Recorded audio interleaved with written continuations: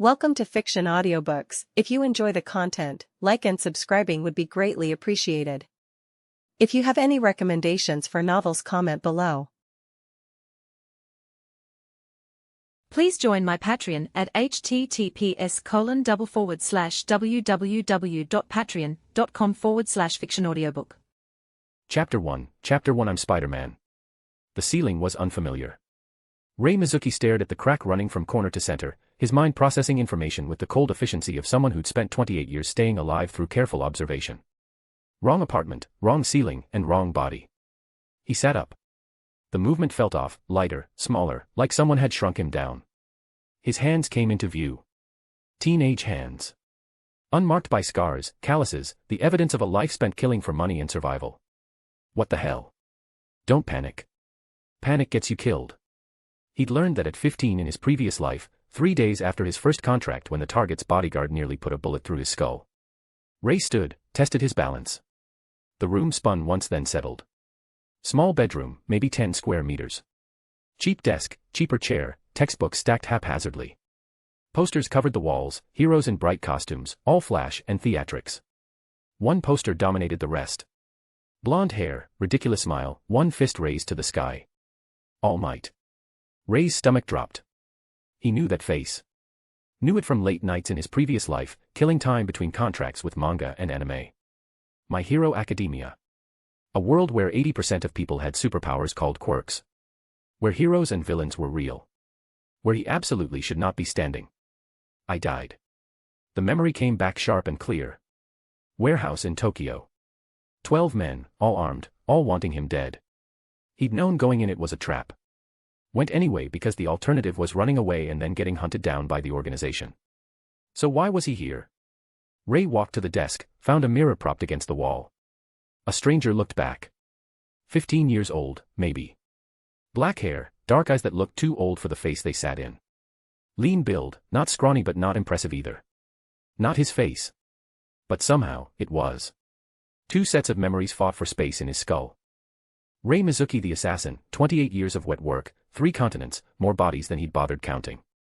And Rei Mizuki the teenager with the same name, 15 years old, orphan, living alone since his parents died in a villain attack when he was 7. Both lives were his. Both were real. Reincarnation. He'd read about it. Isekai stories where people died and woke up in fictional worlds. Never believed it. Why would he? Death was supposed to be the end, not a transfer to somewhere else. Except here he was. In My Hero Academia. With spider powers. That last part clicked into place as he accessed the younger Rei's memories. His quirk. Called Spider because the people who named it had zero imagination. Manifested at 5 years old when he accidentally stuck to a wall and couldn't figure out how to let go for 3 hours. Wall crawling. Enhanced strength, speed, reflexes. Organic webbing from glands in his wrists. And senses sharp enough to hear conversations 3 apartments over. Spider-Man's powers. All of them. In a world that wasn't Marvel. Okay. Rei sat on the bed, forced his thoughts into order. Facts. I died in my world. Woke up here as a 15-year-old. I have spider powers.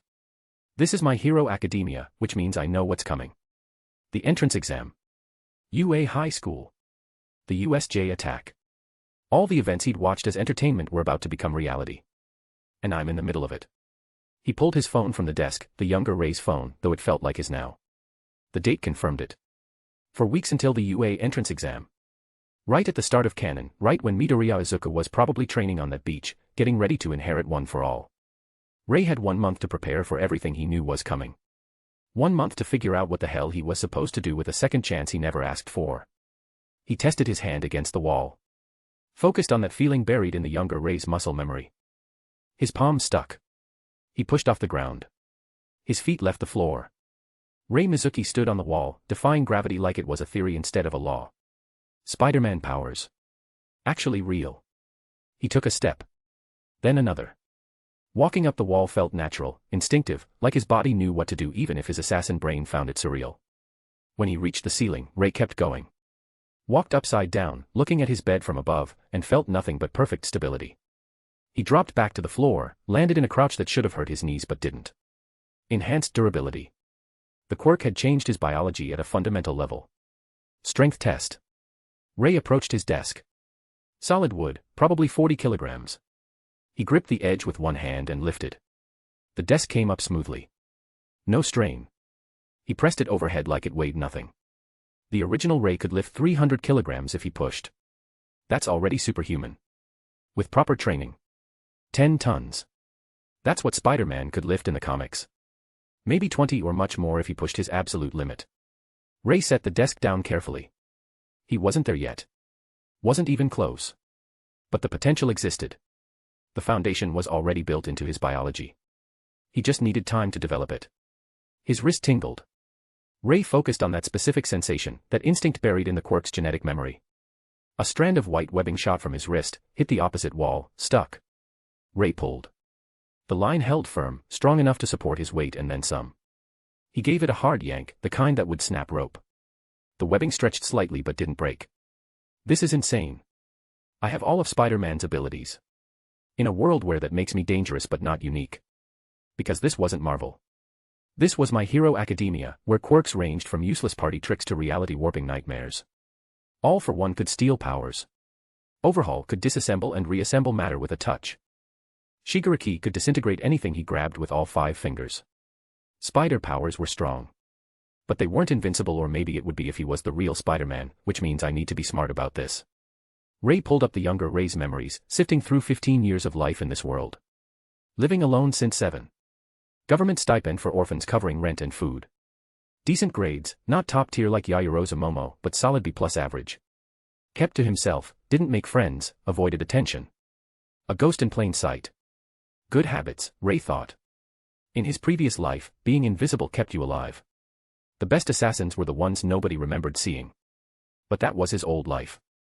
This was supposed to be different. He walked to the window, looked out at Musudafa City. Afternoon sun painted the buildings orange and gold. Somewhere out there, Midoriya was probably breaking his bodybuilding muscle. Bakugo was probably blowing something up. All Might was probably saving someone with that insufferable smile. And Rei Mizuki, assassin with spider powers, stood in a cheap apartment trying to figure out who he was supposed to be now. I could stay hidden, he thought. Use my knowledge of future events to avoid danger. Just to survive. But that felt wrong. Cowardly. He'd spent 28 years surviving desperately, and where had it gotten him? Dead in a warehouse, alone, smiling because it was finally over. Or I could do something different. Become a hero even if it sounded cringe. Save people. Use his skills for something other than killing. The idea felt foreign. Uncomfortable. Heroes were the people he'd avoided in his previous life, the ones who complicated contracts and made jobs harder. But this wasn't his previous life anymore. For weeks until the entrance exam. Rei turned from the window. For weeks to prepare. To train. To figure out if someone like me can become something better. He didn't know if it would work. Didn't know if an assassin could become a hero. But he had spider powers, decades of combat experience, and knowledge of everything that was coming. Let's see what I can do. Rei Mizuki sat on his bed, closed his eyes, and began planning. Tomorrow, the real work started. Tomorrow, he'd see just how far he could push these abilities. Tomorrow, he'd take his first step toward becoming something more than just a weapon. The city lights flickered on outside as evening fell over Musudafu. Author's note. Hey everyone. Thanks for reading Chapter 1 of As Spider-Man in MHA. White medium star, adding this to your library, so you don't miss updates. Voting with Power Stones, it helps the story reach more readers. Speech balloon, leaving comments, I would love to hear your thoughts. Memo, writing a review, your feedback means everything. Chapter 2, testing limits. Morning came at 5:47 a.m. 3 minutes before his alarm.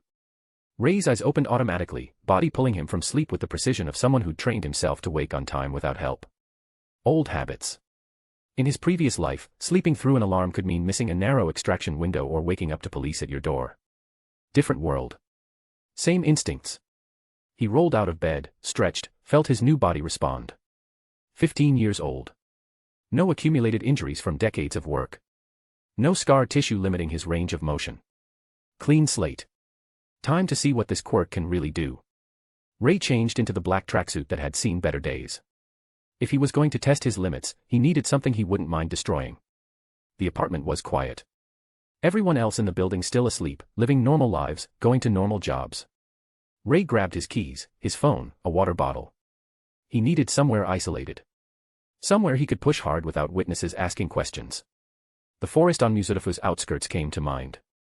Dense trees, rough terrain, far enough from residential areas that nobody would stumble across him. Hikers sometimes, but not this early. Perfect. The train ride took 40 minutes. Rei spent it observing people with the instincts of someone who'd made a career out of reading rooms. Salarymen half asleep, clutching coffee. Students in various uniforms, some chattering, most zoned out. A hero in costume, fire-based quirk judging by the scorch marks on his gloves, probably heading to an early patrol. Normal, safe. These people have no idea what's coming. The League of Villains was already forming, even if nobody knew it yet.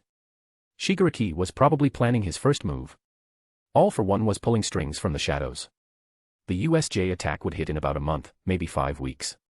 These people would watch the news and see footage of villains invading UA, and their safe little world would crack just a bit. But that was future Rei's problem. Right now, he needed to focus on getting stronger.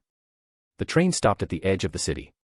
Rei followed the nature trail signs, walked past the main hiking paths, found a smaller trail that led deeper into the forest. 15 minutes of walking and the city sounds faded completely, replaced by birds and rustling leaves. A clearing opened up ahead. Maybe 30 meters across, surrounded by thick trees. Rocks here and there. Fallen logs scattered around like nature's obstacle course. Rei dropped his bag on a flat rock and started with basics. Strength test first. A boulder sat half buried in the dirt, maybe a meter across. Had to weigh at least 100 kilograms. Rei crouched, found a good grip, pulled. The boulder shifted. Dirt crumbled around its base as he lifted. Muscles burned but not from weakness, from actually being challenged. He got it to waist height, held it there, set it down. 120 kilograms, maybe 130. Not bad for a teenager. Way above human normal. But nowhere near Spider-Man levels yet. Original Rei could lift 300 kilograms with effort. That information sat in his inherited memories like a fact he'd always known. With training, maybe I can push to 500. 1,000. Eventually more. Speed and agility next. Rei mapped the clearing with his eyes. Trees, rocks, logs. Natural obstacles. He took off running. His body moved faster than it should. Enhanced speed kicked in, legs pumping, feet barely touching ground. He hit the first log and leaped, cleared it by 2 meters, landed on a rock, kept going. The world sharpened. His enhanced senses fed him information faster than normal human processing could handle. Distance to next obstacle. Angle of approach. Structural integrity of landing points. Jump, roll, grab, swing. Rei scaled a tree trunk, flipped backward off a branch, caught himself on another branch, swung around it like a gymnast, and launched himself across the clearing. Landed. Didn't even stumble. That was maybe 30 seconds. Felt like 3. His watch confirmed it. 28 seconds to cross the clearing, navigate every obstacle, and stick the landing. Olympic athletes couldn't touch that time. Professional heroes with speed quirks might match it. A 15-year-old kid shouldn't be able to do it at all. But Rei wasn't a normal 15-year-old. He had a spider quirk and 43 years of combined life experience. Wall crawling test. The tallest tree in the clearing stretched maybe 15 meters high. Rei walked up to it, placed one hand on the bark. That instinctive connection clicked. His palm adhered. He tested his weight, the bond held firm. Then he ran up the trunk. Not climbed but literally ran. His feet hit the vertical surface and stuck, momentum carrying him upward, body parallel to the ground but moving like he was sprinting on flat terrain. 4 seconds to reach the top. He grabbed a branch, perched there, looked down at the clearing. This is. He couldn't find the words. In his previous life, Rei had scaled buildings using equipment. Ropes, grappling hooks, suction gear. All external tools that could fail. This was internal. Part of his biology. Impossible to steal, break, or lose. He jumped from the tree. 15-meter drop. Should have shattered his legs. Rei landed in a crouch, bones and muscles absorbing impact like built-in shock absorbers. Didn't even hurt. Enhanced durability. Another gift from the quirk. Webbing test next. Rei held up his right hand, focused on his wrist. He could feel the glands there, just below the skin. Biological web shooters built into his body. He aimed at a tree 8 meters away and fired. Thwip. White webbing shot out, crossed the distance instantly, stuck to bark. Rei pulled. The tree didn't budge, but the tension in the line was perfect. He could feel its strength through his hand. He webbed a fallen log, something he could actually move, and pulled with everything he had. The log dragged across the forest floor, bark scraping dirt. The original Rei's memories say these webs can hold over 1,000 kilograms. Rei cut the web and watched it dissolve. But against something really strong. The Noma came to mind. That bioweapon from the USJ attack, designed to fight All Might. In the original timeline, it had shock absorption and regeneration quirks. I'll need better webs eventually. Web shooters with stronger formula. But for now, this works. He spent the next hour experimenting. Thin strands for precision work. Thick ropes for heavy lifting. Webbing with different adhesion properties. Non-stick structural lines he could swing from. And he never felt drained. Never felt the glands run dry. Apparently his biology could produce webbing indefinitely as long as he had calories to burn. That's terrifying when you think about it. Final test. The one that mattered most. Senses. Rei closed his eyes and focused. The forest came alive. He could hear everything. A stream flowing 200 meters away. Birds in the canopy. Small animals moving through underbrush. The wind pushing through individual leaves. Smell sharpened. Earth and moss and pine. Subtle traces of other hikers who'd passed through days ago. And he could feel vibrations. Air currents shifting. Ground tremors from something heavy moving in the distance, probably a deer. Even the trees seemed to pulse with minute movements as wind pushed against them. This is close to precognition. Not quite. He couldn't see the future. But he could sense danger before his conscious mind registered it. Could react to threats before they fully materialized. Spider sense. The ability that made Spider-Man nearly impossible to surprise. Rei opened his eyes and tested it. Threw a rock straight up without looking. Let it fall. His hand moved before his brain caught up. Caught the rock perfectly. There it is. In his previous life, Rei's survival had depended on awareness. Reading body language. Predicting attacks. Staying 2 steps ahead of everyone around him. This quirk took that natural skill and cranked it to superhuman levels. With training, I could fight entire groups blindfolded. Dodge bullets. React faster than people can think. But he wasn't there yet. The spider sense was developing, but it wasn't fully there. Needed more time. More practice. More pushing his limits. Rei sat on a fallen log and pulled out his notebook. The original Rei had been meticulous about documentation. Rei the assassin appreciated that habit. He wrote down everything. Strength estimates. Speed calculations. Observations about his senses. Theories about future development. 2 hours of testing. 2 hours of learning what this body could do. The sun climbed higher. Rei packed his things and started the walk back to the train station. 1 training session down. 27 days until the entrance exam. He had abilities now. Real, tangible powers that put him above baseline human. But he was still developing. Still growing into the quirk's full potential. Need a training plan. Structure. Progressive overload. In his previous life, Rei had trained religiously. Conditioning, weapons practice, martial arts. Building the skills that kept him alive. This life would be the same. Train every day. Push harder. Get stronger. Because in 4 weeks, he'd take the UA entrance exam. And in 5 or 6 weeks, villains would attack. I need to be ready. The train carried him back to the city. Rei watched Mizuki pass by outside the window. Somewhere out there, Midoriya was probably training under All Might. And Rei Mizuki, the assassin with spider powers, was just getting started. He got home, showered, ate. Made a training schedule for the next month. Strength work. Speed drills. Combat practice. Quirk development. No wasted time. No breaks. Just preparation. Because when the entrance exam came, Rei planned to pass. And when the villains came, he planned to survive. 1 month. He looked at the calendar on his wall. Let's see what I can become. The apartment was quiet. The city hummed outside. Author's note. Thanks for reading Chapter 2. If you're enjoying the story, please. White medium star add to your library. Vote with Power Stones. Speech balloon leave a comment with your thoughts. Memo drop a review. Chapter 3, Chapter 3 A different path. Day 3, and Rei was done pretending to be normal. The alarm went off at 6 a.m. He'd been awake since 5:43, running through scenarios. Old habit. In his previous life, mornings started with threat assessment. Today's threats were a math quiz and potentially being called on in hero history class. Different world but same paranoia. Rei got ready on autopilot. Shower, uniform, made some instant ramen because cooking was a skill the original Rei never developed. He'd fix that eventually. Enhanced metabolism plus heavy training meant he needed real food, not sodium and preservatives. The walk to Aldera Junior High took 18 minutes. Rei knew because he'd timed it. Knew the fastest routes. Knew which alleys to avoid. Knew which convenience stores had cameras and which didn't. Assassin brain never shut off. Even here. The school gates loomed ahead. Students filtered through in clusters, chattering about weekend plans and homework. Rei walked alone. The original Rei had kept to himself for 8 years. No friends. No connections. Ghost in plain sight. Smart kid. Class 3B. Second floor, third door on the right. Rei slid the door open. Half the class was already there.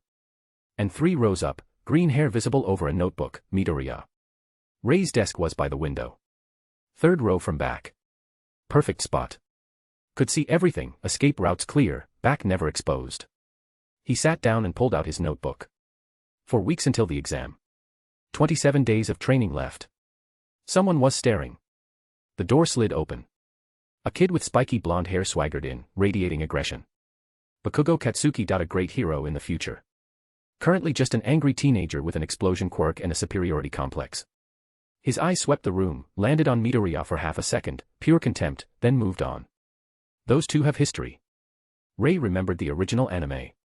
Childhood friends turned bully and victim. Messy dynamic that wouldn't resolve until they were both at UA. Not his problem. Yet. The teacher walked in. Class started.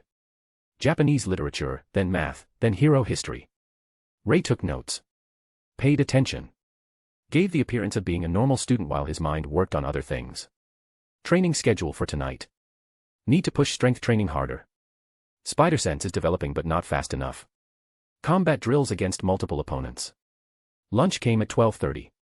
The cafeteria was chaos. Hundreds of students packed into one space, noise level approaching painful. Rei grabbed his convenience store bento and immediately started looking for escape routes. The roof was locked. Empty classrooms would work. He walked back toward Class 3B. Most students had gone to the cafeteria or outside. The room was quiet except for one person. Midoriya sat at his desk, muttering to himself while scribbling in his notebook. Hero analysis. Kids obsessed. Rei could relate. Obsession kept you sharp. Made you better. In his previous life, he'd been obsessed with not dying. Here, Midoriya was obsessed with heroes. Different goals. Same intensity. Rei sat at his desk and opened his bento. Midoriya didn't even look up, too absorbed in whatever he was analyzing. The silence was comfortable. Two people, both in their own worlds, coexisting without forcing conversation. Then Midoriya's pen rolled off his desk. It hit the floor and rolled. Stopped right next to Rei's foot. Midoriya looked up, noticed where it had gone, scrambled out of his seat. Oh. Sorry. I didn't mean to, I'll just. Rei picked up the pen and held it out. Midoriya took it with both hands, bowing slightly. Thank you, Mizuki-kun. He knows my name. Surprising. The original Rei had been invisible for years. No problem. Midoriya clutched the pen and gave an awkward smile. Then his eyes went to Rei's notebook, open on the desk, training schedules visible. You're training for something? Midoriya asked, genuine curiosity in his voice. UA exam. Midoriya's eyes lit up. You're applying to UA. That's great. The exam is really soon. Are you nervous? I'm nervous. Really nervous. But also excited. I've been training and, he cut himself off, laughing. Sorry. I ramble. It's fine. Rei closed his notebook. You applying too? Yes. I mean, I'm trying. The competition is intense and training every day. Pushing my limits. The enthusiasm was genuine. Almost painful to watch. He has no idea what's coming. All Might's training regimen. The entrance exam. The responsibility of one for all. Kid was in for a rough year. Good luck, Rei said. Thanks. You too. Maybe we'll both get in. We will. I know we will. But Rei couldn't say that, so he just nodded. Midoriya went back to his notebook. Rei went back to his lunch. And the rest of lunch passed in comfortable silence. Afternoon classes dragged. English, then PE, then one final homeroom. PE was interesting. Volleyball. Half the class took it seriously. The other half, including Bakugo, treated it like warfare. Rei played at exactly the level the original Rei would've. Good enough to not get picked last. Not good enough to stand out. Hit the ball with just enough force. Moved with just enough speed. Hiding in plain sight. When PE ended and they hit the showers, Rei noticed something. Midoriya had muscle now. Not bulging bodybuilder muscle, but definition. Shoulders broader. Arms stronger. The kind of build that came from serious training. He's already started building his body to handle one for all. Timeline was right on track. Final homeroom announcements. Something about career counseling. Something about hero school applications. Then dismissal. 3:15 p.m. Students packed up immediately. Bakugo left first, his usual group trailing after. Midoriya lingered, organizing his notes. Rei was out the door before most people had their bags packed. Train station. Forest. Training. The routine was set now. The clearing welcomed him like an old friend. Rei dropped his bag and started with warm-ups. Push-ups, pull-ups on a sturdy branch, sprint intervals. Then the real work. He found a boulder bigger than yesterday's. Easily 200 kilograms. Gripped it. Lifted. Muscles screamed. His quirk's enhancement pushed against biological limits. The boulder came up. Slowly. Inch by inch. He got it to his chest. Held it. Set it down. 200 kilos. Improving. Spiderman could lift 10 tons. Rei was nowhere close. But he was getting stronger. Week by week. Day by day. Combat drills next. Shadow boxing against imaginary opponents. No wasted movement. Each punch precise. Each kick calculated. Then he added his quirk. Web line to a branch, pull himself up mid-combo, flip, land, continue the sequence. Wall run up a tree, launch off with a kick that would have caved in someone's skull. His body remembered how to kill. 43 years of muscle memory bleeding through a 15-year-old frame. Still adapting. Need more time. He trained until the sun started setting. 2 hours of pushing his limits. By the end, his shirt was soaked, muscles trembling with good exhaustion. Sitting on a rock, Rei opened his phone and checked the time. The train ride home was quiet. Rei watched the city pass by outside, thinking about the next 3 weeks. Midoriya was training under All Might. Bakugo was probably destroying his family's training room. And Rei was training alone in a forest, preparing for an exam he knew he'd pass and threats he knew were coming. Different paths to the same destination. He got home. Showered. Ate. Made notes on today's progress. Strength improving. Speed holding steady. Spider sense developing slowly. Need to push harder. Before bed, Rei stood at his window and looked out at the city. Somewhere out there, the League of Villains was forming. All for One was plotting. Shigaraki was being groomed into a weapon. And in 3 weeks, Rei would take the first step toward standing against them. Ready or not. He closed the curtains and went to bed. Tomorrow, he'd train harder. The day after, harder still. Until the exam. Until he proved he belonged at UA. Until he could make a real difference. Chapter 4 Moving Through the Shadows. 1 week after waking up in this world, and Rei understood something important. He had a problem. The spider quirk was powerful. Versatile. Exactly what he needed to become strong enough to matter in this world. It was also obvious. Wall crawling left no marks, true. But organic webbing. That was a signature. A calling card. Evidence that screamed, spider quirk user was here. In his previous life, Rei had been invisible because he'd been smart about it. Different weapons for different jobs. Never the same method twice. No patterns, no signatures, nothing to connect the kills. But here, if he used his quirk for anything illegal, he'd be traceable immediately. The original Rei registered his quirk at age 5, he remembered from the inherited memories. Government database. School records. Everything documented. Which meant if someone with a spider quirk started killing people, the authorities would check the registry and find exactly one person in this region with that power set. Him. So I can't use my quirk for assassin work. Ever. The realization settled over him like cold water. Not unless I want a target on my back. That was fine. He wasn't planning to kill anyone anyway. That life was over. But it raised another question. How had the original Rei stayed so invisible? Living alone since age 7. No family checking on him. No social services visiting. Just a kid surviving on a government stipend in a cheap apartment. Rei spent the morning digging through the original Rei's paperwork. Found his answer in a file marked Guardian Documentation. The original Rei had listed a guardian. Some distant relative who'd signed the papers but never actually checked in. Someone who existed on paper but nowhere else. Smart kid. Kept the system off his back while maintaining independence. Rei could work with that. Friday night. 11 p.m. Rei stood on his apartment roof, looking out at the city. He'd been training all week. Getting stronger and better. But he hadn't tested himself against real opposition yet. Hadn't seen what he could do when it mattered. Need experience. Real experience. But I can't just start fighting criminals with my quirk. Too obvious. Too traceable. So what do I do? The answer came from his previous life. When you couldn't work openly, you worked through others. When you couldn't leave a signature, you left nothing at all. Rei pulled out his phone and opened a browser. Started searching. Crime statistics. Villain activity. Areas where heroes patrolled less frequently. The Western District had higher crime rates. Less hero presence. More desperation. If I'm going to test myself, that's where I do it. But not with webs. Not with anything traceable. Rei changed out of his training clothes into all black. Hoodie, mask, gloves. Nothing special. Nothing that screamed, quirk user. He left his apartment through the fire escape. Wall crawled down the building in the shadows where cameras couldn't catch him. Moved through back alleys toward the Western District. The key was staying invisible. Using his enhanced strength and reflexes but not his webs. Fighting like a baseline human with good training. No signature.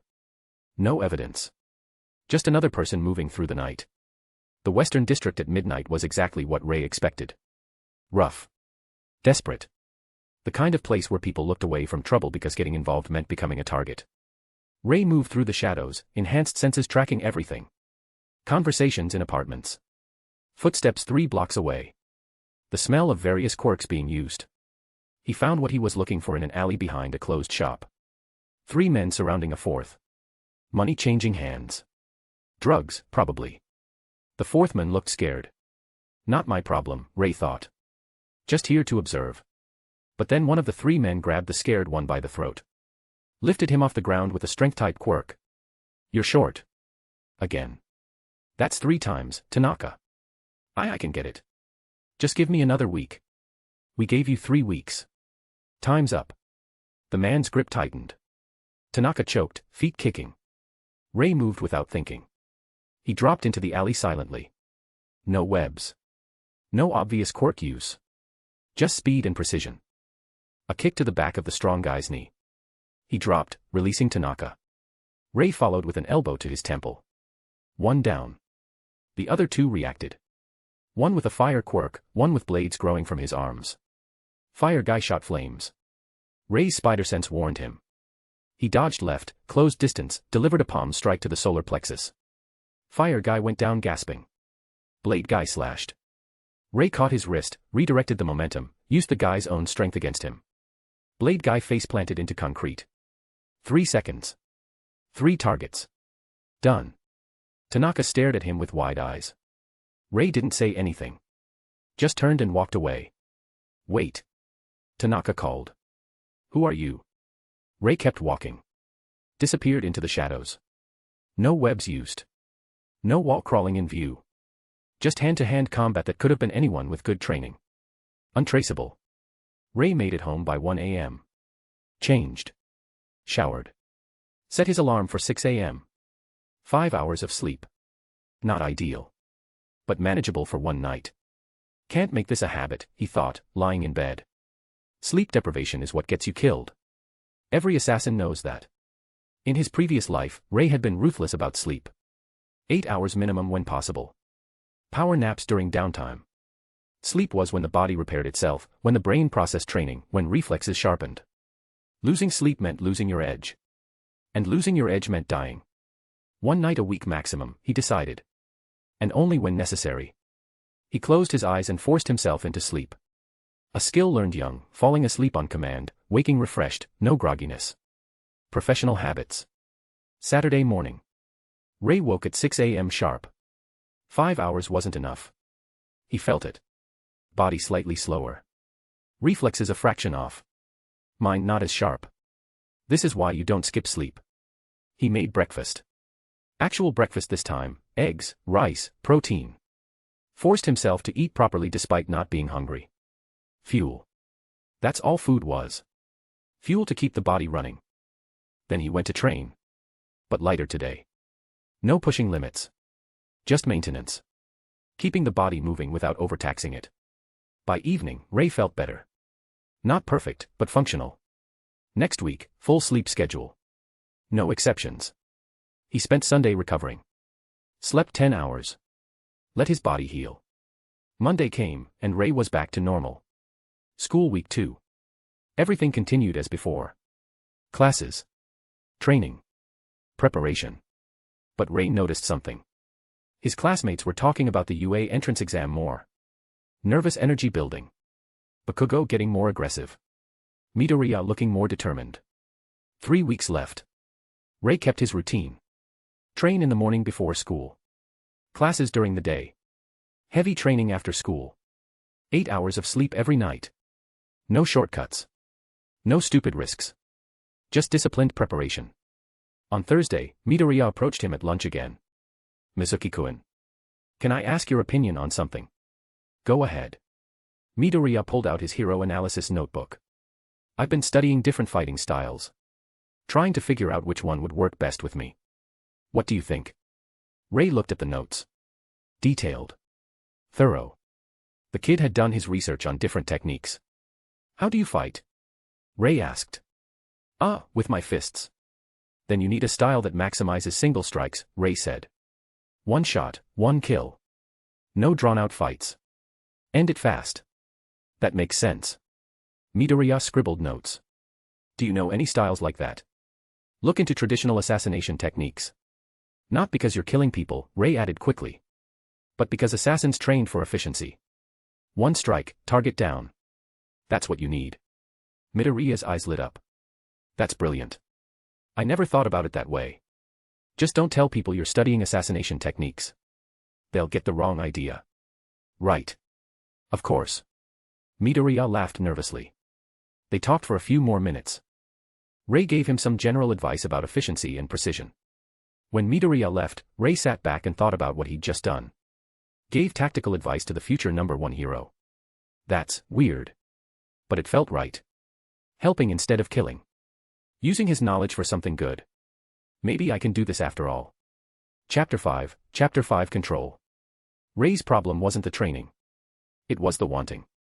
3 nights after establishing his routine, he stood on his apartment roof at 11 p.m., looking out at the city. Somewhere down there, crimes were happening. People getting hurt. People he could help. And he couldn't do anything about it. The webbing is too distinctive, he thought for the 100th time. One crime scene with spider webs and they checked the quirk registry. Find me in 3 hours. In his previous life, Rei had survived by being invisible. By leaving no trace. By never having a signature. Using his quirk for vigilante work would be like signing his name at every crime scene. So I don't use the webs. Use everything else, strength, speed, reflexes. Fight like a skilled baseline human. He tested that theory last Friday. 3 thugs in an alley. Rei had dropped in, used pure hand-to-hand, put them down in seconds. No webs. No wall crawling where anyone could see. Just efficiency. It had worked, without leaving a trace. And then Rei had gone home and realized something. He wanted to do it again. Not for the violence, he'd had enough of that for 3 lifetimes. It was the feeling afterward. Knowing those thugs wouldn't hurt anyone else that night. Knowing he'd made a difference, however small. That feeling was dangerous. Gets you killed, Rei thought, remembering his previous life. Start caring about the job and you make mistakes. Stay detached. Stay professional. But this wasn't his previous life. He wasn't killing anymore. He was helping. Different motivation. Different risks. Still dangerous though. A scream cut through his thoughts. Female voice, 2 blocks east. Rei's body moved before his brain caught up. He dropped off the roof, fired a web line to a building across the street, swung toward the sound. Damn it. This is exactly what I shouldn't be doing. But his body wasn't listening to his brain anymore. He landed on a rooftop overlooking an alley. Two men cornering a woman against a wall. One had a knife. The other was just big, probably relying on size to intimidate. No quirks visible. Standard mugging. Rei could web them from here. End it in 2 seconds. And leave evidence. Leave a signature. Lead them right to me. The man with the knife grabbed the woman's purse. She tried to hold on. He raised the knife. Rei dropped into the alley. The two men spun. Saw a teenager in dark clothes, face covered by a hood. Get lost, kid, knife guy said. This doesn't concern you. Rei didn't answer. Just moved. He closed the distance before knife guy could process the threat. Disarmed him with a wrist lock that would have broken bones if Rei had pushed harder. The knife clattered away. Big guy lunged. Rei sidestepped, used the man's momentum against him, sent him face first into the wall. 3 seconds. Both down. The woman stared at him with wide eyes. Thank you. Rei was already moving. Up the fire escape, onto the roof, gone. No webs used. No obvious quirk display. Just speed and training. Untraceable. He made it 2 blocks before stopping on another roof, breathing hard. That was stupid, he told himself. You're not a hero. You can't do this every time you hear a scream. But even as he thought it, he knew he would. Because the alternative was hearing the scream and doing nothing. And Rei had spent 28 years doing nothing while people suffered. This time was supposed to be different. Fine, he decided. But with rules, strict rules. No webs unless absolutely necessary. No wall crawling in view of witnesses. No quirk use that could be traced back to him. Fight like a skilled human with good training. Be a ghost. Leave no signature. And most importantly, maintain the training schedule. No sacrificing sleep. No burning out. Once a week maximum, Rei set the rule. 1 patrol per week. That's it. Rest of the time, focus on preparation. Because in 3 weeks, the UA exam would test him. And a few months after that, the USJ attack would test him harder. I need to be ready for what's coming. Can't waste energy on every random crime. The city sprawled below him, lights twinkling. Peaceful. Safe. Rei knew it was an illusion. Danger was always there, just below the surface. But tonight, he'd helped one person. That was enough. He headed home, moving through the shadows like he'd been trained to do. Tomorrow was Thursday. School, then training. Back to the routine. 1 intervention per week. No more. No less. That was the rule. Rei just had to figure out how to follow it. Thursday at school was normal until lunch.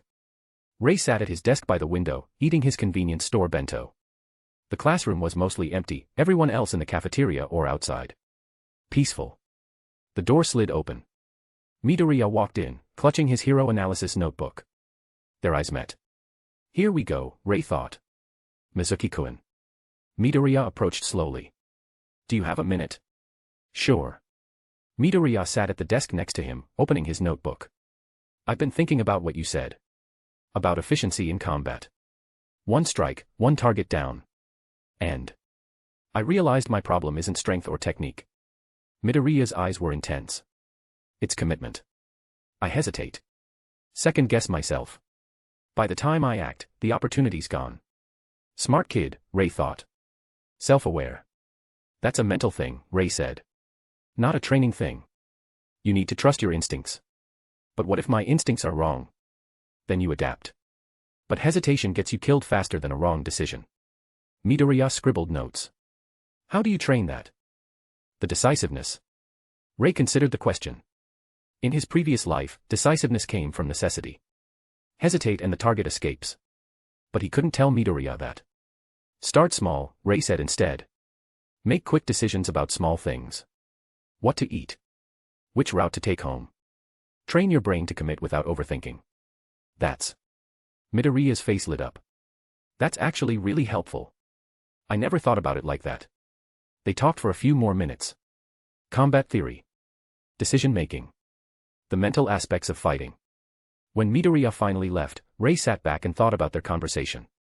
He's going to be dangerous once he figures himself out. In the original timeline, Midoriya would develop into something incredible. One for all plus natural analytical ability plus pure determination. Wonder if my advice changes anything, Rei thought. Probably not. Kids destined for greatness either way. The bell rang. Afternoon classes started. Rei pushed thoughts of heroism and vigilante work aside. Right now, he was just a student. That was the role he needed to play. Friday evening. Training in the forest. Rei had refined his routine over the past 2 weeks. Strength work first, progressive overload, pushing his limits with heavier rocks and longer holds. Then speed and agility drills through the natural obstacles. Then combat scenarios, fighting imaginary opponents with full intensity. No wasted movement. No wasted time. His body was adapting. Getting stronger. The spider quirk's potential slowly unlocking as he pushed harder.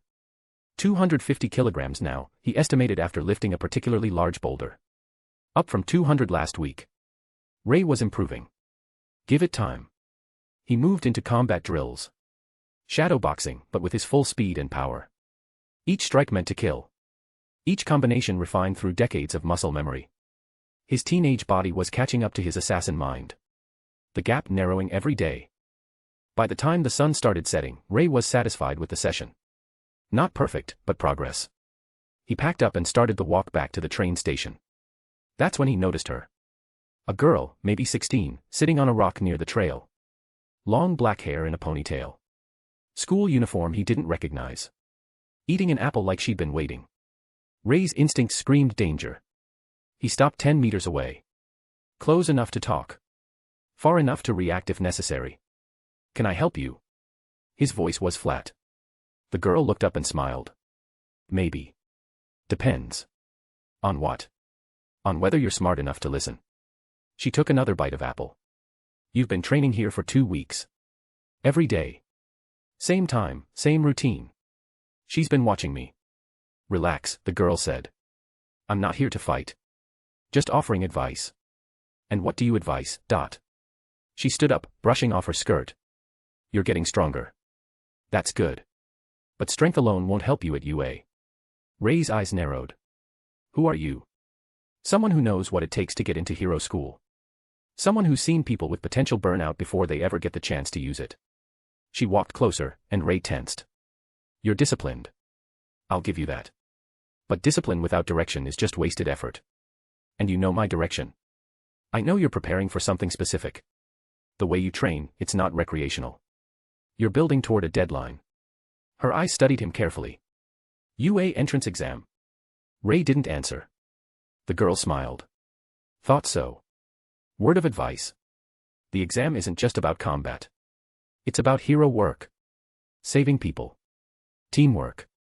All the things you can't train alone in a forest. I'll manage somehow. Will you? She tilted her head. Because from where I'm standing, you look like someone who spent their whole life alone. And hero work. That's about working with people, not around them. She's sharp, Rei admitted internally. Too sharp. Why do you care? He asked. The girl's expression shifted. Something sad flickered across her face. Because I've seen what happens when talented people isolate themselves. They get strong, sure. But they don't get better. There's a difference. She walked past him toward the trail. See you around, Spider Boy. Try to remember, heroes don't work alone. Rei watched her disappear into the forest. Spider Boy. She knows about my quirk. That was concerning. But not immediately dangerous. If she'd wanted to expose him or cause trouble, she would have done it already. Just another variable to track. Rei continued to the train station, mind processing the encounter without panicking. The girl was right about one thing, he'd been training alone. Deliberately.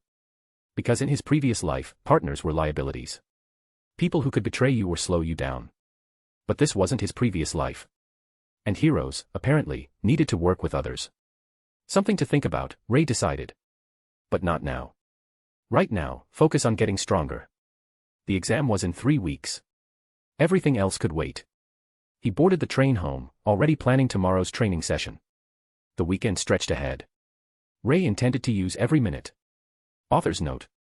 White medium star add to library. Vote with power stones. Speech balloon comment your thoughts.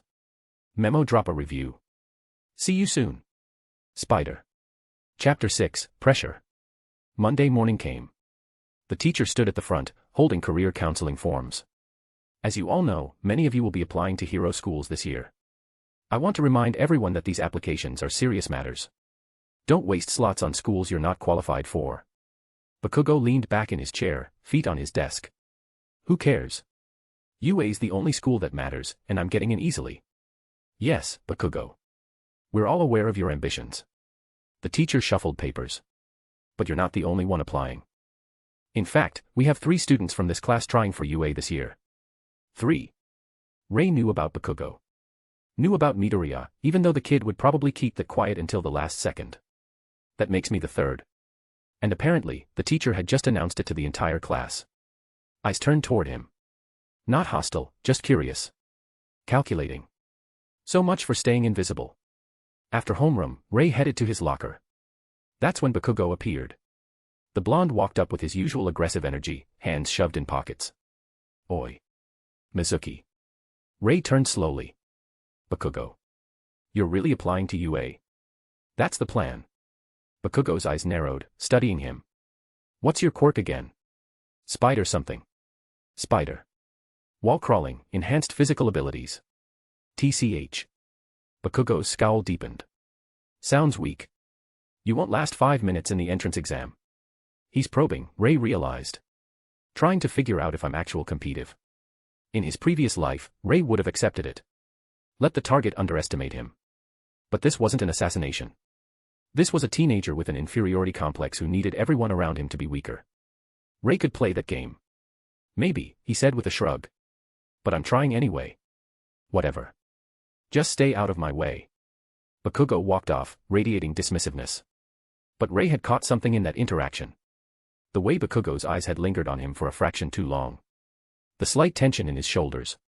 He sees me as competitor whether he admits it or not. That was both good and bad.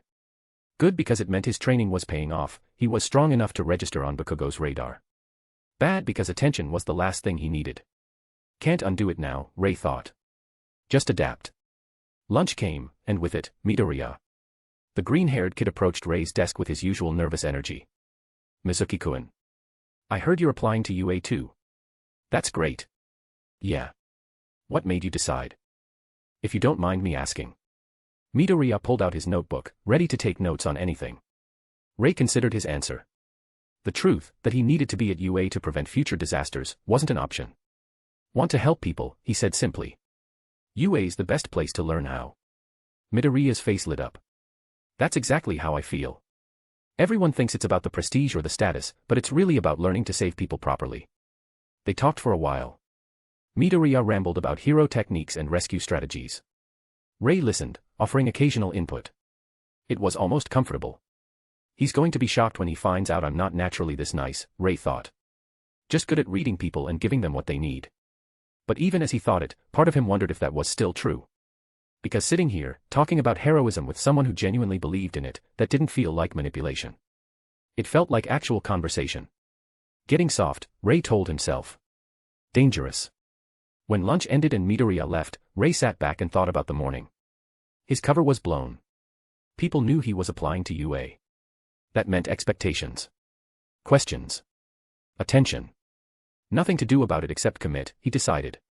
Can't go back to being invisible now. The afternoon passed in a blur. Classes, notes, the usual routine. But Rei's mind was elsewhere, planning. 2 weeks and 5 days until the exam. His training was progressing well, strength up, speed improving, spider sense developing. But there were gaps. Weaknesses he needed to address. Combat experience against quirk users, he identified. I've fought baseline humans and some villain. Need more variety. But where? He couldn't just pick fights with random quirk users. That would draw exactly the wrong kind of attention. The exam will have to be enough, he decided. Use it as a learning experience. See what real hero combat looks like. It wasn't ideal. But it was all he had. That evening, Rei broke his own rule. He told himself it was just reconnaissance. Just checking on the Western District, seeing what kind of crime was active. Not looking for trouble. Definitely not looking for a fight. But when he heard the explosion 3 blocks away, his body reacted before his brain could stop it.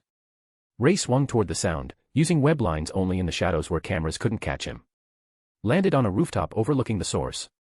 A convenience store. Front window blown out.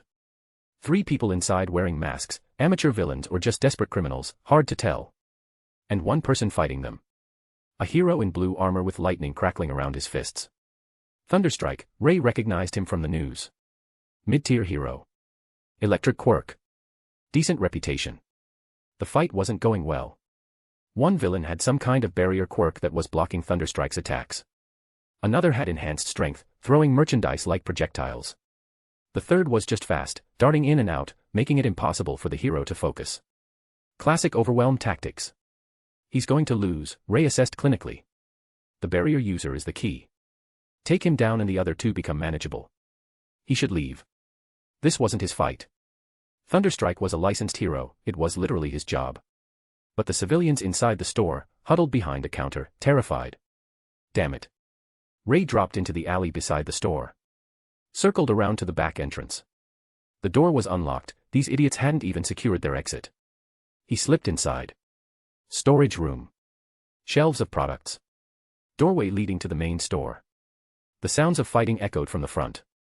Thunderstrike shouting something. Crashes. More explosions. Rei moved silently through the shadows, assassin instincts taking over.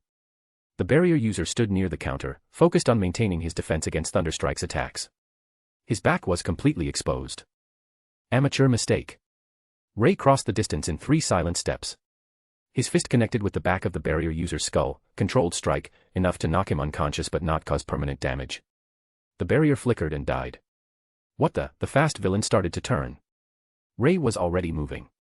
Web shot to the villain's legs, yanking them out from under him. He face-planted hard. The strong villain threw a can at Rei's head. Spider sense warned him. He ducked, the can sailing over him and smashing into the wall.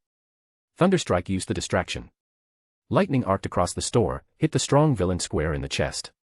He went down convulsing. 3 seconds. 3 villains neutralized. Thunderstrike stared at Rei. Who the hell are you? Rei didn't answer. Just moved toward the back exit. Wait. But Rei was already gone, disappearing into the alley. He scaled the building using the shadows, reached the roof, and was 4 blocks away before Thunderstrike could even process what happened. That was stupid, Rei thought as he perched on a water tower. So incredibly stupid. He'd used his webs. In front of a hero. In front of civilian witnesses. Evidence. A signature. Everything he'd been trying to avoid. Panic move, he analyzed. Saw civilians in danger and reacted without thinking through the consequences. That was twice now. Twice he'd broken his own rules because someone needed help. This is a problem. Because the more he intervened, the more pattern he established. And patterns got you caught. Got you identified. Got you killed. Rei needed to get control of himself. Needed to remember that he wasn't a hero yet. He was just a student preparing for an exam. No more interventions, he decided firmly. Not until after UA. After I'm licensed. After I have legal protection. This time he meant it. He swung home through the darkest routes, avoiding cameras and streetlights. Made it back to his apartment without incident. Showered. Changed. Sat on his bed and stared at the wall. 2 weeks and 5 days until the exam. He needed to stay focused. Needed to train harder. Needed to stop getting distracted by every crime he witnessed. The USJ attack was coming. The League of Villains was forming. Real threats that required real preparation. Random street crime is not my priority, Rei told himself. Survival is. Getting strong enough to matter when it counts, that's what matters. He lay back and closed his eyes, forcing his mind to settle. Tomorrow was Tuesday. School, then training. Back to the routine. No more distractions. No more impulsive heroics. Just preparation. Focus, he thought as sleep pulled him under. Just focus. But even as he drifted off, part of his mind was already tracking crime patterns in the Western District. Already calculating where he might be needed next. Already planning his next intervention, no matter how much he told himself he wouldn't. Because the truth was becoming impossible to ignore. Rei Mizuki was becoming a hero whether he wanted to or not. And that scared him more than any villain ever could. Chapter 7, Lessons from a Stranger. Saturday morning, 6:47 a.m. Rei woke up naturally, 3 minutes before his alarm. His training schedule said today was supposed to be a 4-hour intensive session, pushing limits on strength and combat work. But his body felt off. Not injured. Not sick. Just heavy. 8 days of training without a real break, he analyzed, running through the past week. School, forest training, that convenience store intervention. Been maintaining sleep discipline, but the intensity has been high. He sat up and tested his grip strength against the bed frame. Solid. But his reaction time when he caught his phone mid-drop was a fraction slower than it should be. Accumulated fatigue. Not critical yet, but getting there. In his previous life, Rei had learned to read his body like a diagnostic tool. Ignore the warning signs and you'd collapse during a job. That got you killed. Need to adjust the schedule, he decided. Recovery week. Lower intensity, higher focus on technique over strength. His phone buzzed. Unknown number. Unknown, training forest. 8 a.m., we need to talk. Rei stared at the message. The girl from Friday. Had to be. His first instinct was to ignore it. Unknown contacts were security risks. But she'd already demonstrated she could find him whenever she wanted. Going gives me information. Staying gives me nothing. He sent back a single word, fine. Rei arrived at the forest clearing at 7:58 a.m. The girl was already there, sitting on the same fallen log where he'd first seen her. She's alone, Rei assessed instantly. She's confident. Not showing obvious threat posture. You're early, the girl said, smiling. Good habit. You said 8 a.m. I got here at 8 a.m. Fair enough. She smiled. What do you want? Rei asked, keeping his distance. The girl stood up. I want to see what you can actually do. Not the basics you've been drilling. I want to see you fight. Against you. Me, of course. Rei blinked. You want to spar? I want to test you. She walked to the center of the clearing. You've got 2 weeks until the UA exam. I'm betting you've never actually fought someone with formal training and a strong quirk. She was right. The thugs he'd handled were baseline criminals. The stone villain had been powerful but lacked technique. He'd never sparred against someone who knew what they were doing. What's your quirk? Rei asked. Kinetic absorption. I can absorb and redirect physical force. She grinned. Which means hitting me harder just makes me hit you harder. You'll need to be smart about this. Complicated matchup, Rei thought. Raw strength becomes a liability. Need precision and technique. And if I win? You won't. But if you last more than 5 minutes, I'll give you some actual advice for the UA exam. The kind that isn't in any guidebook. She pulled out her phone. I'll time it. Standard spar rules, fight until someone yields or gets incapacitated. No permanent damage. No killing intent. Killing intent, Rei noted. They know that's a thing people train for. These aren't normal hero students. All right, Rei said, moving to face the girl. Let's see what you've got. The girl moved first.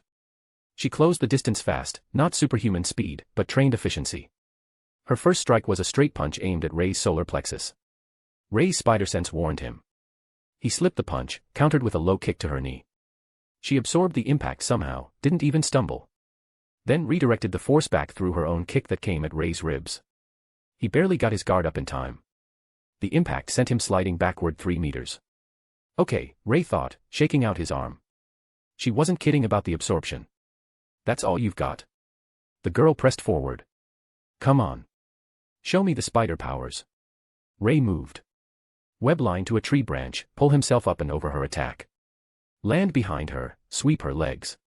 She rolled with the sweep, came up in a crouch, launched herself at him with stored kinetic energy. Too fast. Rei tried to dodge but she clipped his shoulder. He went spinning, hit the ground, rolled back to his feet. She's good. Really good. Way more experienced than me. They traded blows for 3 minutes. Rei used his mobility advantage, while running up trees, swinging on web lines, attacking from angles she couldn't easily track. But every time he landed a solid hit, she absorbed it and sent it back twice as hard. By minute 4, Rei was breathing hard. She looked barely winded. You're fast, the girl said, circling him. Good instincts. But you're fighting like you're alone. I am alone. Exactly. And that's your problem. She feinted left, then came in from the right. You're so used to solo work that you don't know how to adapt to a partner or an opponent who can counter your style. Rei webbed her feet to the ground. She ripped free with raw strength and stored kinetic force. You rely too much on your quirk, she continued, pressing him backward. What happens when you face someone who nullifies it? Or someone immune to webs? She's teaching me, Rei realized. This isn't just a spar. She's exposing my weaknesses. At the 5-minute mark, the girl stopped. Time. The girl stepped back, breathing slightly heavier now. Not bad. You lasted the full 5. Rei was bent over, hands on his knees, sucking air. His entire body ached from redirected impacts. You're stronger than I expected, the girl admitted. Faster too. But you've got gaps. Big ones. Like what? Rei managed between breaths. Like fighting smart instead of hard. You kept trying to overpower me instead of thinking tactically. She walked over and offered him a water bottle. Against someone like me, brute force doesn't work. You needed to outthink me, not outfight me. Rei took the water and drank. His pride stung, but she was right. He'd fought like someone with superior abilities trying to overwhelm an opponent. Against the criminals he'd faced, that worked. Against someone with actual training and a counter-quirk, he'd gotten his ass handed to him. So what do I do? He asked. The girl sat down on the log. First, understand your win conditions.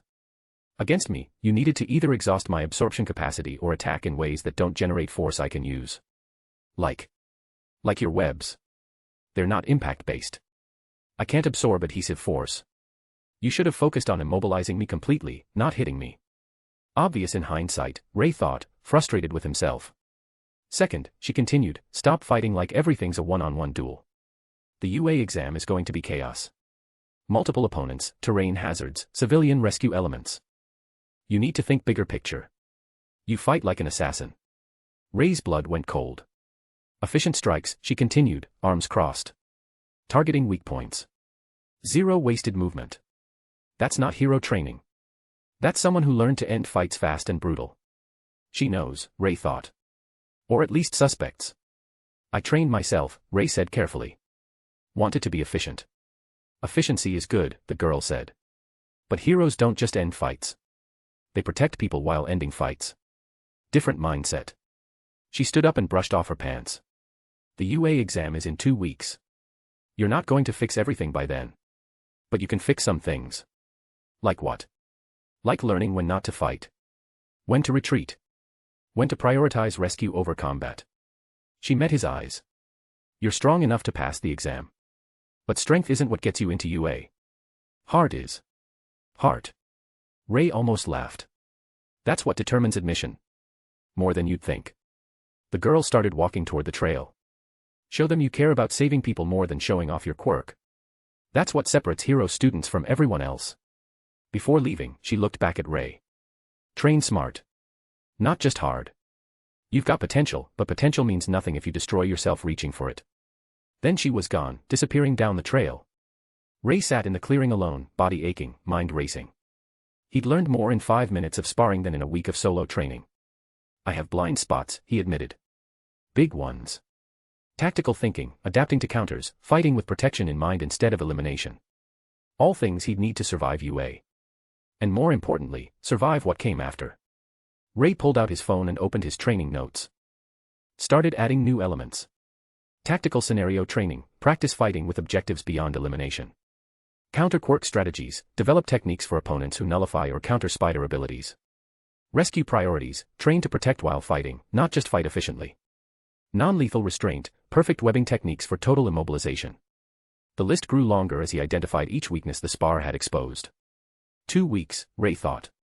2 weeks to patch the worst gaps. He stood up and started his training session. But this time, he fought imaginary opponents with complicated quirks. Practiced scenarios where civilians were nearby. Drilled non-lethal takedowns instead of efficient kills. Different mindset. Different approach. By the time he finished, the sun was setting. His body was exhausted but his mind was clear. He'd learned something important today. Being strong wasn't enough.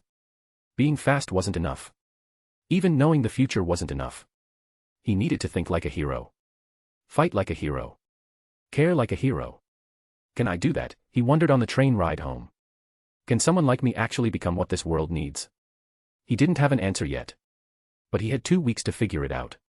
Chapter 8, Thread of Fate, End of Vol 1. 7 days left. Rei's alarm went off at 6 a.m. sharp. Wednesday morning. 1 week until the UA entrance exam. He sat up and ran through his mental checklist. Body felt good, no accumulated fatigue, no lingering soreness. Mind was clear. Spider sense humming at its usual baseline level.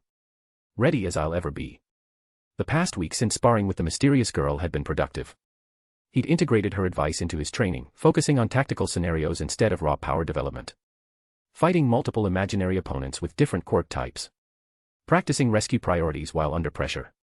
Drilling non-lethal restraints until the webbing patterns were muscle memory. Different approach. Better results. Rei got ready for school on autopilot. Shower, uniform, actual breakfast for once, he'd finally learned to cook basic meals. His body needed real fuel now that he was training properly. The walk to Aldera Junior High felt different today.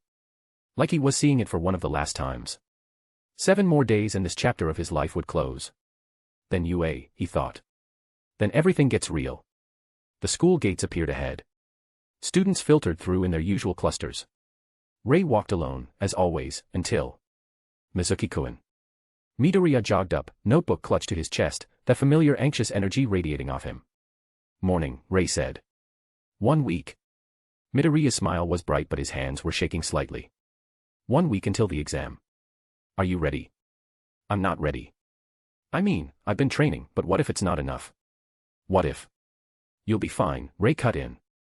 Not unkindly. You've put in the work. Trust it. Midoriya blinked, then laughed nervously. You're right. I really want this, you know.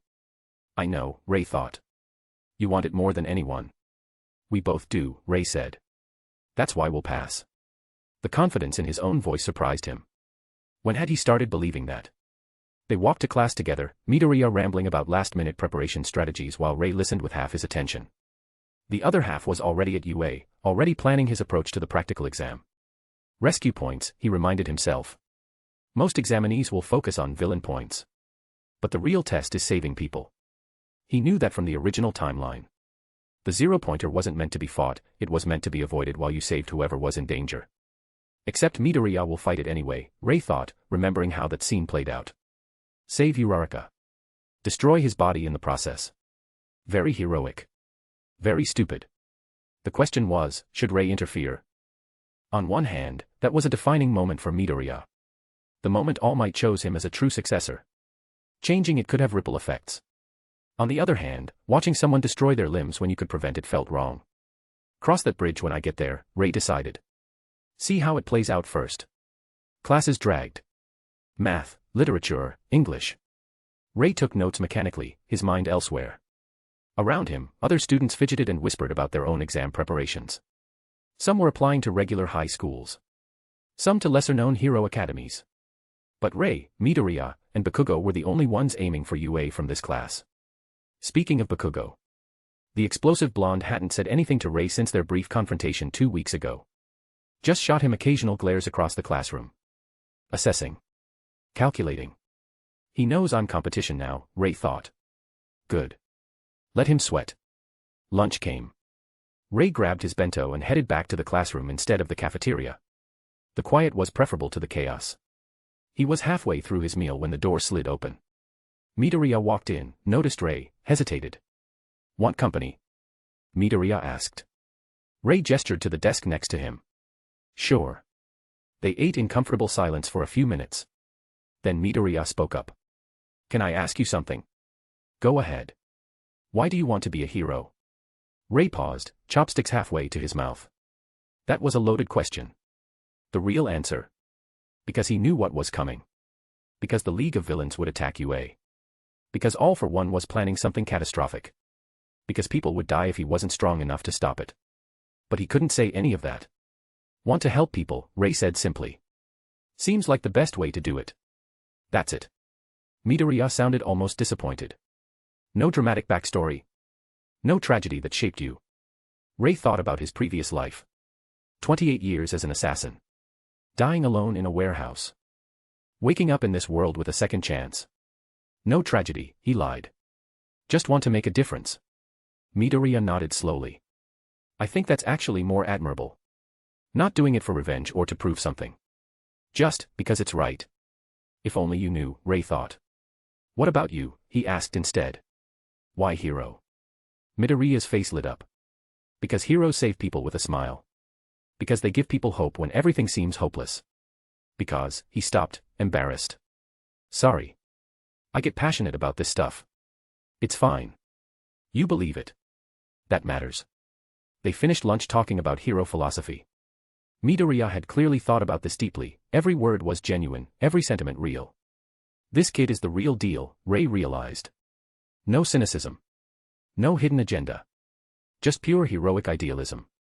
It was almost painful to watch, knowing what hardships were coming. But it was also inspiring. When lunch ended and Midoriya left, Rei sat alone and thought about that conversation. Why did he want to be a hero? Initially, it was survival. Get into UA, get strong enough to survive the coming threats, use his knowledge to stay alive. But somewhere along the way, that had shifted. The people he'd helped on patrols. The way it felt to make a difference. The satisfaction of using his skills for something other than killing. Maybe I actually do want this, Rei thought.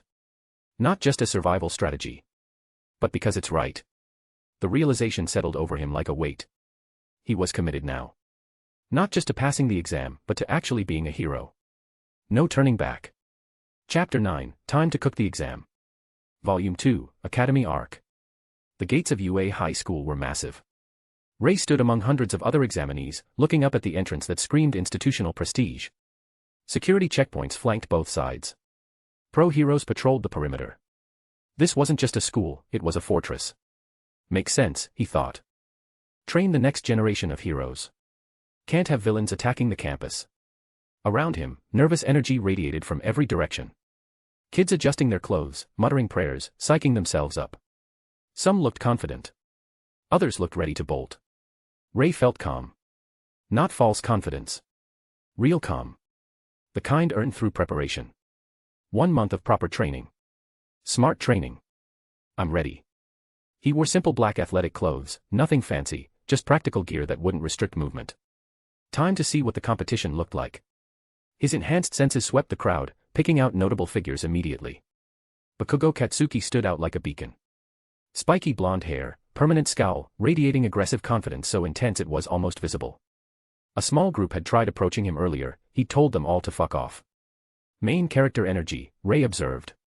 Except he's the rival. Still dangerous though. Then he spotted Midoriya Izuku. Green hair, muttering to himself while staring at the UA building like it was sacred ground.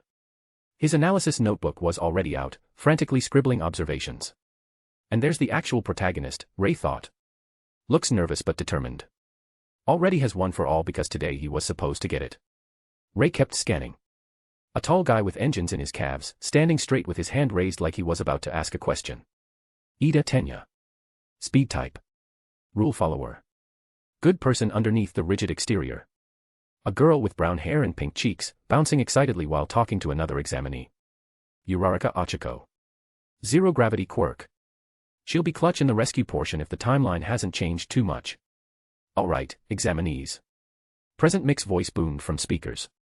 Proceed to the auditorium for orientation. Let's move it. The crowd flowed toward the main building like a river. Rei moved with them, hands in pockets, expression neutral while his mind ran through everything he knew. Mock battle against robots. 3-point values, 1, 2, and 3.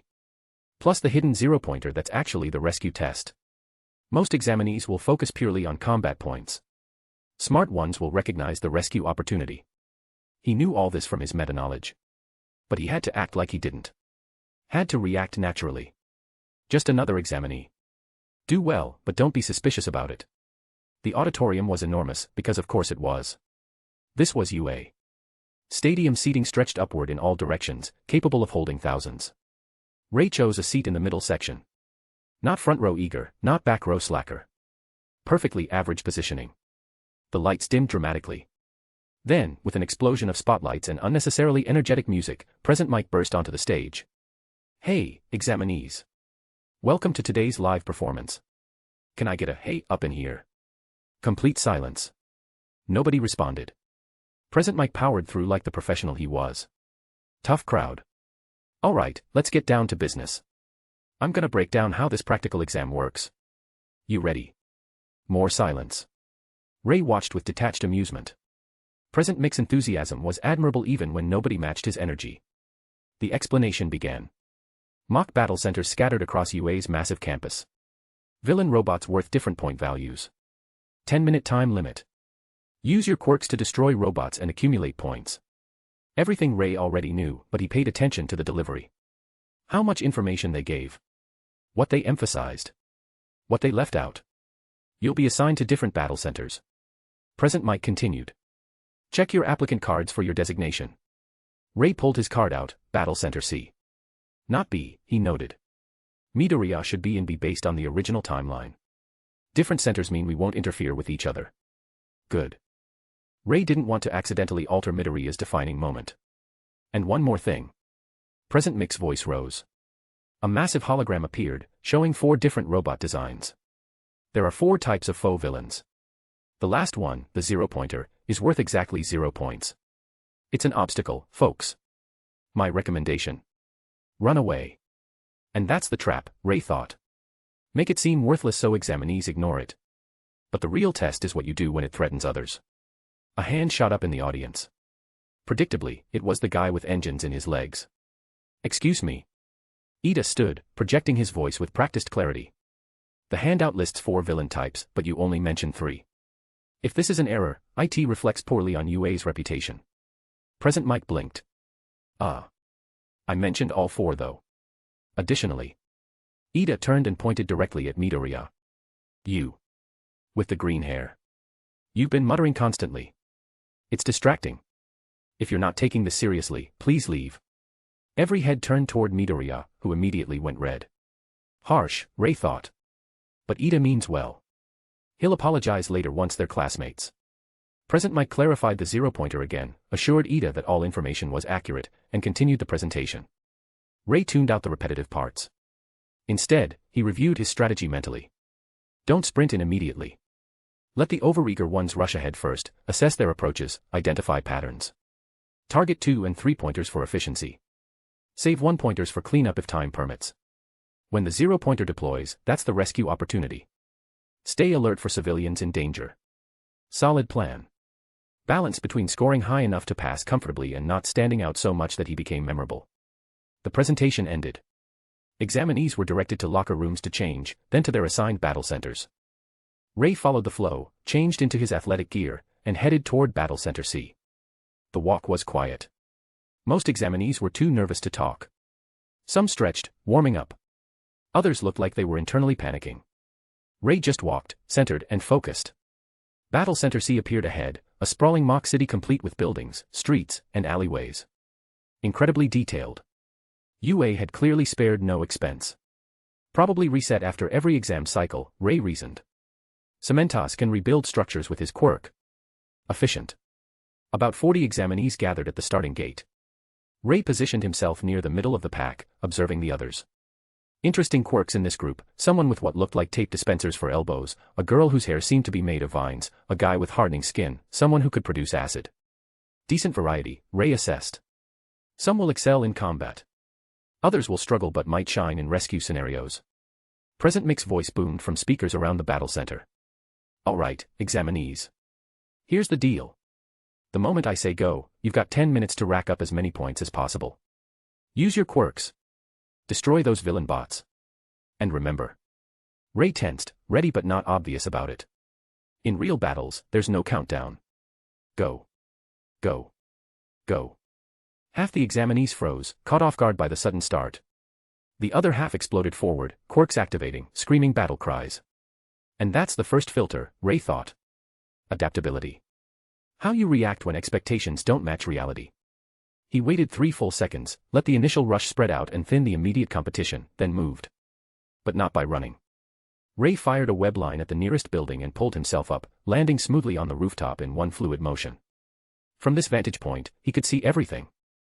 The mock city sprawled below, examinees scattering through streets, robots activating and moving into position. 1-pointers are small and fast, humanoid design, light armor. 2-pointers are medium-sized with heavier plating. 3-pointers are large and well-armored, highest value but also hardest to destroy efficiently. Standard tactical assessment. Identify targets, prioritize based on effort-to-reward ratio. He spotted a cluster of examinees 2 blocks away struggling with 3 2-pointers. 5 people attacking, but their coordination was terrible. Wasted effort everywhere. Good opportunity. Help them out, score points, don't show off unnecessarily. Rei web swung across the gap, building momentum, and landed silently on a building overlooking the engagement. Below, the examinees were throwing everything at the robots: fire blasts, strength punches, some kind of sticky substance. Effective eventually, but incredibly inefficient. Let me demonstrate. Rei dropped from the building. Mid-air, he fired webbing at the first robot's legs. The web wrapped tight. When Rei hit the ground, he yanked hard. The robot toppled forward, crashing face-first into pavement. Before it could recover, Rei was on it. He found an access panel on its back, ripped it open with enhanced strength, and disabled the core wiring with surgical precision. Sparks. Shut down. 1 down. 4 seconds elapsed. The other examinees stared, shocked. Rei ignored them. Already moving to the second robot. This one registered him as a threat and raised an arm-mounted energy cannon. His spider sense tingled half a second before it fired. Rei dodged left, the blast missed by centimeters, then webbed the cannon barrel and yanked it downward. The robot's next shot hit its own foot, destabilizing it. While it was off balance, Rei closed the distance, jumped, planted both feet on its chest, and kicked off with enhanced strength. The robot stumbled backward into a wall. Metal crumpled. Rei landed, spun, webbed the robot's head to the wall for immobilization, then casually walked up and punched through its chest panel. 2 down. 15 seconds total. The third robot attempted retreat, surprisingly smart programming. Rei was faster. Web zip to its back, tear open access panel, disable core systems. 3 down. 21 seconds. Rei straightened up and dusted off his hands. The 5 examinees who'd been struggling just stared at him like he performed magic. One managed. Thanks. Rei nodded once and web swung away before they could ask questions or slow him down. 6 points. 3 2-pointers. Solid start. Need about 40 more for a safe passing score. He swung through the mock city, enhanced senses tracking robot locations with precision. Every time he spotted one, he took it down efficiently. No wasted movement. No unnecessary risks. Web the legs, topple it, disable core systems, move on. Or web the sensors, blind it, exploit the opening, move on. 3-pointers required more effort. Heavier armor meant he had to web the joints first, immobilize them, then systematically dismantle the weak points. Rei fell into rhythm. Swing, engage, disable, swing. His body moved on pure instinct, muscle memory from weeks of dedicated training activating automatically. This is what proper preparation feels like, he thought while taking down his 12th robot. Not luck. Not raw power. Just skill applied intelligently. Around him, other examinees fought with varying levels of success. The tape elbow guy was using similar tactics to Rei's webbing, smart play. Others struggled. A student with a mutation quirk that made him rock-like could tank hits but lacked defensive capability. A girl with a sound-based quirk kept stunning robots but couldn't finish them alone. Not everyone's built for pure combat, Rei observed. Some of these are support quirks. They'll struggle with villain points but potentially excel at rescue. Speaking of which, Rei checked his internal timer. Roughly 7 minutes elapsed. The 0-pointer should deploy soon. Need to position myself strategically. Somewhere central with good visibility. He web swung to the tallest building in the area and perched on the roof, scanning the battlefield below. Chaos. Robots versus examinees. Explosions. Quirks flashing everywhere. People shouting. His point total. Approximately 45. More than sufficient for passing, though he'd lost exact count during the intensity of combat. Now I wait for. The ground shook violently. A massive rumble rolled through the mock city like an earthquake. Every examinee stopped fighting, confusion spreading. Then it appeared. The 0-pointer. A robot so massive it made the others look like toys. Easily 3 stories tall, designed to look intimidating with glowing red sensors and heavy armor plating. It stomped forward, each step shaking the ground, crushing obstacles in its path. Examinees screamed and scattered. Just like Present Mike recommended, it's worth 0 points, why engage? But Rei's enhanced hearing picked up something others missed. Crying. Pain. Fear. Someone was trapped near the 0-pointer's path. There it is. The real test. He scanned the area rapidly and spotted him, a male examinee with spiky red hair, pinned under rubble with the 0-pointer approaching. That's Kirishima, Rei recognized him from the crowd earlier. His hardening quirk probably protected him from the initial collapse, but he's stuck. In the original timeline, Midoriya saved Uraraka from the 0-pointer in Battle Center B. But this was Battle Center C, and someone else needed help. Rei didn't hesitate. He fired a web line and launched himself off the building, swinging down at full speed toward the trapped examinee. Someone else had the same idea. Tape Elbow Guy was already there, trying to pull Kirishima out. But the rubble was too heavy even for two of them. Rei landed beside them. "I've got this," Rei said to Tape Elbow Guy. "Clear the smaller debris." Tape Guy looked at Rei, recognized the confidence, and nodded. "Right." Rei webbed the largest concrete slab, pinning Kirishima down, and pulled with everything he had. Enhanced strength screamed through his muscles. The concrete shifted incrementally. "Come on. You can lift 250 kilograms. This is just construction material." The slab lifted. Not much, but enough. Kirishima gasped as pressure released from his torso. "Thanks, man. I couldn't." "Can you move?" Rei cut him off. Yeah, I think so." Kirishima scrambled free with Tape Guy's assistance. The zero-pointer was 8 meters away now. 5 meters. 3. Not enough time for everyone to clear the danger zone. Rei looked up at the massive robot and made a split-second decision. Time to cook. He sprinted toward the zero-pointer, firing web lines to build momentum, and launched himself directly at its sensor array. Mid-air, he fired web after web, covering the glowing red sensors in thick adhesive layers. The zero-pointer stopped, confused, trying to clear its vision sensors. Rei landed on its head, found a maintenance hatch, and ripped it open. Inside was complex circuitry, way too intricate to disable quickly. Don't need to disable it. Just need to slow it down. He fired webbing into the internal mechanisms, gumming up moving parts, then jumped clear as the zero-pointer started swinging its massive arms blindly. Rei hit the ground rolling, confirmed Kirishima and Tape Guy had retreated to safety, and web swung away just as the zero-pointer's fist cratered the street where he'd been. Close. Too close. But effective. Present Mix voice boomed across all battle centers simultaneously. "And time's up. Exam complete. Robots powering down. Excellent work, examinees." The zero-pointer froze mid-step, then slowly powered down with mechanical whining. Rei landed on a rooftop and exhaled deeply. Did I do enough? Villain points from robots plus rescue points from saving Kirishima and creating an evacuation window. Should be sufficient. Had to be. Around the mock city, examinees collapsed from exhaustion. Some celebrated. Others looked devastated, convinced they'd failed. Rei just sat there, watching the chaos, and felt satisfied. Not the hollow satisfaction of completed contracts from his previous life. Real satisfaction. The kind that came from helping people. I passed. I know I passed. He looked at his hands, steady, no trembling, and allowed himself a small smile. 1 month ago I was burning out, making mistakes, pushing too hard. But I learned. Adapted. Trained smarter. And now. Rei stood and web swung toward the exit where examinees were gathering. Now I'm ready for whatever UA throws at me. The exam was over. Author's note. Volume 2 Academy Arc begins. Wilted Flower. White medium star add to library. Vote with power stones. Speech balloon. Comment your thoughts. Chapter 10 The letter. 1 week. 7 days of waiting, and Rei was learning that patience wasn't one of his virtues in this life either. Not that he showed it. His routine continued unchanged, morning training, proper meals, balanced schedule. But the low-level anxiety buzzed constantly in the back of his mind. Did I pass? The math says yes. 45 villain points plus whatever rescue points equals passing score. But what if I miscalculated? It was irrational. He knew he'd passed. The logic was sound. But logic and emotion were different. Welcome to having feelings again, Rei thought wryly. Forgot how much this sucked. Friday afternoon, exactly 1 week post-exam.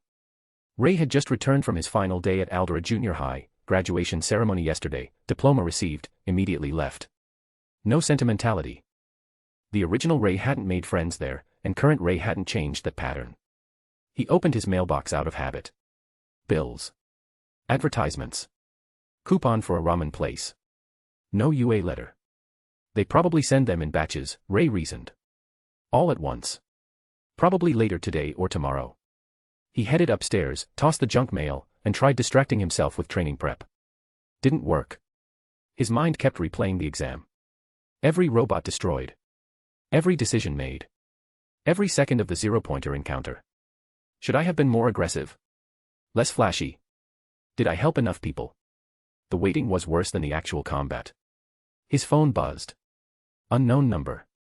Unknown, check your mail. Now.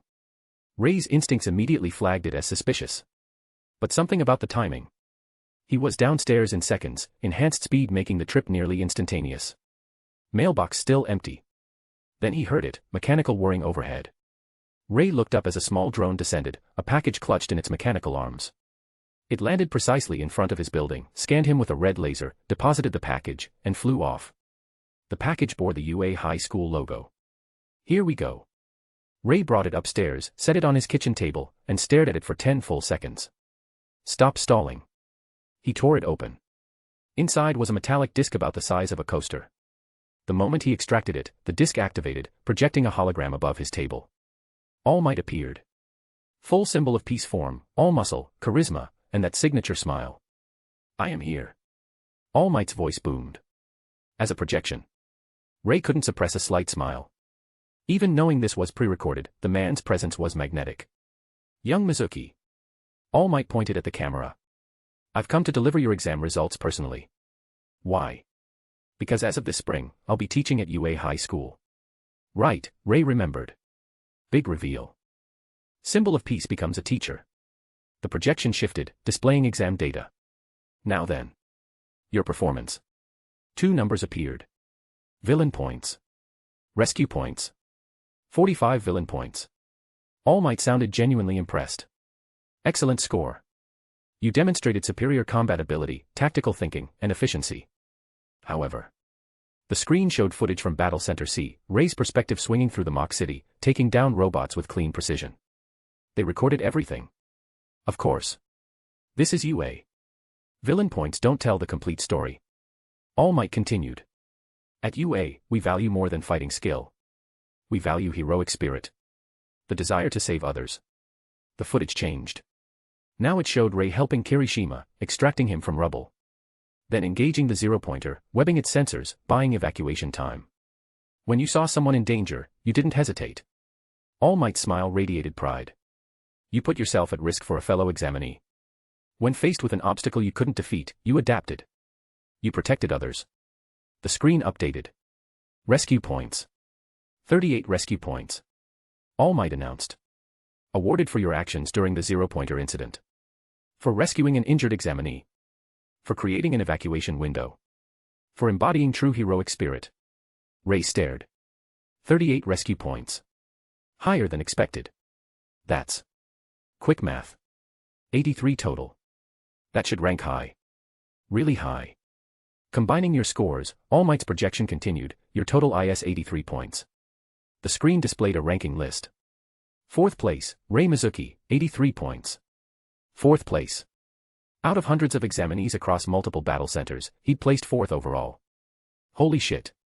The full top 10 appeared. Villain points ranking. 1. Katsuki Bakugo, 77 villain, 0 rescue equals 77 total. 2. Eijiro Kirishima, 50 villain, 0 rescue equals 50 total. 3. Ibara Shiozaki, 42 villain, 0 rescue equals 42 total. 4. Rei Mizuki, 45 villain, 38 rescue equals 83 total. 5. Tenya Ida, 52 villain, 9 rescue equals 61 total. Wait. Rei processed the numbers. Bakugo placed first in villain points with 77. But I have 83 total. So why is he ranked higher? Then he saw the notation, primary ranking, villain points secondary consideration, rescue points. Ah. They rank primarily on combat capability. Rescue points are important but secondary for determining placement. Which meant by pure combat metrics, Rei was. He scanned again more carefully. Villain points only. 1. Bakugo. 2. Ida. 3. Kirishima. 4. Rei. 5. Shiozaki. 4th in villain points, but rescue points pushed my total score higher than everyone except Bakugo when considering both metrics. Actually perfect. Strong showing without being suspiciously dominant. Exactly what he'd aimed for. All Might's projection continued. Young Mizuki. You have passed the entrance exam. The image zoomed to All Might's face, smile impossibly wider. Welcome. To your hero academia. The hologram flickered and died. Rei sat in silence, staring at the now dark metallic disc. He'd done it. He was in UA High School. Class 1A, because 4th place overall definitely put him in the hero course's primary class. I'm actually doing this. Going to UA. With Midoriya. Bakugo. All of them. The weight of commitment settled over him. This wasn't just passing an exam. This was choosing a path. Becoming a hero. Standing alongside people who would shape the future. Can someone like me, who's killed, who's lived in shadows, actually become a hero? He didn't know. But he was going to find out. Meanwhile, at UA High School. The teacher's lounge was dimly lit, only the glow of the projector illuminating a dozen pro heroes seated around the conference table. Aizawa should have sat at the head, looking as exhausted as always. Present Mike, All Might, Deflated Form, Midnight, Cementos, and several others had been reviewing exam footage for hours. Next up, Aizawa said in his characteristic monotone, Rei Mizuki. Battle Center C, Spider Quirk. The footage began playing. Rei's approach was calculated from the start, hanging back, observing, waiting for optimal entry timing. When Present Mike yelled go, Rei moved with purpose. Web swing to rooftop. Survey battlefield. Make tactical assessments. Smart, Midnight commented. He didn't rush in blindly like most examinees. Secured high ground, assessed first. Practical, Aizawa agreed, leaning forward slightly. The footage showed Rei's first engagement. 3 two-pointers eliminated in under 25 seconds with brutal efficiency. Fast, Present Mike noted. Really fast. And those webs, precise control. He knows exactly what he's doing. Enhanced strength too, Cementos added. Watch how he tears through that armor plating. That's significantly above normal teenage strength parameters. They watched Rei move through the mock city, systematically eliminating robots with minimal wasted movement. No flashy techniques. No showboating. Pure efficiency. He's trained, Aizawa stated. Properly trained. Those movements aren't instinctive, that's practiced combat technique. Formal training? Midnight asked. Possibly. Or exceptionally good self-teaching. Aizawa's eyes narrowed. Either way, he knows what he's doing at a level most 15-year-olds don't. The footage continued. 45 villain points in roughly 8 minutes, staying mobile, never getting hit, perfect stamina management. Conditioning is solid, All Might noted quietly. He's not even breathing hard after all that. Then the zero-pointer sequence. They watched Rei immediately shift priorities, swinging toward danger instead of away. Watched him help extract the trapped examinee, then deliberately engage the massive robot to create evacuation time. There, All Might said, pointing. Heroic instinct. 0 points, high risk, but he did it anyway because someone needed help. The footage showed Rei webbing the zero-pointer sensors, climbing onto its head, sabotaging internal mechanisms. Calculated risks combined with strategic thinking while maintaining civilian safety. 38 rescue points, Aizawa read from his tablet. Second highest overall across all battle centers. Who got first? Midnight asked. Midoriya. 60 points. Also destroyed every bone in his right arm and both legs doing it. The teachers watched the rest of Rei's performance silently. When the footage ended, Aizawa turned off the projector. Thoughts? Capable, Present Mike said immediately. Really capable. Combat skills are solid, quirk control excellent, decision-making mature beyond his years. Almost too mature, Midnight added. Most 15-year-olds don't move or think like that. There's combat experience there. Background check. Aizawa prompted. All Might pulled up a file on his tablet. Rei Mizuki. Orphan, living independently since. No criminal record, decent academic performance, unremarkable social profile. Spider quirk manifested at 5, wall crawling, enhanced physical capabilities, organic webbing production. Organic webbing. Cementos looked interested. That's unusual. Most web-based quirks require external equipment. Listed as mutant aspect, All Might confirmed. Biological web glands. Completely self-contained. Convenient, Aizawa muttered. Application motivation. All Might scrolled through the file. Essay states, I want to use my abilities to help people instead of just existing. Straightforward. Trauma response, Midnight said quietly. Parents died, he felt powerless, wants to become a hero so others don't suffer the same. Classic motivation pattern. Aizawa stood and walked to the window overlooking UA's campus. He's capable, Aizawa said finally. Maybe too capable for someone who claims to be self-taught. I want close monitoring. Need to verify that help people motivation is genuine. You suspect it's not? All Might asked. I think, Aizawa turned back, Someone with that level of control, precision, and tactical thinking has secrets. I want to know what they are before they become problems. Present Mike grinned. So you're saying he's interesting? I'm saying he's worth watching closely. Aizawa picked up his tablet. Class 1A, put him there. Let's see how he develops under proper observation. The teachers nodded agreement. Anyone else needing review? Midnight asked. Several more, Aizawa said, pulling up the next file. We've got 36 students to place in the hero course. The meeting continued, but Rei Mizuki's file stayed flagged in Aizawa's system. Student of interest, need to monitor closely. Back at Rei's apartment. Rei spent the past hour processing everything. 4th place. Class 1A, UA High School. Real. His phone chimed with a legitimate email from UA. Official communications, not mysterious unknown numbers. Congratulations on your acceptance to UA High School. Class assignment, 1A. Attachments, supply list uniform information dormitory assignment details. Dorms. Rei remembered. Everyone lives on campus when exactly? After the training camp attack. He checked the attachment again. Dormitory assignment, to be announced following first semester evaluation. So not immediately, Rei realized. Dorms come later. For now, I'm commuting from here. Good. He valued his privacy. His space to train without questions. He opened the supply list and immediately felt his budget cringe.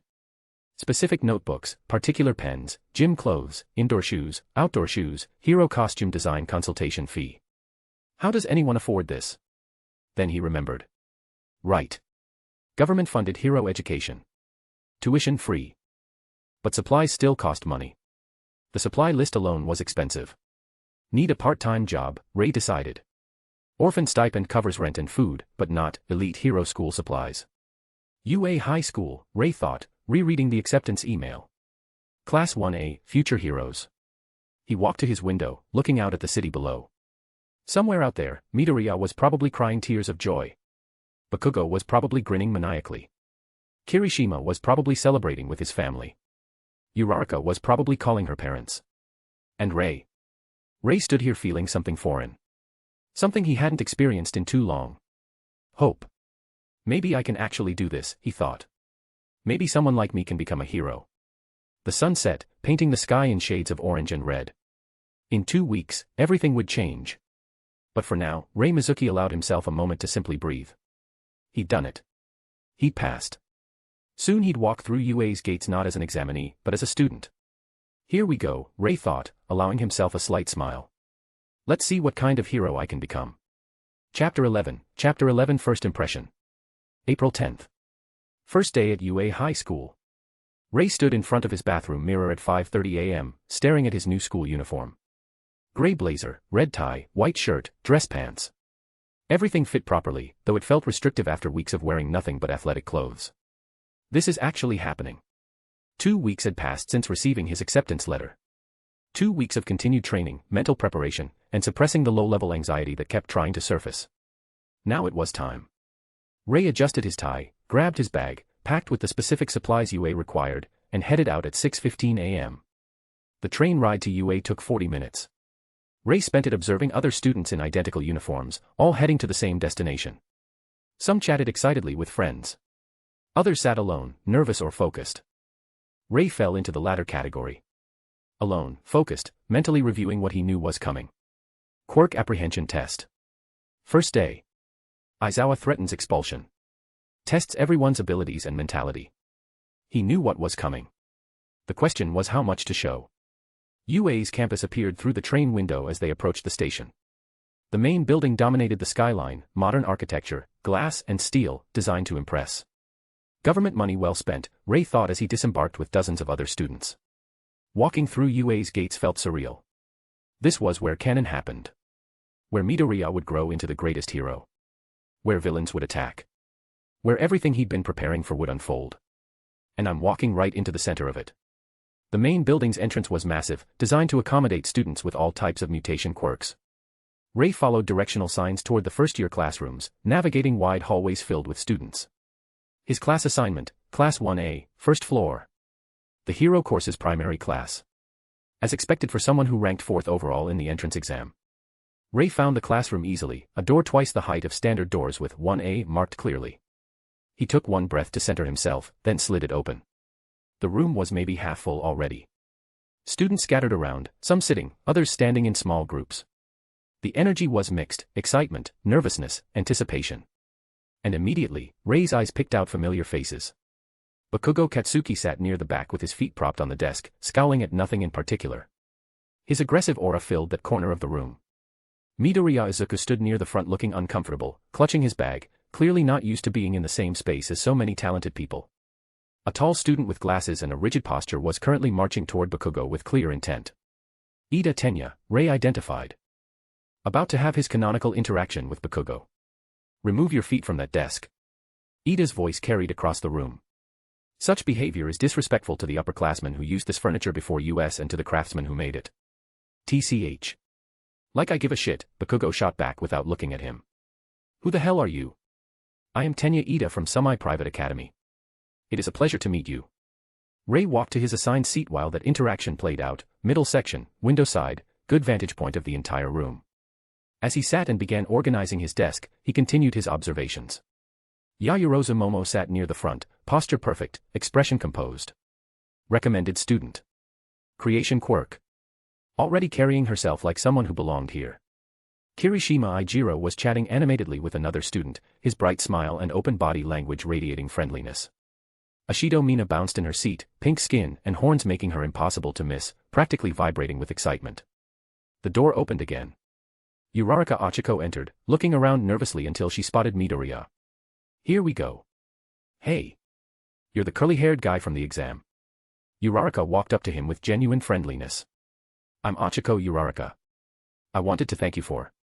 Midoriya immediately turned red, stammering something incomprehensible about not doing anything special.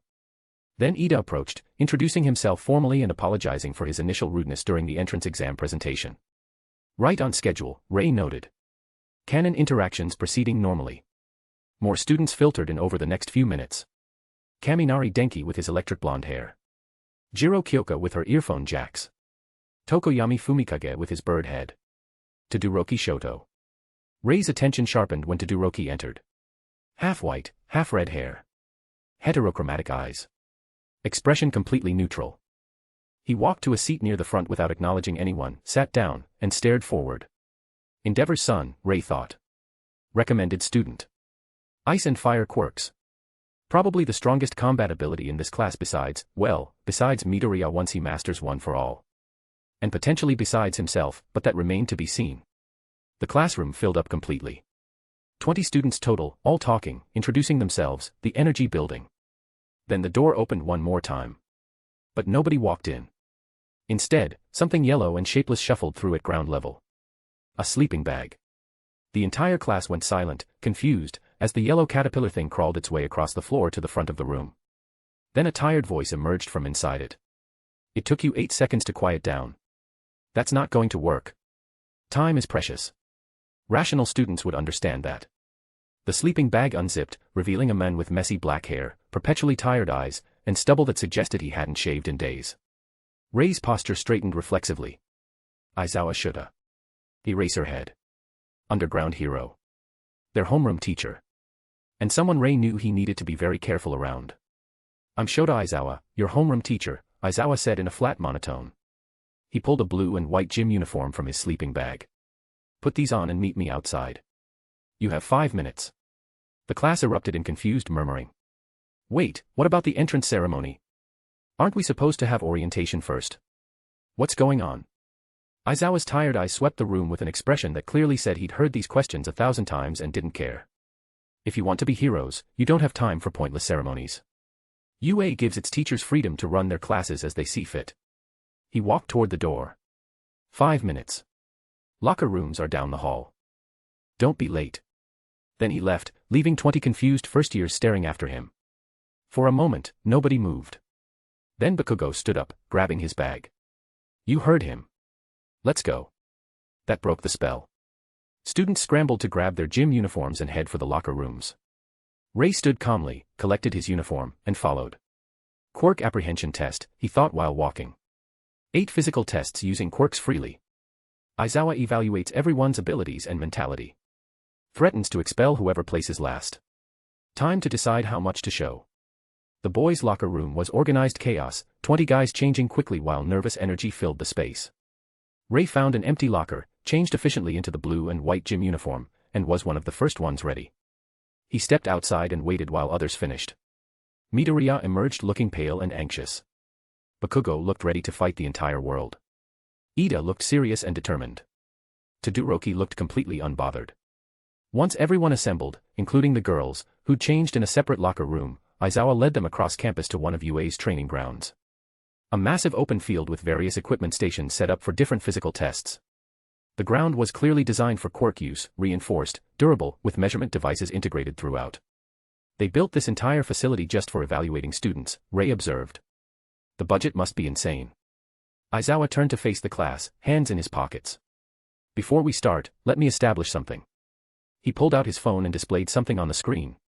In middle school, you weren't allowed to use quirks during physical education. That's an irrational system that doesn't measure your true potential. He put the phone away. Here at UA, we don't operate under those restrictions. You'll be taking 8 standard physical tests, but this time you can use your quirks however you want. He gestured to the field behind him. 50-meter dash. Grip strength. Standing long jump. Sustained sideways jumps. Ball throw. Distance run. Sit-ups. Seated toe touch. Use your quirks freely. Show me what you're actually capable of. Excited murmurs spread through the class. Here it comes, Rei thought. Aizawa's expression didn't change, but his tone got noticeably colder. One more thing. Whoever ranks last in the overall results will be judged as having no potential and will be expelled immediately. Silence. Complete, shocked silence. Then the class exploded. Expelled. On the first day. You can't be serious. That's not fair. Aizawa's tired eyes scanned the protesting students with complete indifference. Natural disasters. Major accidents. Selfish villains. Calamities whose timing and location can't be predicted. Japan is covered in unfairness. His voice cut through the noise. Heroes are the ones who reverse those unfair situations. If you were planning to spend your afternoons hanging out at fast food restaurants, I have bad news. For the next 3 years, UA will run you through hell. That's what plus ultra means. He smiled, but it wasn't friendly. It was the smile of someone who'd seen 1,000 students break and was curious if this batch would be any different. Go beyond. Plus ultra. Aizawa pulled a softball from his pocket. Now let's get started. Bakugo. Bakugo stepped forward immediately, confident. You placed first in villain points during the entrance exam. What was your best softball throw distance in middle school? 67 meters, Bakugo answered without hesitation. Good. Try it with your quirk. Aizawa tossed him the ball. Anything goes as long as you stay inside the circle. Bakugo caught the ball, stepped into the throwing circle, and grinned. He wound up, palm crackling with building explosions. Die. The ball launched with a massive blast, rocketing into the sky and disappearing from view. Aizawa held up a measuring device. 705.2 meters. The class erupted in amazed reactions. 700 meters. That's insane. So this is what UA students can do. Rei watched silently, analyzing. Bakugo maximizes his quirk's explosive power without hesitation. No holding back. Pure offensive application. Effective, but limited to direct combat scenarios. Aizawa let the class react for exactly 3 seconds before cutting through the noise. This is what it means to maximize your quirk's potential. Everyone will complete all 8 tests. I'll record your results and calculate overall rankings. The excited energy died immediately as reality set back in. Remember, Aizawa's smile widened slightly, last place gets expelled. Nervous tension returned with force. Game on, Rei thought, flexing his fingers. Time to show UA what a spider could do. Without revealing too much. Chapter 12 plus Ultra. The test started right away. Aizawa split the class into groups and sent them to different stations. Rei's group started with the 50-meter dash. 2 at a time, Aizawa said. I'll record your times. Use your quirks however you want. First up were Ida and Hagakure, the invisible girl. Go. Ida's leg engines roared. He shot forward like a rocket and crossed the finish line in 3.04 seconds. Fast as hell, Rei thought. That's not normal human speed even with a quirk. Hagakure finished at 5.93 seconds. Pretty normal since her quirk didn't help with speed. Next were Ishido and Aoyama. Ashido used her acid to make herself slide across the ground, 6.12 seconds. Aoyama shot his laser behind him for thrust, 5.51 seconds. Then it was Rei's turn, paired with Ojiro, the guy with the tail. Rei walked to the starting line and took a breath. 50 meters. How do I do this fast? He could web swing, but there was nothing tall here to swing from. Just open field. Running with his enhanced speed would work, but that wasn't his best option. Then he got an idea. Rei crouched low like he was about to jump. Go. Rei launched forward hard. His enhanced leg strength sent him flying in a low jump. While in the air, he shot webbing at the ground ahead and pulled himself forward even faster. Jump, web pull, land. Jump, web pull, land. He covered the distance in huge leaps. The timer beeped. 3.89 seconds.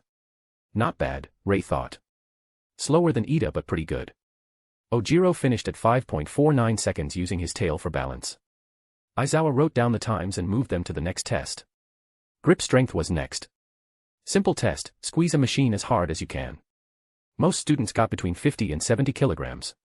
Midoriya looked nervous and got 56 kilograms. Then Shoji, the guy with 6 arms, used all of them at once and scored 540 kilograms. Everyone's eyes went wide. When Rei's turn came, he gripped the device with one hand and squeezed. It beeped. 289 kilograms. Enhanced strength, Rei noted. Better than normal but not crazy like the mutation types. That was fine. He wasn't trying to win everything. Just needed to not come in last. The tests kept going. Standing long jump, Rei used his strong legs to clear the entire sandbox in one jump. Bakugo blew himself across with explosions.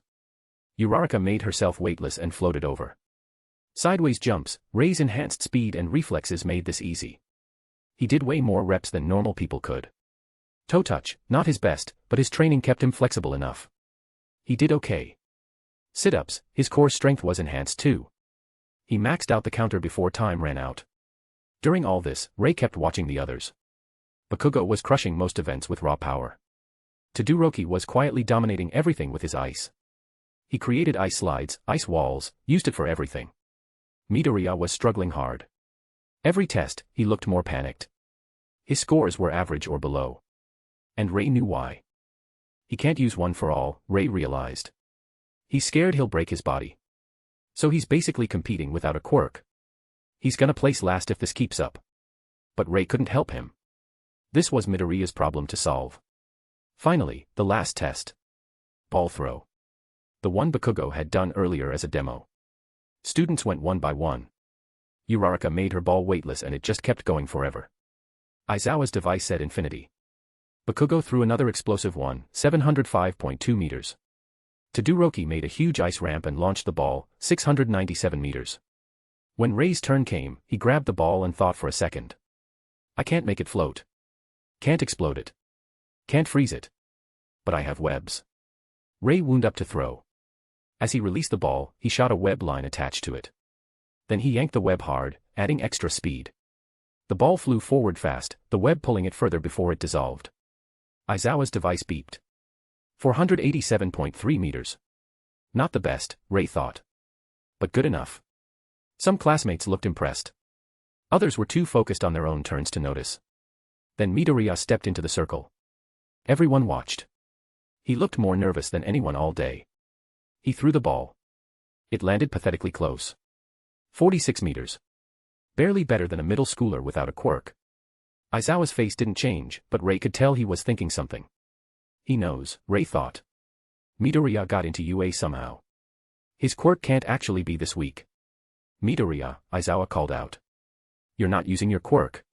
Why? Midoriya flinched. I am. I just. Try again. Aizawa tossed him another ball. And this time actually use your quirk. You're wasting time. Midoriya caught it. His hands were shaking. Rei watched carefully. This is it. He has to do something now. Midoriya wound up again. This time, Rei saw a faint glow in his arm. One for all. He threw. The ball exploded forward with a shockwave that made the whole field shake. It disappeared into the sky. Aizawa's device lit up. 705.3 meters. Just barely more than Bakugo's throw. Everyone reacted with shock. But Rei wasn't looking at the score. He was looking at Midoriya's hand. His finger was broken. Swollen and purple.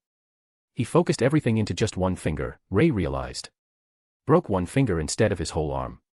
Smart. Painful, but smart. Aizawa stared at Midoriya for a moment, then just said, good. Next. But Bakugo wasn't okay with it. Oi, deku. Bakugo's voice was loud and angry. What the hell was that? Since when did you have a quirk? He started walking toward Midoriya with explosions in his hands. You've been lying this whole time. Aizawa's capture scarf shot out and wrapped around Bakugo, stopping him.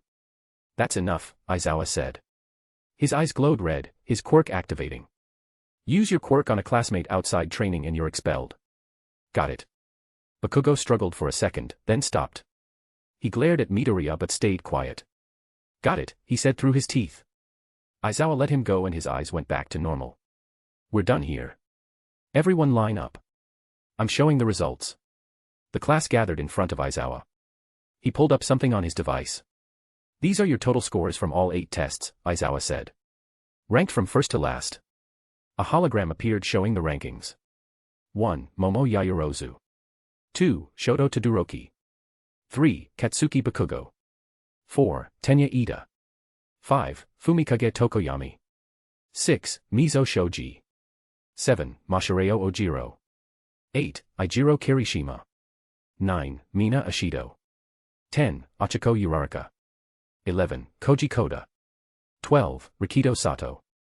13. Kyoka Jiro. 14. Denki Kaminari. 15. Rei Mizuki. 16. Hanta Siro. 17. Toru Hagakure. 18. Yuga Aoyama. 19. Tsuyu Azui.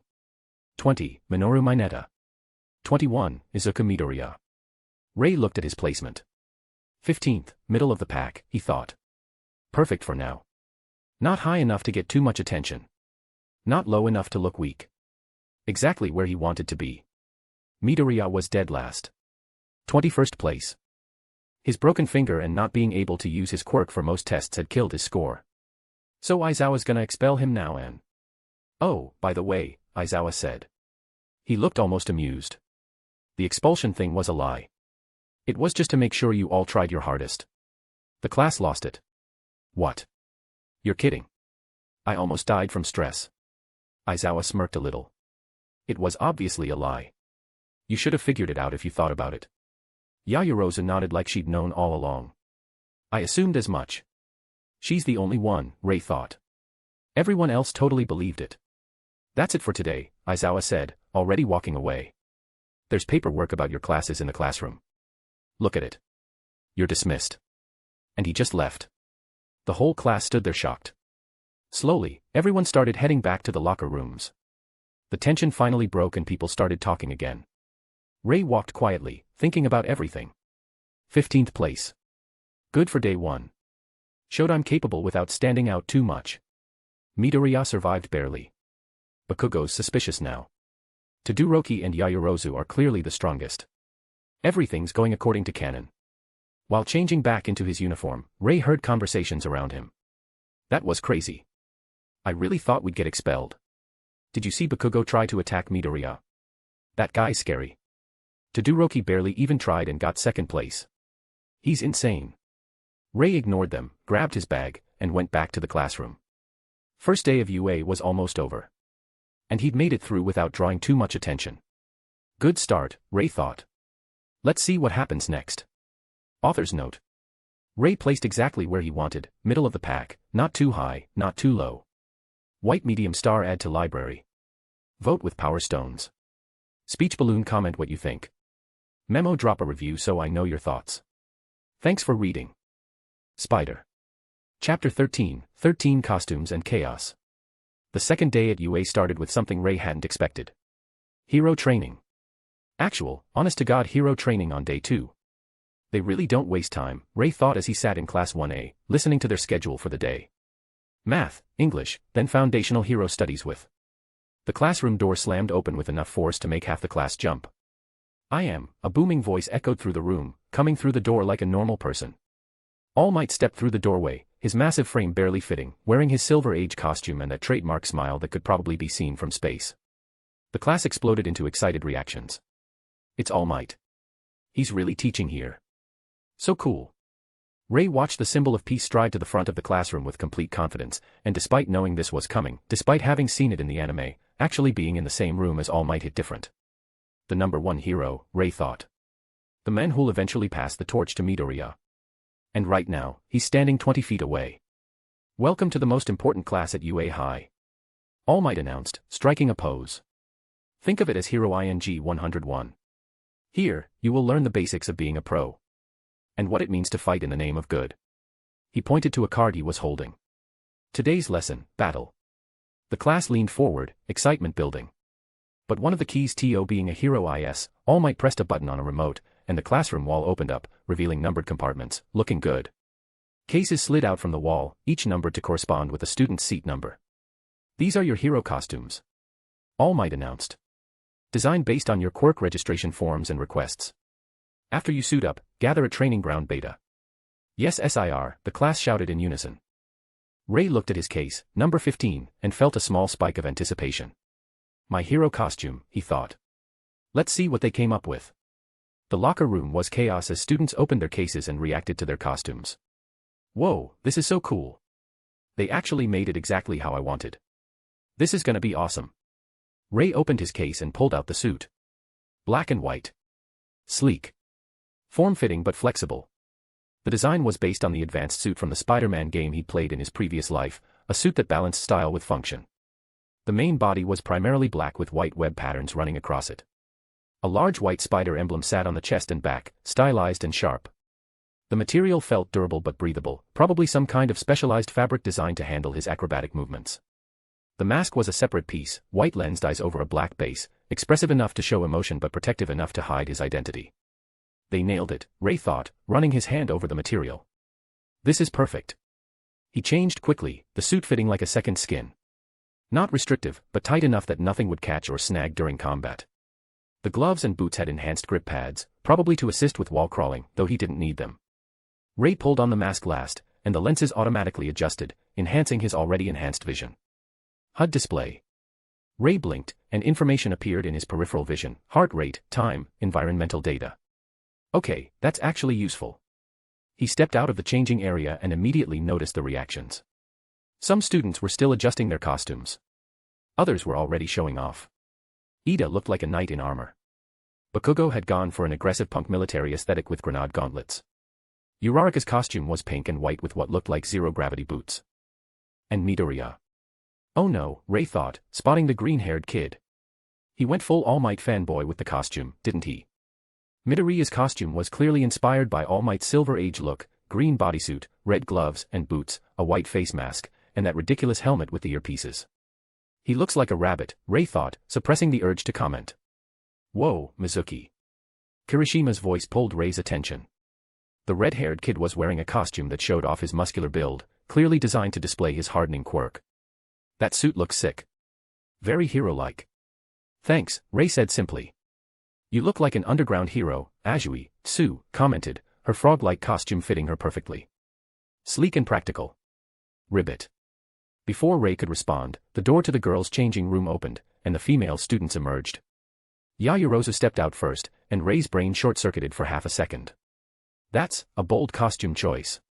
Her hero costume was a red and white leotard that left very little to the imagination, clearly designed to maximize skin exposure for her creation quirk, which required her to produce items from her body's lipids. Practical for her quirk, but... Focus, Rei told himself. Professional. We're about to do combat training. Yaoyorozu caught his glance, just for a second, and Rei immediately looked away, mentally kicking himself. Smooth. Real smooth. All right, everyone. All Might's voice boomed from outside. To Training Ground Beta. Training Ground Beta was a massive indoor facility designed to look like a city block, tall buildings, streets, alleyways. Perfect for urban combat scenarios. The class gathered in front of All Might, who stood before them with his usual overwhelming presence. Now then. All Might began. For today's basic training, we'll be splitting into villain and hero teams for a 2-on-2 indoor battle. He pulled out a script card and started reading. The scenario is, the villains have hidden a nuclear missile somewhere in their hideout. The heroes must stop them. The heroes win if they capture the villains or secure the weapon. The villains win if they protect the weapon for the entire time limit or capture the heroes. Isn't this a little advanced for the first day of training? Tsu asked. The best training is what you get on the battlefield. All Might declared. But remember, no serious injuries. I'm the only teacher, so I can't be everywhere at once. He held up 2 boxes, one labeled hero, one labeled villain. We'll determine the teams by drawing lots. Random teams, Rei thought. Could be anyone. Students lined up and drew their lots one by one. Rei reached into the box and pulled out a letter. Team F. All right. All Might announced once everyone had drawn. Here are the teams. He displayed them on a screen. Team A, Midoriya and Uraraka. Team B, Todoroki and Shoji. Team C, Yaoyorozu and Mizuki. Team D, Bakugo and Ida. Team E, Yoshido and Aoyama. Team F, other students. And so on. Rei's eyes locked onto one name.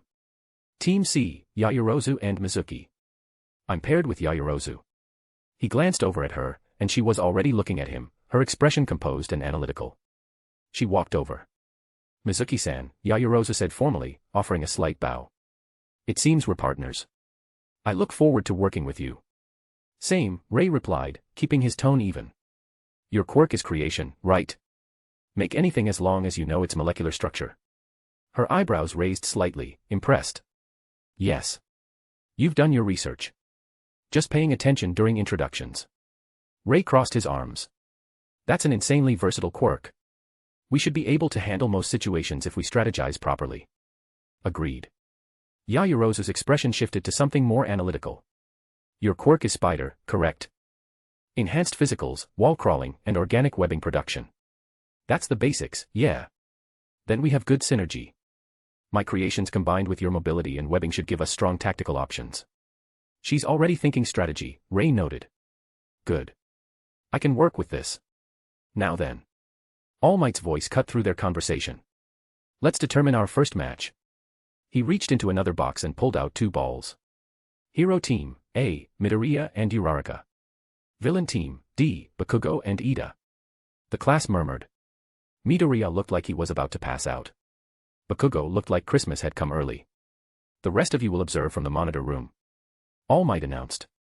Heroes, you'll have 5 minutes to plan outside the building. Villains, you'll go inside and prepare. The trial begins after that. As the first teams headed to their positions, All Might led the rest of the class to the monitor room. Rei walked beside Yaoyorozu, both silent, both already mentally preparing for when their turn came. We'll probably be second or third, Yaoyorozu said quietly. That gives us time to observe and adapt our strategy based on what we see. Smart, Rei agreed. Let's see how the first match goes. Learn from their mistakes. Yaoyorozu nodded, and for a moment, their eyes met. Professional. Analytical. 2 strategists recognizing each other. She's sharp, Rei thought. This partnership might actually work really well. They entered the monitor room, where multiple screens showed different angles of the training building. All Might stood at the front, microphone in hand.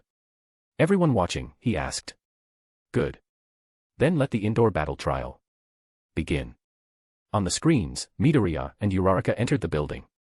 And somewhere inside, Bakugo was already on the hunt. Let's see how this plays out, Rei thought, watching carefully. Because in a few matches, it would be his turn. And he was ready to show Class 1A what a spider could really do. Author's note. Chapter 13 done. All Might's entrance, hero costumes revealed, Rei's advanced suit, and teams assigned. Next chapter, their battle trial performance. White medium star add to library if you like it. Vote with power stones. Speech balloon share your thoughts and comment. Memo make sure to leave a review. See you in Chapter 14. Spider Sparkles. Chapter 14, 14 Web of Victory. The first match was chaotic. Rei watched the monitors as Midoriya and Uraraka navigated the building, searching for the fake nuclear weapon. Bakugo, predictably, immediately abandoned any pretense of strategy and went straight for Midoriya like a heat-seeking missile. He's not even trying to guard the weapon, Rei observed. He just wants to beat Midoriya into the ground. The fight was brutal. Bakugo's explosions tore through hallways. Midoriya barely dodged, clearly outmatched in raw power and experience. Then came the moment, Midoriya wound up a punch, one for all crackling around his arm, and released it in a massive shockwave that punched a hole straight through multiple floors. The shockwave rattled the entire building. The monitor room went silent. Did he just? That power. His arm is completely destroyed. Rei watched Midoriya's arm hanging limply, clearly broken, and felt a mix of respect and concern. He can't control it, Rei thought. He's gambling everything on single attacks because he destroys his body every time he uses one for all. In the end, the hero team won. Uraraka used her quirk creatively to secure the weapon while Bakugo was distracted. But the victory felt hollow with Midoriya barely conscious and headed straight to Recovery Girl. That was a good match, All Might announced, though his smile looked slightly strained. Both teams showed great spirit. Now, let's move to the second match. He reached into the box again. Hero team, C, Yaoyorozu and Mizuki. Villain team, G, Kaminari and Jairu. We're up, Rei thought, standing. Yaoyorozu stood as well, her expression calm and focused. Villain team, head inside and set up. All Might instructed. Hero team, you have 5 minutes to strategize. Kaminari and Jairu headed into the building, a different structure from the first match, multi-story with more complex layout. Rei and Yaoyorozu stepped outside to plan. The moment they were alone, Yaoyorozu pulled out a small notepad she'd created with her quirk. Analysis, she said immediately, all business. Kaminari has an electricity quirk, powerful but indiscriminate. He'll likely set up in a central location where he can electrify multiple pathways. Jairu has sound-based abilities, detection and offense through her earphone jacks. So they'll know we're coming the moment we enter, Rei added. Jairu can hear through walls, detect footsteps, heartbeats. And Kaminari can turn entire rooms into electric death traps. Exactly. Yaoyorozu tapped her pen against the notepad. Direct assault is inadvisable. We need to neutralize Jairu's detection first, then isolate Kaminari before he can discharge. Rei thought for a moment, running through scenarios. Can you make insulation? He asked. Rubber soles, non-conductive materials. Yes, easily. Good. Make US rubber-soled boots. That handles Kaminari's electric floors. Rei pointed to the building layout on the map All Might had provided. I'll handle Jairu. My movement is quiet enough that she won't detect me until I'm on top of her. Spider abilities include near-silent wall crawling. Once she's down, you create a Faraday cage around Kaminari. Trap him, contain the electricity. Yaoyorozu's eyes lit up. A Faraday cage, yes, that would work perfectly. But it would take time to create something that large. I'll buy you time.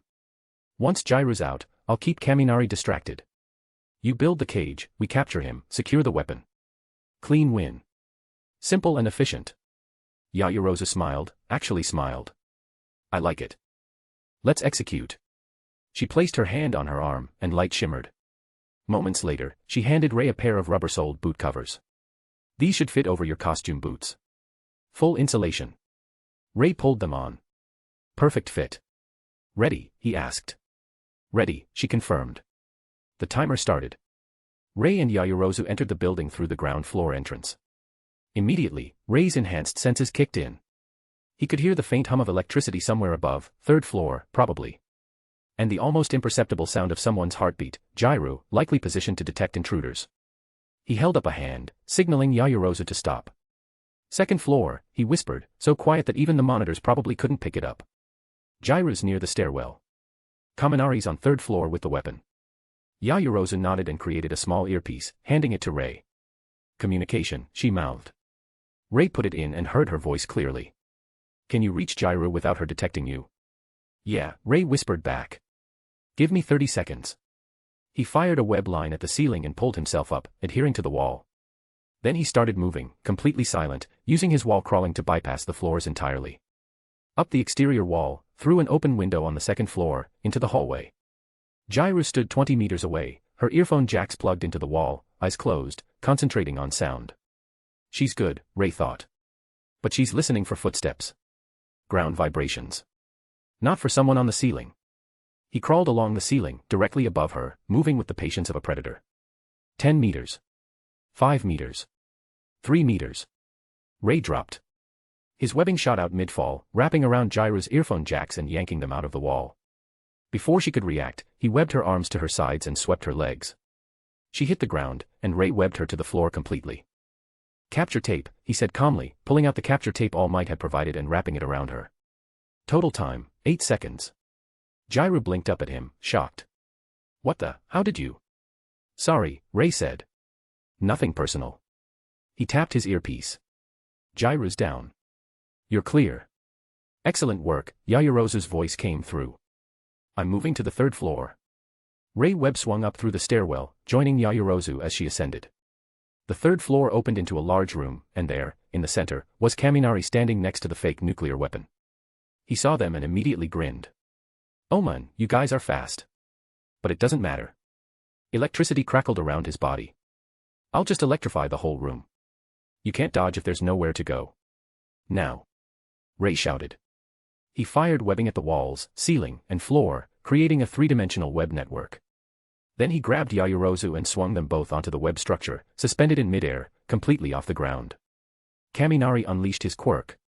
Electricity flooded the room, arcing across every metal surface, every conductive pathway. But Rei and Yayorozu hung in the air, supported by non-conductive webbing, completely safe. "What?" Kaminari stared up at them. "How are you?" His electricity ran out, and he slumped forward, clearly overextended. "Way." He mumbled, going into his signature dumb mode from overusing his quirk. Rei dropped down, secured him with capture tape, and turned to the weapon. Yayorozu landed gracefully beside him. "That was." She started, then smiled. "That was perfect execution." "Team effort," Rei said, securing the weapon. "Your insulation idea made the difference. And your mobility made the plan possible." She looked at him, and for a moment, there was something in her expression, respect, maybe. Appreciation. Hero team wins. All Might's voice boomed through the speakers. "Excellent work, Yayorozu and Mizuki." Back in the monitor room, the class erupted into reactions. "Dude, they destroyed that match." Mizuki took out Jairu in like 5 seconds. "That web strategy was insane." Yayorozu and Mizuki are a scary team. Rei and Yayorozu walked back into the monitor room, and immediately people started asking questions. "How did you move so quietly?" Hagakure asked. "That web suspension was genius," Ida said, chopping his arms enthusiastically. Even Todoroki, who rarely showed emotion, gave a small nod of approval. But it was All Might's analysis that mattered most. "That was an exemplary performance," All Might announced. "Yayorozu, your strategic planning and quirk application were top-notch." "And Mizuki." All Might's eyes focused on Rei. "Your stealth, tactical awareness, and combat efficiency were exceptional. You neutralized the enemy's detection before they could respond. That's pro-level work." "Pro-level," Rei thought. "Careful. Can't stand out too much." "Thank you, sir," Rei said simply. Yayorozu's plan made it easy. "We both contributed," Yayorozu added, and when Rei glanced at her, she was looking at him with that same analytical expression. But there was something else there too. Something softer. Mutual respect, Rei realized. She sees me as an equal. Someone who can keep up with her thinking. The matches continued, other teams fought, won, lost, made mistakes, showed potential. But throughout it all, Rei kept noticing something. Yayorozu kept glancing at him. Not obviously. Not awkwardly. Just, observing. And when their eyes met, she didn't look away immediately. Interesting, Rei thought. After the battle trials ended, the class returned to the locker rooms to change back into their school uniforms. As Rei was packing his costume back into its case, he heard a voice behind him. "Mizuki-san." He turned. Yayorozu stood there, already changed, her expression composed but... Was that nervousness? "Yes." "I wanted to say," she paused, choosing her words carefully. "That was excellent teamwork today. Your tactical thinking is impressive. I don't often meet people who can keep pace with strategic planning." "Same to you," Rei said honestly. "Your quirk application is on another level. And you adapt fast." "Perhaps." Yayorozu hesitated, then continued. "If you're interested, we could exchange notes sometime. Compare strategies. It might be beneficial for future team exercises." She's asking to study together, Rei realized. Or, is that code for something else? "Sure," he said. "That makes sense. We work well together." "Excellent." Yayorozu smiled, a genuine, warm smile that lit up her usually serious face. "I'll bring my analysis notes tomorrow. Looking forward to it." She gave a small bow and walked away. Rei watched her go, then turned back to his locker. Well, he thought. That was unexpected. Behind him, he heard Kaminari whisper to Kirishima, "Dude, did Yayorozu just ask Mizuki to study together?" "I think she did," Kirishima whispered back. "Lucky guy. She's so out of everyone's league, man." Rei suppressed a smile and finished packing his costume. First real connection at UA, he thought. And it's with one of the smartest, most capable people in the class. This could work. The day ended with students heading home, talking about the battle trials, already forming opinions about who was strong, who worked well together, who to watch out for. And somewhere in those conversations, Rei heard his name mentioned more than once. Mizuki's scary good at stealth. Did you see how fast he took down Jairu? Him and Yayorozu together. That's a terrifying combo. So much for staying under the radar, Rei thought with mild amusement. But as he walked to the train station, he realized something. He didn't mind. For the first time since coming to this world, he wasn't trying to be invisible. He was trying to be a hero. And maybe, just maybe, he was starting to figure out what that meant. Author's note. Next up, more UA life, classes, and building relationships. Vote with Power Stones and add to library for more bonus chapters. Wilted Flower. Chapter 15 fitting in. The rest of the week at UA fell into a rhythm. Morning classes, math, English, modern hero history. Lunch. Afternoon hero training or foundational studies. Then home, personal training, sleep, repeat. Rei found himself adapting faster than expected. In his previous life, routine had been survival. Every day was about staying alive, completing contracts, avoiding enemies. Structure existed, but it was built on paranoia and necessity. Here, structure was different. Purposeful. Building towards something instead of just surviving. So this is what a normal life feels like, Rei thought on Thursday morning as he walked into Class 1A, or at least, what passes for normal in a hero school. The classroom was already filling up. Kirishima and Kaminari were arguing about something, probably video games based on the hand gestures. Ashido was showing Hagakure something on her phone. Ida was organizing his desk with mechanical precision. And near the window, Bakugo sat with his feet on his desk again, glaring at nothing in particular while Midoriya carefully avoided eye contact from 3 rows away. Some things never change, Rei thought with mild amusement. He took his seat, middle row, window side, and pulled out his notebook for the day's lessons. Good morning, Mizuki-san. Rei looked up. Yayorozu stood beside his desk, textbooks in hand, her expression polite and composed. Morning, Yayorozu, Rei replied. I brought my analysis notes from the battle trial, she said, pulling out a notebook. As promised. Would you like to review them during lunch? She actually brought notes, Rei thought. Of course she did. Sure, he said. I've got some observations too. Could be useful to compare. Excellent. Yayorozu smiled, that small, genuine smile she'd shown after their victory. I'll meet you at lunch then. She walked to her seat near the front, and Rei didn't miss the way several classmates glanced between them. Ashido leaned over to whisper something to Uraraka, both of them giggling. Great, Rei thought.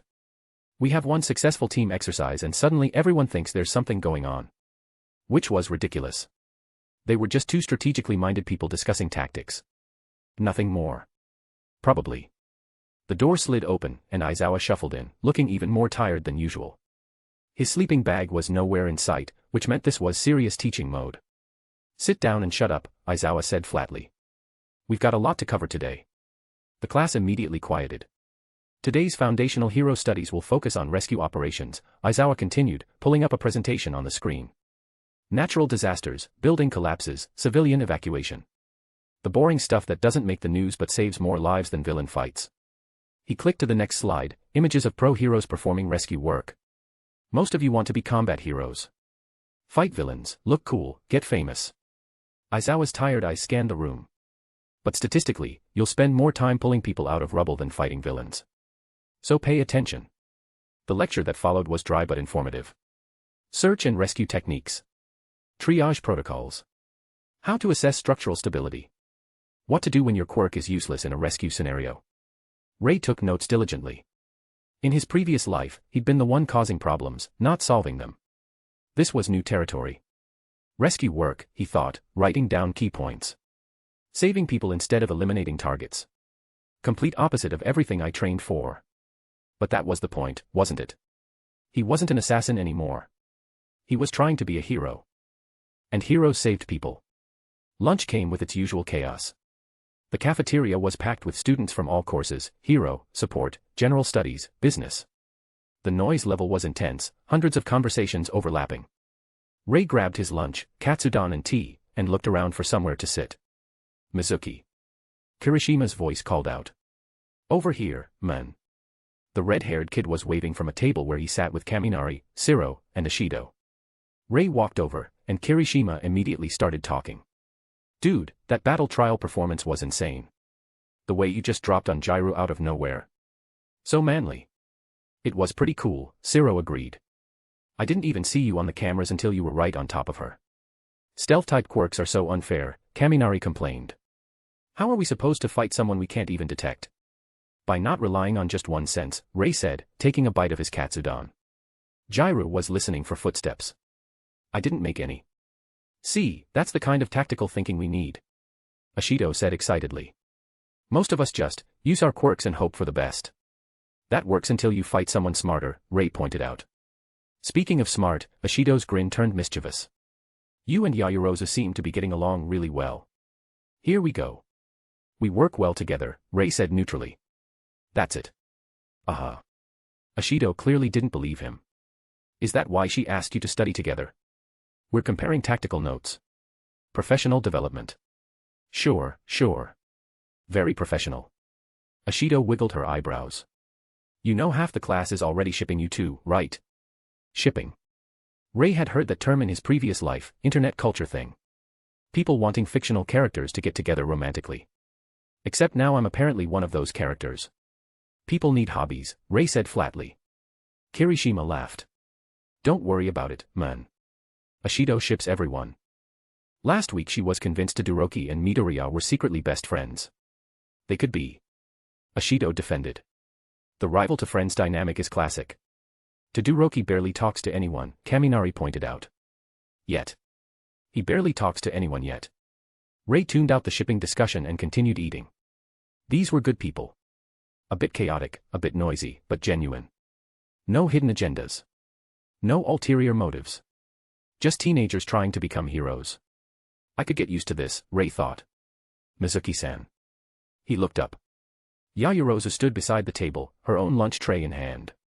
Are you still available to review notes, she asked. Or would you prefer to do it another time? The table went immediately silent. Everyone stared. Now's fine, Rei said, standing up. Thanks for the company, guys. Anytime, bro. Kirishima said, giving a thumbs up. Ishido was practically vibrating with suppressed squealing. Rei and Yaoyorozu walked to a quieter corner of the cafeteria, found an empty table, and sat down. Your friends seem energetic, Yaoyorozu commented diplomatically. They're all right, Rei said. Little too interested in other people's business, but harmless. Yaoyorozu pulled out her notebook, meticulously organized, color-coded, with detailed diagrams. Of course it is, Rei thought. She probably started planning this notebook in elementary school. I've broken down each team's performance during the battle trial, Yaoyorozu explained, flipping through pages. Analyze their strategies, quirk applications, mistakes, and successful tactics. She pointed to a section about their own match. Our victory was largely due to information advantage. By neutralizing Jairu's detection quirk first, we controlled the flow of information. Kaminari had no idea where we were or what we were planning. Information warfare, Rei said, reading her notes. Cut off the enemy's senses, operate in their blind spots. Exactly. Yaoyorozu looked pleased that he understood. Most students approach these exercises as pure combat scenarios. But the most effective heroes are the ones who control information and positioning. Rei pulled out his own notebook, significantly less organized, but functional. I noticed the same thing, he said, showing her his observations. The teams that won weren't necessarily the strongest. They were the ones who adapted faster and used their environment. They spent the rest of lunch discussing tactics, analyzing matchups, debating theoretical scenarios. And Rei realized something. This was fun. Talking strategy. Breaking down problems. Working through solutions with someone who could keep pace with his thinking. In his previous life, planning had been solitary. Assassins didn't collaborate. You trusted no one, worked alone, kept your methods secret. But this? Sharing ideas, building on each other's insights. This is better, Rei thought. You're really good at this, Yaoyorozu said suddenly, looking up from her notes. Strategic analysis. Most people our age don't think this deeply about combat applications. I've had time to practice, Rei said vaguely. Decades, actually. But I can't exactly tell her I'm a reincarnated assassin. Still, Yaoyorozu continued, it's refreshing to work with someone who takes this seriously. Most of our classmates are talented, but they rely on instinct over analysis. Nothing wrong with instinct, Rei said. But strategy gives you an edge when instinct isn't enough. Agreed. Yayorozu closed her notebook. I think we should continue this. Regular tactical discussions. It would benefit both of us. Like a study group. Exactly. Though. She hesitated. I wouldn't mind if it was just the two of us.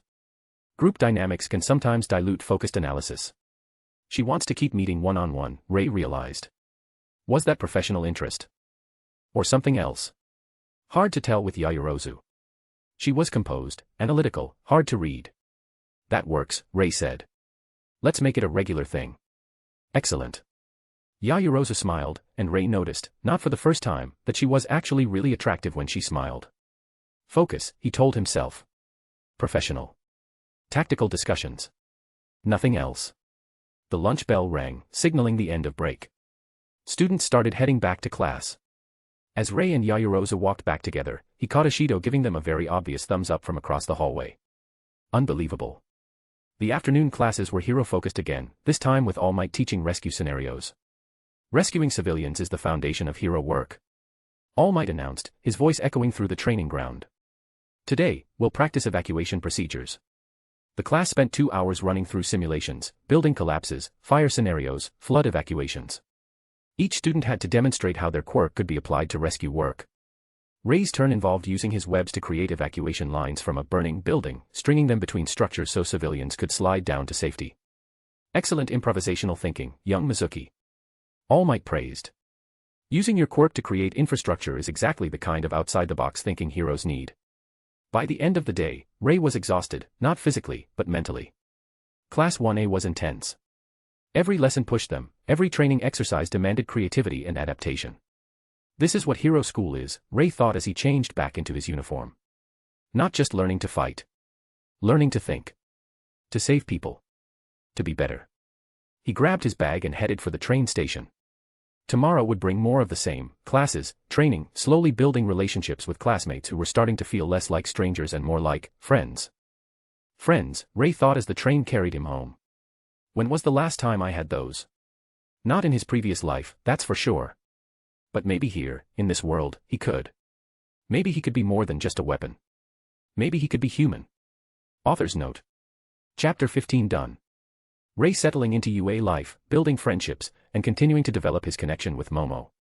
Slow and natural development. Next chapter, the actual study session and more character moments. White medium star like it. Then add to library. Don't forget to vote with Power Stones. Speech balloon comment. Memo review. See you next time. Spider. Chapter 16, Meeting in a Cafe. Friday evening, Rei found himself standing outside a cafe near UA. Not just any cafe, one of those quiet, academic-looking places where students actually studied instead of just hanging out. Bookshelves lined the walls, soft music played in the background, and the smell of coffee filled the air. Yayorozu's choice, Rei thought, checking his phone. Makes sense. Quiet, functional, minimal distractions. He'd agreed to meet her here for their tactical discussion, a continuation of what they'd started at lunch. Just two classmates analyzing hero work and comparing notes. Definitely not a date. Why am I even thinking about whether it's a date or not? Rei wondered, slightly annoyed at himself. It's a study session. Professional development. Focus. He walked inside and immediately spotted her. Yayorozu sat at a corner table, already set up with notebooks, a tablet, and 2 drinks, tea, from the looks of it. She'd changed out of her school uniform into casual clothes, a simple blouse and skirt, her hair still in its signature ponytail. She looked up as he approached and smiled. Mizuki-san. Right on time. Yayorozu, Rei greeted, sitting down across from her. You got here early. I wanted to organize my materials. She gestured to the spread of notes. I hope you don't mind, I took the liberty of ordering tea for both of us. Green tea, no sugar. If you'd prefer something else. That's fine, Rei said. Thanks. He pulled out his own notebook, still less organized than hers, but he'd at least tried to structure it better after seeing her system. So, Yayorozu began, opening her tablet to display what looked like a comprehensive analysis document. I thought we could start by discussing theoretical matchups. How different quirk combinations would interact in various scenarios. Sounds good. Rei leaned forward, interested. Start with our class. Exactly. For instance, Yayorozu pulled up a diagram. If you and I were to face Todoroki and Bakugo in a 2-on-2 scenario, what would our strategy be? Now that's an interesting question, Rei thought. Todoroki and Bakugo were arguably the two strongest students in Class 1A in terms of raw power. Ice, fire, and explosions, devastating combination. Information control again, Rei said after a moment. Todoroki relies on line of sight for his ice. Bakugo needs space to maneuver for maximum explosive force. So we'd want to force close-quarters combat in a confined space with limited visibility. My thoughts exactly. Yaoyorozu's eyes lit up. I could create smoke bombs to obscure vision. You'd use mobility to attack from unexpected angles, walls, ceiling, behind them. And you'd counter Todoroki's ice with insulation barriers, Rei added. Maybe heated elements to melt it. While I keep Bakugo off balance with webbing, restrict his movement, limit his ability to create big explosions. We'd need to separate them, Yaoyorozu continued, getting into it now. Together, they cover each other's weaknesses. But individually, they're vulnerable to tactical pressure. They continued like this for an hour, running through hypothetical matchups, discussing quirk interactions, analyzing strengths and weaknesses. Todoroki versus Ida. Bakugo versus Tokoyami. Uraraka versus Ishido. Every scenario was broken down, evaluated, solutions proposed. And Rei found himself genuinely enjoying it. Yaoyorozu was sharp. Really sharp. She thought 3 steps ahead, considered variables most people would miss, and could shift strategies on the fly when presented with new information. She'd have made a terrifying tactician in my previous life, Rei thought. If she'd gone into the darker side of things, she'd be unstoppable. But she hadn't. She'd chosen to be a hero. To use that brilliant mind to save people instead of destroy them. Maybe that's what makes her stronger, Rei realized. You're very good at this, Yaoyorozu said suddenly, breaking his train of thought. Rei looked up. Strategic thinking. Tactical analysis. She set down her pen and looked at him directly. Most people our age don't have this level of experience, I suppose. It's almost like you've done this before. Careful, Rei's instincts warned. She's perceptive. Too perceptive. I read a lot, Rei said, keeping his tone casual. Military history, tactical manuals, that kind of thing. And I've trained with my quirk for a while. You learn to think strategically when your abilities rely on positioning and timing. That makes sense. Yaoyorozu nodded, accepting the explanation. I do something similar, studying engineering principles, material sciences, anything that expands my creation applications. She took a sip of her tea, then continued. May I ask you something personal? Uh-oh. Sure, Rei said cautiously. Why did you apply to UA? The question caught him off guard. Not because it was difficult, he prepared an answer for this, but because Yaoyorozu asked it with genuine curiosity, not judgment. To help people, Rei said. Which was true. Mostly. I've got abilities that could make a difference. Seemed like a waste not to use them. A practical answer, Yaoyorozu observed. But is that all? Rei considered how much to reveal. How honest to be. I want to be better than I was, he said finally. Better than what I could have become. Being a hero, it's a way to make sure I'm using my skills for something good. Yaoyorozu studied him for a moment, her analytical gaze seeing more than he was comfortable with. Then she smiled, warm, genuine. I think that's a wonderful reason, she said. Many of our classmates want to be heroes for fame or recognition. But you want to be better. That's admirable. If you knew what I was in my previous life, Rei thought, you wouldn't call it admirable. But he didn't say that. Instead, he asked, what about you? Why UA? Yaoyorozu's expression shifted, something complicated crossing her face. Family expectations, initially, she admitted. The Yaoyorozus have a long history of producing accomplished individuals. Heroes, business leaders, politicians. There was an expectation that I'd excel at whatever I chose. That's a lot of pressure. It is. She looked down at her tea. I chose the hero path because I wanted to prove I could succeed on my own merits, not just because of my family name or my quirk. But sometimes I wonder. She trailed off. Wonder what? Rei prompted. If I'm good enough, Yaoyorozu said quietly. My quirk is powerful, yes. But during the entrance exam, during the quirk test, even during the battle trial, I see people like Todoroki and Bakugo who seem so naturally talented. So confident. And I think, am I really cut out for this? Rei blinked, surprised. Yaoyorozu, brilliant, composed, first place in the quirk test, had doubts about her abilities. You placed first in the quirk test, Rei pointed out. You dominated our battle trial. You're one of the strongest people in our class. Academically, perhaps. Strategically, maybe. But in a real fight? Yaoyorozu shook her head. I freeze up. I overthink. By the time I've analyzed the situation and decided on the optimal creation, someone like Bakugo has already won through pure instinct. Bakugo's been training his whole life to fight, Rei said. You've been training to think. That's not a weakness, it's a different approach. And honestly. He leaned forward. I'd rather have you as a partner than Bakugo. Raw power is useful, but strategy wins wars. Yaoyorozu looked up at him, something vulnerable in her expression. You really think so? I know so. Rei's voice was certain. You saw how we worked together in the battle trial. Your planning, my execution. We didn't win because we were the strongest. We won because we were smarter. We were smarter, Yaoyorozu repeated, testing the words. Then she smiled, that genuine smile that transformed her whole face. Thank you, Mizuki-san. I needed to hear that. Rei. She blinked. Pardon. Just call me Rei. We're partners, right? Teammates. No need to be so formal. Yaoyorozu's expression softened. Then please, call me Momo. Momo, Rei thought. First name basis. That's significant, right? Momo it is, he said. They sat there for a moment, the tactical discussion temporarily forgotten, just two teenagers connecting over shared insecurities and mutual respect. Then Momo's tablet pinged with a notification. She glanced at it, and her expression shifted. Oh. There's an announcement from UA. Rei pulled out his phone and checked.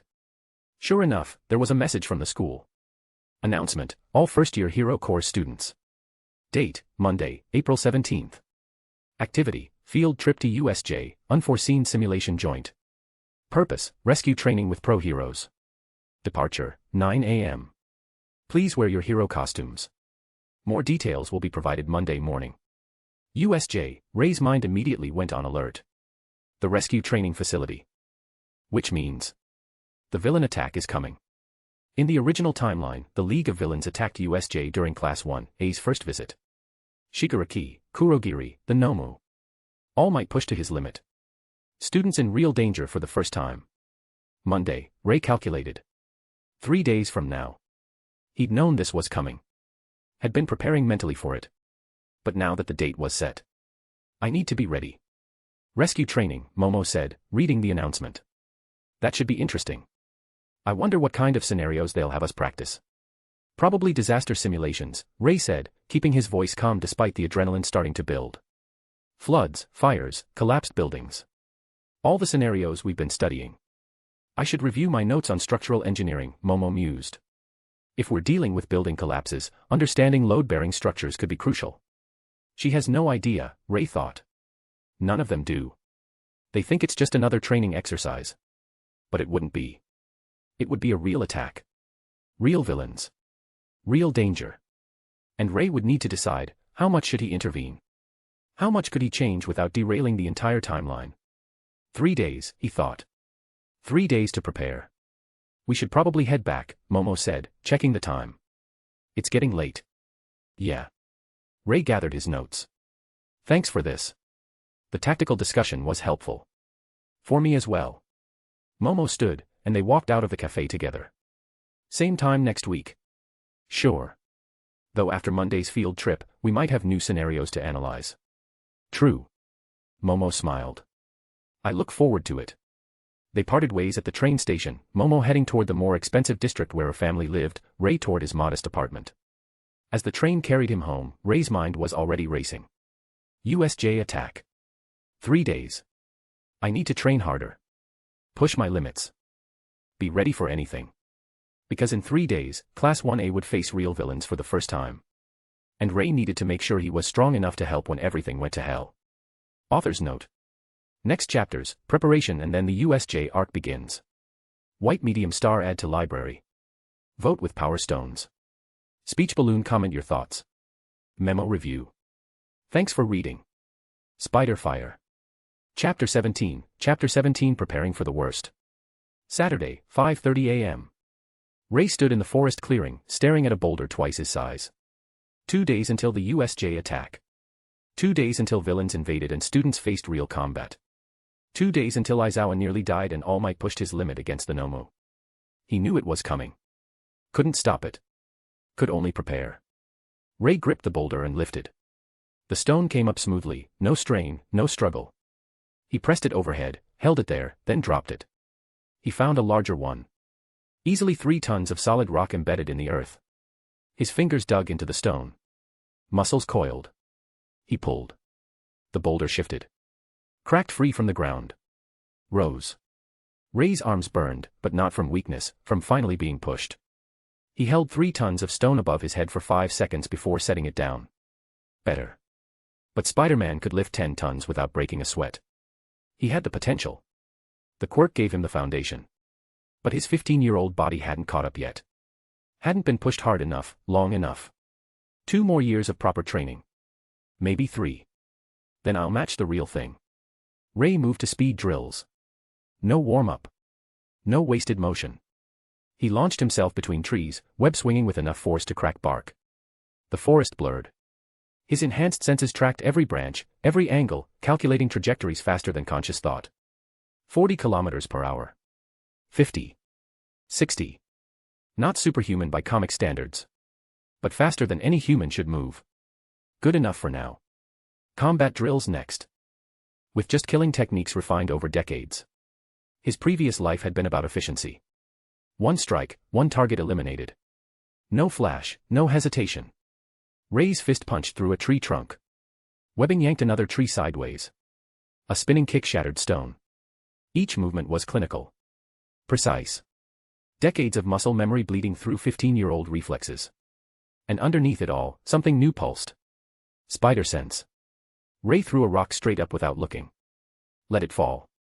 His hand caught it before his brain registered the movement. There it is. Not true precognition yet. Just enhanced awareness. Danger sense layered over decades of combat instinct. But it was growing. Developing. Soon, he'd be untouchable. Rei trained for 3 hours. When he finished, his body barely registered the exertion. 15-year-old stamina plus Spiderman biology plus assassin conditioning. He grabbed his water. I'm stronger than I've ever been. And I'm still not done. His phone buzzed. Momo. Momo, good morning. Review notes at 2 p.m. Rei, same cafe. Momo, see you then. She thinks we're studying rescue techniques. Rei packed his bag. She has no idea what's coming on Monday. The cafe was quiet. Rei arrived exactly on time. Momo sat at their corner table, notes already spread out, 2 cups of tea waiting. Punctual as always, she said. Efficiency. Rei sat down. They reviewed her structural analysis. Load-bearing calculations. Collapse patterns. Safe demolition points. Momo explained like an engineer. Rei listened like someone who'd brought down buildings for contracts. Your understanding of structural weaknesses is unusual, Momo observed. Most people focus on reinforcement. You identify failure points immediately. Knowing how something breaks tells you how to avoid breaking it. Or how to break it efficiently. Their eyes met. Momo's expression was analytical but not suspicious. Just curious. You're perceptive, Rei said. You're experienced. Momo set down her pen. More than someone our age should be. Rei held her gaze. Decades of lying made this easy. I read extensively. Military engineering. Tactical demolition. It's useful knowledge for rescue work. It is. Momo didn't push. Are you nervous about Monday? No. The answer came too fast, too certain. Momo noticed. Most people would be nervous about their first real rescue training. I'm not most people. I've noticed. Momo's expression softened slightly. You're very self-assured, Rei. It's impressive. Most of us are still figuring ourselves out. But you seem to know exactly who you are. I've had 28 years of practice being someone else. Rei kept his face neutral. And another 15 years of memories being Rei. I know what I'm capable of, he said instead. That's different from knowing who I am. Momo studied him. Are you still figuring that out? Every day. She smiled. Small, but genuine. Then we're the same. Just better at hiding it. They returned to studying. An hour passed in comfortable silence, broken only by occasional tactical discussions. When they parted ways, Momo paused. Rei. Yeah. Thank you. For the studying. For the partnership. For. She hesitated. Foreseeing me as an equal. Not everyone does. You're more than equal. You're one of the smartest people I've ever met. The words were true. Across 2 lifetimes, 2 worlds, countless people, Momo ranked at the top. Her cheeks colored slightly. That's high praise. It's observation. Momo's smile widened. I'll see you Monday. Monday. Rei watched her leave, then turned toward home. 2 days. Then everything changes. Sunday was preparation. Not physical training. Mental. Rei sat in his apartment, with laptop open, writing scenarios. USJ attack, variables. Kurogiri scatters students randomly. Unknown placement for me. Aizawa engages first, gets overwhelmed. All Might arrives late. Nomu is the real threat. Possible interventions. Help Aizawa before Nomu breaks him. Assist scattered students. Engage villains directly. Stay hidden, observe. Risk assessment. Revealing too much strength equals questions.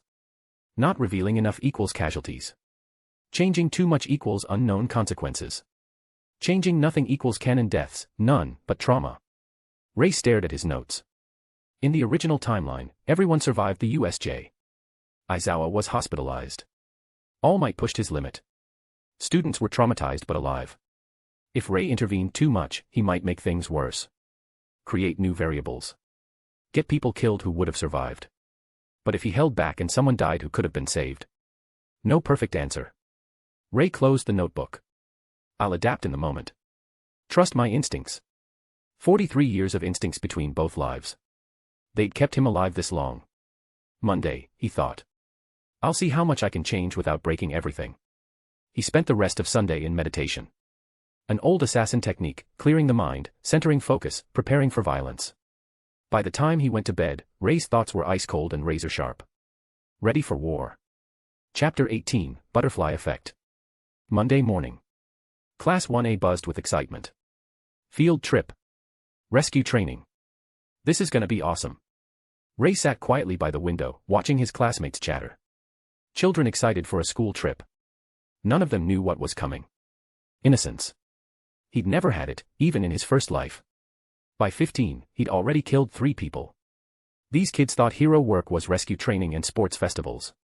Today, they'd learn different. Aizawa entered. Get your costumes.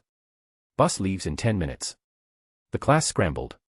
Rei moved efficiently, grabbed his case, changed in silence. The advanced suit settled over his skin like a second nervous system. Black and white. Designed for war. He pulled the mask on. The lenses activated, HUD displaying vitals and environmental data. Ready. The bus ride was chaos. Students talked over each other. Tsu analyzed quirks. Kirishima complained about not being flashy. Bakugo scowled at everyone. Rei tuned it out. His mind ran through scenarios, calculating variables, preparing for violence. Momo sat across the aisle. She caught his eye once, brief, questioning. He gave a subtle nod. She knows something's different about me today. Perceptive as always.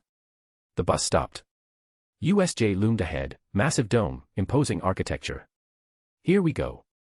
Inside, 13 waited. Space suit. Cheerful voice. Rescue hero. Welcome to the unforeseen simulation joint. 13's enthusiasm was genuine. I created this facility to train you in disaster scenarios. The class spread out, gawking at different zones. Flood, landslide, fire, collapse. Your quirks are powerful, 13 continued. But they're also dangerous. My black hole can save lives by clearing debris. It can also kill instantly if used wrong. Today is about learning control, about. The lights flickered. Rei's spider sense screamed. The fountain erupted with black mist. There. Dozens of figures emerged from the portal. Villains. Different quirks, different builds, all hostile. At the center, Kurogiri and Shigaraki. Greetings, Kurogiri's voice echoed. We are the League of Villains. We've come to kill All Might. The class froze. Aizawa moved immediately. 13, evacuate them. Contact the school. Sensei, you can't fight alone. Go. Aizawa's capture weapon unfurled. Erasure activated. He launched into the horde. Rei watched with professional detachment. Aizawa was skilled, underground hero, experienced, efficient.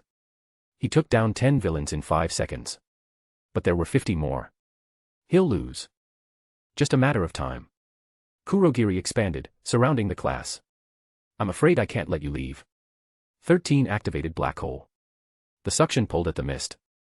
Kurogiri simply moved around it. Impressive. Insufficient. The mist enveloped everyone. Rei felt the teleportation pull. Disorienting. Nauseating. Then he was falling. Webline. Anchor. Land. Water. Ships. Flood zone. Midoriya and Tsu materialized nearby. Mizuki. Tsu called. Are you okay? Fine. Rei scanned the area. Villains in the water. Dozens. Aquatic mutations. Sharks, eels, octopi. They started circling. Predators sensing prey. There's too many, Midoriya said, hands shaking. He couldn't use one for all without destroying himself. Stay behind me. Rei's voice was flat. What? Mizuki, we should. 3 villains lunged from the water simultaneously. Rei moved. Spider-Sense screamed warnings. Left, right, center. His body flowed through the attacks like water. Duck. Dodge. Counter. His fist caved in the first villain's jaw. Webbing yanked the second into a knee strike. A spinning kick sent the third flying 30 meters back. All 3 down in 2 seconds. Midoriya and Tsu stared. How did you move to the ship? Right now. Rei didn't wait for acknowledgement. He fired a web line and swung toward the wrecked vessel, landing on the tilted deck. Midoriya and Tsu followed. More villains climbed from the water. 20. 30. 40. We're surrounded. Tsu's voice stayed calm despite the panic in her eyes. Rei's mind calculated. 40 hostiles. Aquatic advantage. Limited space. Acceptable odds. He fired webs in rapid succession, not at villains, but at the ship itself. Creating a network. A web across the entire deck. What are you doing? Midoriya asked. Trap. The first wave reached the deck. Got tangled immediately. Now, Rei said. Tsu's tongue lashed out, knocking stuck villains into the water. Midoriya landed precise strikes on immobilized targets. But more kept coming. Rei dropped into the center of the web network and let his spider sense guide him. A villain with blade arms attacked from behind. Rei felt it before it happened. Dodged left, webbed the blades, yanked the villain off balance, kicked him off the ship. 3 more charged together. Spider-Sense screamed multiple warnings. Rei's body flowed. Duck under the first. Web pull the second into the third. Flip over both. Double kick to their backs. Both down. 5 more. 10 more. His movements became a blur. No wasted motion. Every strike precise. Every dodge calculated. This was what 43 years of killing looked like with Spider-Man powers. Unstoppable. A villain with an electric quirk tried to shock the web network. Rei had already moved, while running up the ship's mast, firing webs mid-run to restrain him. 2 villains with projectile quirks attacked from range. Spider-Sense tracked both trajectories. Rei dodged, caught one projectile mid-air, threw it back, webbed the second villain's face. The assault continued for 2 full minutes. When it ended, 40 villains lay unconscious across the flood zone. Some webbed to the ship. Some floating in the water. Some simply knocked out cold. Rei stood on the ship's deck, breathing steady, not a scratch on him. Midoriya and Tsu stared in absolute shock. Mizuki. Midoriya's voice was barely a whisper. How did you do that? Rei turned. Behind the mask, his expression was cold. Prepared. Across the USJ, in different zones, the rest of Class 1A was fighting for survival. Bakugo and Kirishima demolished villains in the collapse zone. Todoroki froze an entire army in the landslide zone. Momo created weapons and led her group to safety. And in the central plaza, Aizawa fell. The Nomu's fist cracked into his arm. Bone shattered. Capture weapon torn. Erasure deactivated. Shigaraki's hands closed around Aizawa's face, disintegration starting. All according to plan, Rei thought from across the USJ. All Might will arrive. Nomu will fight. Everyone survives. But his spider sense was screaming. Not about the villains in the flood zone. They were finished. About something else. Something wrong. Timelines shifting, Rei realized. My presence already changed variables. In the plaza, Shigaraki looked around with childlike confusion. Where's All Might? He should be here by now. Kurogiri appeared beside him. Perhaps our information was incorrect. No. Shigaraki scratched his neck frantically. He's supposed to be here. That's the plan. That's. His eyes locked onto the central fountain area, where several students were regrouping. Where Momo was organizing a defense. Fine, Shigaraki's voice turned dark. If All Might won't come to us, we'll give him a reason. He pointed at the students. Nomu. Kill them all. The Nomu moved. Faster than anything that size should move. Its exposed brain pulsed. Muscles rippled. It charged straight at Momo's group. Shit. Rei's spider sense exploded. That's different. That's not supposed to happen. He'd changed something. Just by existing. Just by being here. And now Momo was in direct danger from a monster that could trade blows with All Might. Rei made a decision. He launched himself off the ship, firing a webline toward the central plaza, building momentum with each swing. Hold on, he thought, moving faster than he'd ever moved. Just hold on. The Nomu's fist rose, aiming for Momo. And Rei Mizuki, the assassin with Spider-Man-like powers, pushed his body to its absolute limit. Because changing the timeline or not, he wasn't letting her die. Real action begins. Wilted Flower. Chapter 19, Fighting the Nomu. The Nomu's fist was 2 meters from Momo's face when Rei hit it. Not intercepted, but he hit it head-on. Rei's body slammed into the Nomu mid-charge with enough force to redirect 3 tons of bioengineered muscle. The creature stumbled sideways, its killing blow missing Momo by centimeters. Rei landed between the Nomu and the students in a perfect 3-point crouch, one hand touching the ground, mask's lenses glowing in the dim light. Sorry I'm late, he said, voice cold and steady. The entire plaza went silent. Every student, every villain, even Shigaraki, everyone stared at the black and white figure who'd just redirected a monster designed to kill All Might. Momo's eyes were wide behind her mask. Rei. Get them out of here, Rei said without looking back. All of you start moving right now. But. Now. The command cut through shock. Momo grabbed the nearest students, Kaminari, Jairu, Hagakure, and started pulling them toward the exit. The Nomu's head snapped toward Rei with mechanical precision. Dead eyes. Exposed brain. A weapon-wearing skin. Shigaraki's voice cut through the tension, excited and childish. Boo. A brave one. Nomu, kill him first. Then the others. The Nomu moved. Fast, impossibly fast for something that size. Rei's spider sense screamed. He launched himself straight up, firing a webline at the ceiling. The Nomu's fist cratered the ground where he'd been standing. Strength confirmed, Rei analyzed mid-swing. Equal to or greater than All Might. Speed is superhuman. He swung in a wide arc, building momentum, then released and flipped 3 times in midair before landing on the plaza fountain. The Nomu charged again. Rei waited until the last possible second, spider sense screaming danger, then moved. He dropped flat against the fountain as the Nomu's fist demolished the stone structure. Water exploded upward. Debris flew everywhere. Rei used the chaos. Fired 2 web lines at the Nomu's legs mid-jump, yanked hard. The creature stumbled. First time anything had moved it. It can be stopped, good.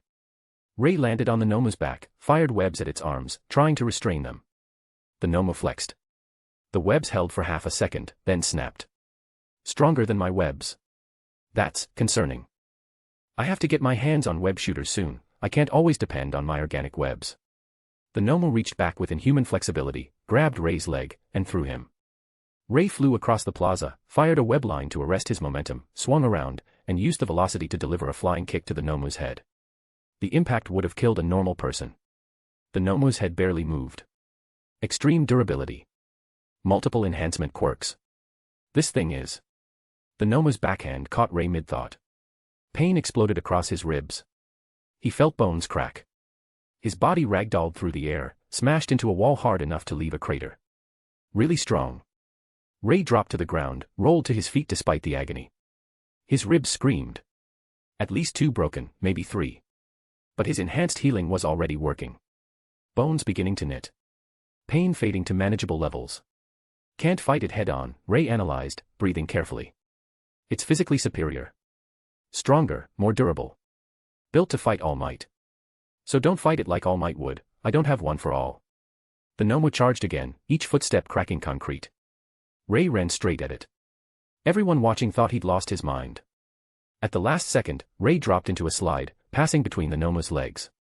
As he slid under, he fired webs at both of the creature's knees, connecting them together. The Nomo's legs tangled. It crashed face first into the ground. Rei was already moving. While running up the plaza's pillars, gaining height, positioning. The Nomo recovered, ripped the webs apart, stood. Rei dropped from above, firing a massive web net. The net enveloped the Nomo's upper body. Not to restrain it, Rei knew that wouldn't work. But to blind it. While the Nomo tore at the webs, Rei struck. A kick to the knee joint. Another to the elbow. A palm strike to the exposed brain. Each hit was surgical. Precise. Targeting weak points that didn't exist on normal opponents. The Nomo roared and swung wildly. Rei's spider sense guided him through the attacks. Duck, weave, flip, dodge. His body flowed like water, never stopping, always moving. He fired webs at the Nomo's feet, anchoring them to the ground. The creature tried to move, held for 2 seconds before ripping free. 2 seconds was enough. Rei grabbed a chunk of rubble, easily 500 kilograms, and threw it. The concrete smashed into the Nomo's face. The creature stumbled back. Rei pressed the advantage. Web swing, aerial kick, land, roll, web the eyes, strike the knee, flip away before the counter. It was the most dangerous dance he'd ever performed. One mistake, one misdodge, and one punch from Nomo would kill him probably. But Rei didn't make mistakes. 43 years of killing had taught him that. Wow, a voice said from across the plaza. Shigaraki. You're actually making Nomo work for it. That's impressive, but sadly you can't win. Nomo has shock absorption, regeneration, multiple enhancement quirks. It was made to kill All Might. Shigaraki's voice turned gleeful. What chance does a student have? Rei fired a web line, swung in a wide arc around the plaza, building speed. Here's the thing about fighting monsters, Rei called out, his voice carrying. You don't fight them head-on. He released at maximum velocity, flipped twice, and delivered a spinning kick to the Nomo's head with all his momentum behind it. The impact sent the creature sliding back 5 meters. Rei landed, breathing hard, ribs screaming. You outsmart them, with this thing. Rei pointed a finger at his head smiling inside the mask. The Nomo recovered, but Rei had already noticed something. The creature's movements were getting slower. Just slightly. Its regeneration was working overtime, healing damage faster than it accumulated. But it was using energy, there is a limit. I can't outlast it, Rei calculated. But I can slow it down. Buy time until. The entrance doors exploded inward. I am here. All Might. Finally. The symbol of peace stood in the doorway, eyes scanning the scene. Aizawa broken on the ground. Students scattered. Villains everywhere. And one student in a black and white suit, standing between a bioweapon and his classmates, cracked ribs and all, refusing to back down. Young Mizuki. All Might's voice was shocked. What? About time, Rei cut him off, not taking his eyes off the Nomo. This thing's all yours. I'll handle cleanup. He didn't wait for a response. Fired a web line and swung toward a group of low-level villains trying to flank the students. All Might stared for half a second, then his expression hardened when he saw the Nomo. Hey!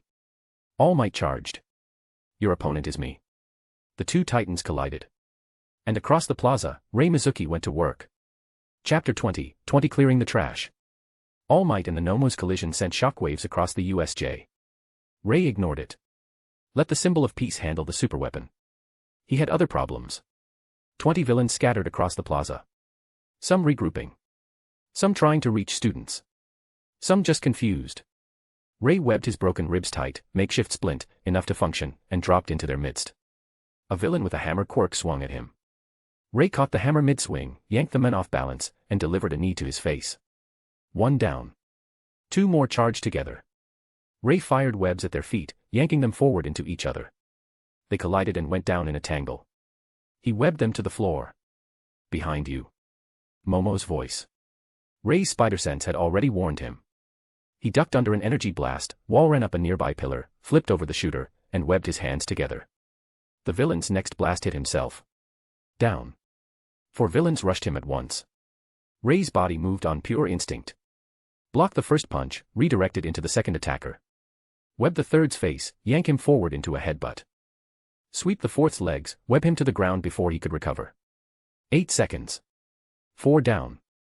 Holy shit, Kaminari breathed from the sidelines. Is he even human? Shut up and help me. Momo was creating a net launcher.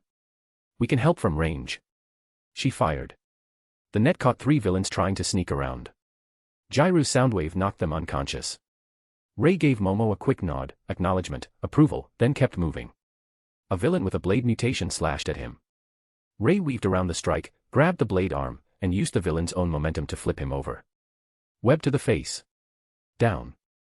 Behind him, All Might and the Nomo traded blows that shook the facility. Smash. The impact was thunderous. Rei felt the shockwave but didn't look. Couldn't afford distraction. 3 villains with projectile quirks attacked from range. Rei's spider sense tracked all 3 trajectories. He dodged left, right, flipped over the third, and fired webs at all 3 in rapid succession. Yanked them together into a pile, webbed them down. A villain tried to tackle him from behind. Rei felt it coming, jumped straight up, wall ran across the ceiling while the villain crashed into his ally. Double web shot. Both stuck to the floor. Rei dropped back down, surveyed the plaza. 15 villains incapacitated. 5 still active. Shigaraki and Kurogiri watching from the entrance. All Might was pushing the Noma back, but the creature regenerated every wound. The fight was stalemated. End the small threats first. Then assess. Rei charged the remaining 5. They saw him coming. Tried to coordinate. Too slow. Rei's fist took out the first before they could react. Web Yank pulled the second into a kick. The third tried to use a paralysis quirk. Rei's spider sense warned him. He dodged, webbed the villain's hands. Fourth went down from a spinning backhand. Fifth tried to run, web line to the legs, pull, faceplant into concrete. Silence. 20 villains down.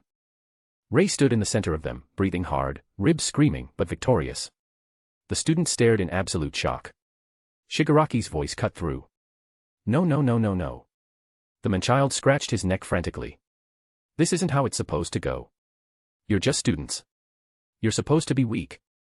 All Might delivered another massive punch to the Nomo, sending it flying. This is over, villain. All Might declared. You've lost. Have we? Shigaraki's voice turned dangerous. He pointed at the students. At Rei specifically. Kurogiri, that one with the weird suit, kill him. The black mist moved. Rei's spider sense exploded. The mist formed around him, disorienting, pulling. Web shot. Rei fired blindly into the mist, felt it connect to something solid, yanked hard. Kurogiri's physical form materialized, a small body at the center of the mist, vulnerable. Rei's fist connected before the villain could react. The mist dissipated. Shigaraki stared. You hit Kurogiri. Obvious weak point, Rei said coldly. The mist has to generate from somewhere. Find the source, hit the source. That's, Shigaraki's voice cracked. That's not fair. You're just a student. You don't get to. This ends now. All Might's voice boomed. The symbol of peace stood, fist raised, smile still in place despite the exhaustion visible in his stance. Shigaraki looked around. His army defeated. Kurogiri struggling to get up. The Nomo down. All Might still standing. Complete failure. This. Shigaraki scratched his neck until it bled. This isn't over. Next time. Next time we'll. Kurogiri appeared beside him, grabbed him. Pulled him through the portal, teleporting him. No. I'm not done. I'm not. The portal closed. Silence fell over the USJ. All Might slumped slightly, his muscles deflating just a fraction but not that noticeable. The student slowly emerged from cover. And Rei Mizuki stood in the center of 20 unconscious villains, mask lenses dimming, body screaming in pain but refusing to show it. Is everyone all right? All Might called out, his voice still strong despite obvious exhaustion. We're okay. Momo answered. Mizuki protected us. All eyes turned to Rei. He felt their stares. The shock. The questions forming. Said too much. Showed too much. Changed too much. But he'd kept them alive. That was what mattered. Young Mizuki, All Might approached, his expression serious. That was extraordinary. Your quick thinking and combat ability saved lives today. Just did what needed doing, Rei said. That creature you fought, the Nomo, it was designed to combat me. For a student to even survive against it. All Might trailed off. You're far more capable than your entrance exam scores suggested. I don't like showing off. Clearly. All Might's eyes were analytical now, hero instincts assessing threat level. We'll need to discuss this. Your abilities. Your training. How a 15-year-old moves like a professional. Here it comes. The questions I can't answer. Before Rei could respond, dozens of pro heroes burst through the entrance. Backup, finally arriving. Secure the area, one shouted. Check for injured. The plaza became chaos again. Heroes securing villains, checking students, assessing damage. In the confusion, Rei slipped to the edge of the crowd. Trying to disappear, to avoid questions. A hand caught his arm. Momo. Rei looked at her, her eyes were intense. You saved my life, Momo continued. You fought that thing. Alone. You could have died. But I didn't. Because you're stronger than you've shown anyone. Her grip tightened. Why? Why hide it? Rei was silent for a long moment. Because being strong makes you a target, he finally said. Makes people ask questions. Expect things. Is that why you held back during the quirk test? The battle trials? Yes. Why show it now? Rei met her eyes. Because you were in danger. Momo's breath caught. Before she could respond, Aizawa was being carried past on a stretcher, recovery girl hovering nearby. Their homeroom teacher was unconscious, badly injured, but alive. The weight of what had happened settled over them. Real villains, real danger, real consequences. This changes everything, doesn't it? Momo asked quietly. Yeah, Rei said. It does. Across the plaza, All Might was watching them. Deep in thought. Rei had changed the timeline. Saved Momo from the Nomu. Defeated Kurogiri. Shown abilities that shouldn't exist. The butterfly effect was in motion. And there was no going back. Author's note. The story is now unpredictable. By the way, I'm seeing a lot of complaints about the early chapters. Do you guys like the past 2 to 3 chapters? If yes, then do you guys want me to edit or rewrite the early chapters without changing the content much? It'll remove your comments TT probably. Please let me know your thoughts in the comments. Chapter 21, 21 Aftermath. Recovery girl's office was packed. Students lined the walls. Some injured, most just shaken. The smell of antiseptic mixed with fear sweat. Nobody talked much. What was there to say? Rei sat on one of the beds, shirt off while recovery girl examined his ribs. 3 fractures, she muttered, pressing gently. He didn't flinch. Healing remarkably fast though. Your quirk includes regeneration. Enhanced healing, not regeneration. She kissed his forehead anyway. Her quirk activated, accelerating his natural healing. The broken bones knitted faster. There. Rest for 2 days minimum. No strenuous activity. Unlikely to happen. Thanks. Recovery girl moved to the next student. Rei pulled his shirt back on, testing his ribs. Tender, but functional. Good enough. This time Midoriya wasn't here. He did use one for all on a villain and learned how to control it just like in the anime. But he didn't go all out this time. So no broken bones, he did a checkup and went back with the others. The door opened. Principal Nizu entered, small, white, looked like a mouse or a bear or something in between. His smile was too cheerful for the situation. Students. I'm relieved you're all safe. Nizu's voice was bright. The villains have been apprehended by authorities. Police are investigating how they breached our security. UA takes full responsibility for this incident. Silence. Nobody knew what to say. You'll all have 3 days off to recover. Counselors will be available if anyone needs to talk. And, his eyes found Rei. Certain students will need to provide detailed reports to the faculty. There it is. Mizuki-kun, if you could stay behind. Just a few questions. Not a request. The other students filtered out slowly.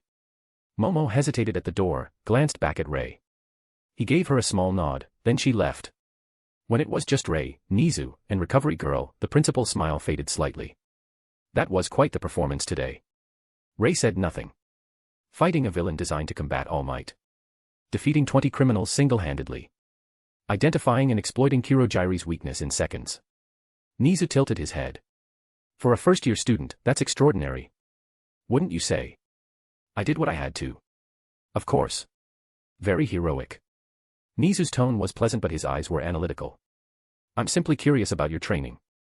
Your entrance exam showed talent, certainly, but nothing like what we witnessed today. Where did you develop such advanced combat skills?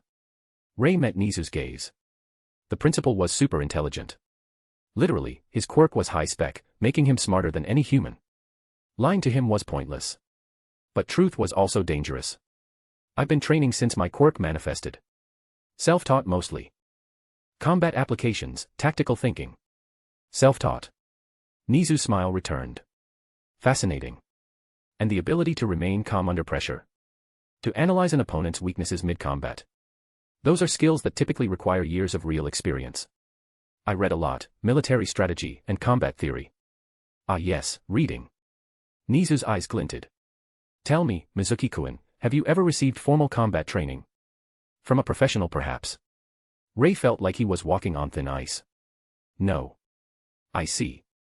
And your parents? What did they do before their passing? Office workers.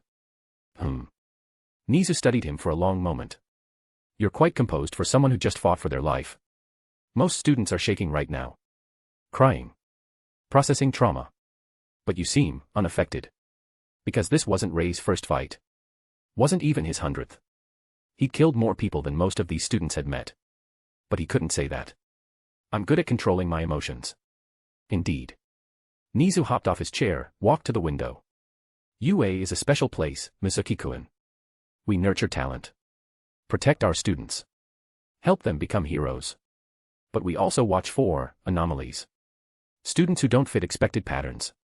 He turned back, smile still in place but eyes sharp. You're an anomaly. And while I appreciate what you did today, truly, you saved lives, I will be keeping a close eye on you going forward. Do you understand? Message received. You're on a watch list. Understood. Excellent. Then you're free to go. Rest well tonight. And Mizuki-kun. Nizu's voice followed him to the door. Whatever secrets you're keeping, they're safe as long as you remain on the side of heroism. Choose otherwise, and I'll know. Rei left without responding. Outside, most students had already gone home. Parents picked them up, worried and relieved. The bus back to UA proper was quiet. Rei sat alone near the back. Watched the city pass by through tinted windows. His phone buzzed. Momo, are you all right? Rei, fine. Ribs are healing. Momo, that's not what I meant. Rei stared at the message. What did she mean then? Physically he was fine. Mentally, well. He'd been through worse. Rei, I'm really okay. You don't have to worry. Momo, Nizu kept you after. What did he say? Rei, just questions, about my training. Momo, and Rei, and I didn't give him the answers he wanted. 3 dots appeared. Disappeared. Appeared again. Momo, I'm still worried about you. Rei's thumb hovered over the keyboard. Rei, don't be. I can handle whatever comes. Momo, that's what worries me. You don't have to handle everything alone. He didn't know how to respond to that. Rei, get some rest. We'll talk tomorrow.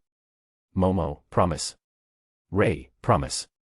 He pocketed his phone and closed his eyes. Tomorrow would bring more questions. More scrutiny. More complications from changing the timeline. But tonight, everyone was alive. That was enough. Author's note. Not gonna lie, I don't know everything about MHA, but I really enjoy it. I'm just a normal guy who makes mistakes, a lot of them. So I hope you guys keep pointing them out, and I'll do my best to fix them. Let's make this story even better together. Sorry again, and thanks for reading. Chapter 22, 22 Unsure. The teachers' meeting happened at 6 a.m. the next morning. All Might sat at the table in his deflated form, looking exhausted. Aizawa was absent, still hospitalized. Present Mike, Midnight, Cementos, 13, and several others filled the room. At the head of the table sat Principal Nizu, paws folded, expression thoughtful. Let's discuss yesterday's incident, Nizu began. Specifically, the students' performances under crisis conditions. They did remarkably well considering, 13 said. Most followed protocol, stayed together, avoided unnecessary risks. Bakugo and Todoroki both decimated large numbers of villains, Midnight added. Their combat ability is exceptional. Yes, all very impressive. Nizu pulled up a tablet.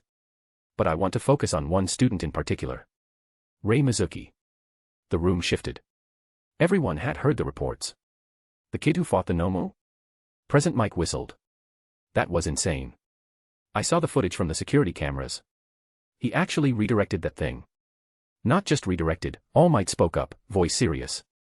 He survived extended combat with a creature designed to kill me.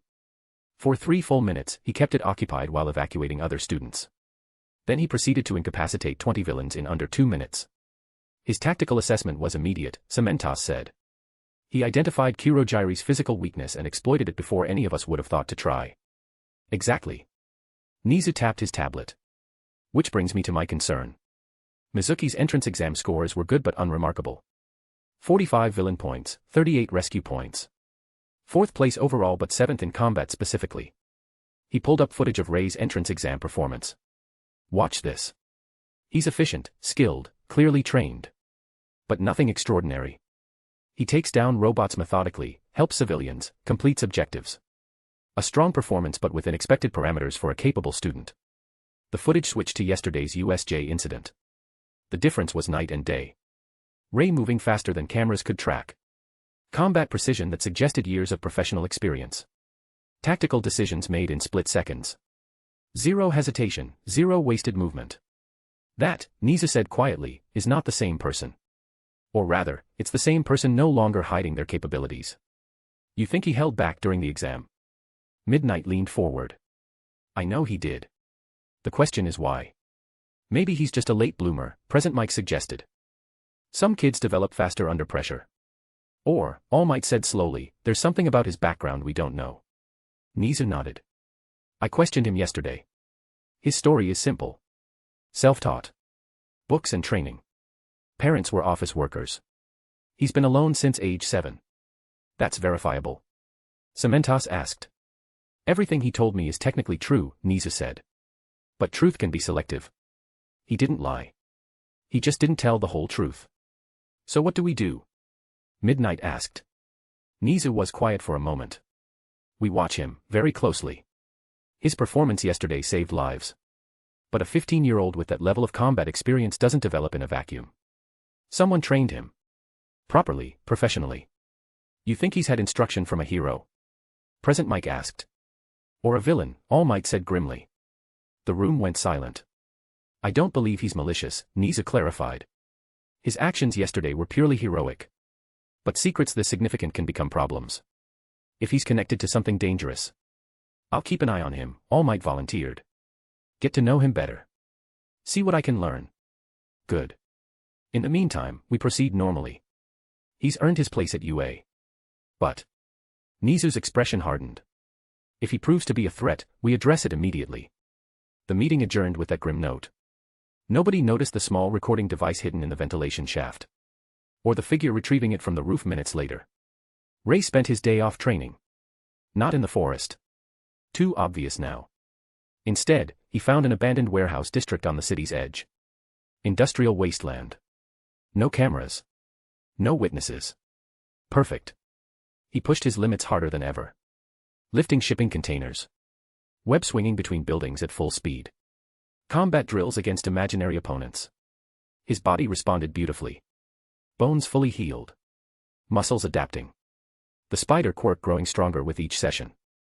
I'm close to the next threshold, Rei thought, landing after a particularly long swing. A few more months and maybe I can match comic book Spider-Man's strength. 5 tons for now. His phone buzzed. Kirishima. Kirishima, dude. Class group chat exploded. Everyone's talking about yesterday. You're like a celebrity now, lol. Rei opened the group chat. 200 unread messages. Ashido, Mizuki is a badass confirmed. Kaminari, bro literally fought that brain monster thing. Siro, I got it on video before my phone died.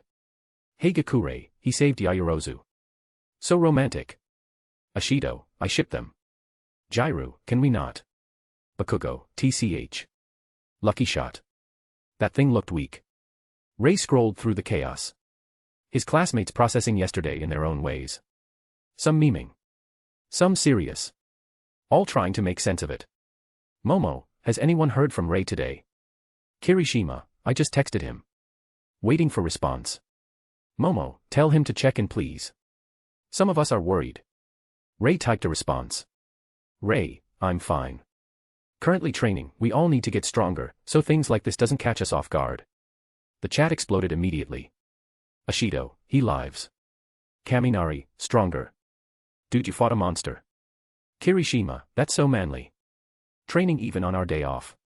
Momo, Rei, you should be resting. Rei, I can rest plenty when I'm dead. Momo, that's not funny. Rei wasn't joking. Momo, where are you? I'm coming to drag you to your home if necessary. Rei looked around the abandoned warehouse. Definitely couldn't let her see this. Rei, just finishing up, I'll head home soon. Momo, okay. He pocketed his phone and ran through one more combat sequence. Faster this time. Pushing harder. Because yesterday proved something important. The timeline was fragile. His presence changed outcomes. The Nomo targeting Momo instead of following its original script showed that butterfly effects were real. Which meant other things could change too. Things he didn't know about, couldn't predict. I need to be stronger, Rei thought, delivering a kick that would have killed a normal person. Strong enough that when things go wrong, and they will, I can handle it. Rei checked for new messages in his phone, and then pocketed it. The sun set over the warehouse district. Chapter 23, 23 Being social isn't that bad. Wednesday came with unexpected silence. UA gave them 3 days off after the USJ attack. 3 days to recover, process, pretend everything was fine. Rei spent the first day training. Broken ribs were already healed, enhanced biology doing its job. By Wednesday morning, he felt better than before the fight. His phone rang at 9 a.m. Mizuki speaking. Rei. It's Kirishima. We're meeting up at the arcade. You coming? Rei paused. Social gathering. Group activity. The kind of thing the old Rei would have avoided. When? Noon. At the mall near the station. Kaminari's already here losing at fighting games. I'll think about it. Come on, man. After everything that happened, we gotta stick together, right? Plus Ashido won't stop asking if you're coming. Rei could hear someone yelling in the background. Probably Ashido. Fine, I'll come at noon. Yes. See you there. The call ended. Rei stared at his phone. Social interaction. Great. But Kirishima had a point. After the USJ, the class had changed. Seen real danger. Lost some of that teenage invincibility mindset. Maybe spending time with them wasn't the worst idea. The mall was packed. Rei found Kirishima's group near the arcade entrance. Kirishima, Kaminari, Ashido, Siro, and surprisingly, Jairu. Mizuki. You actually came.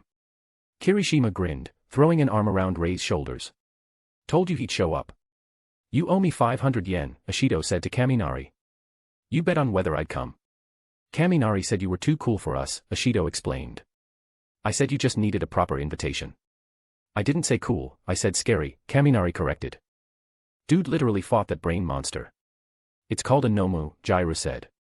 And yeah, that was pretty intense. Rei shrugged. Did what had to be done. See. Cool. Ashido grabbed his arm. Come on. Kirishima's been hogging the racing game for 20 minutes. The next 2 hours were chaos. Kaminari challenged everyone to fighting games and lost spectacularly. Kirishima dominated the racing games with aggressive driving. Ashido dragged them to a photo booth. Siro complained about the prices but bought snacks anyway. Rei played a few games. Lost some, won some. Mostly just watched his classmates be teenagers. It was weird. In his previous life, Rei had never done this. No friends. No hanging out.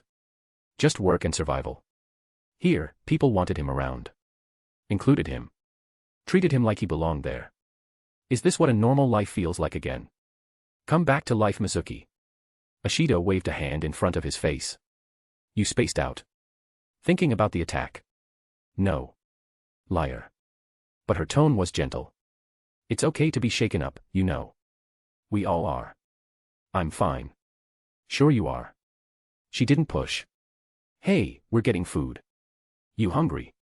Yeah. They found a table in the food court.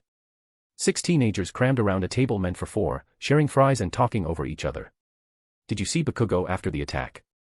Kaminari asked. Dude looked pissed that he didn't get to fight more villains. That's just his face, Siro said.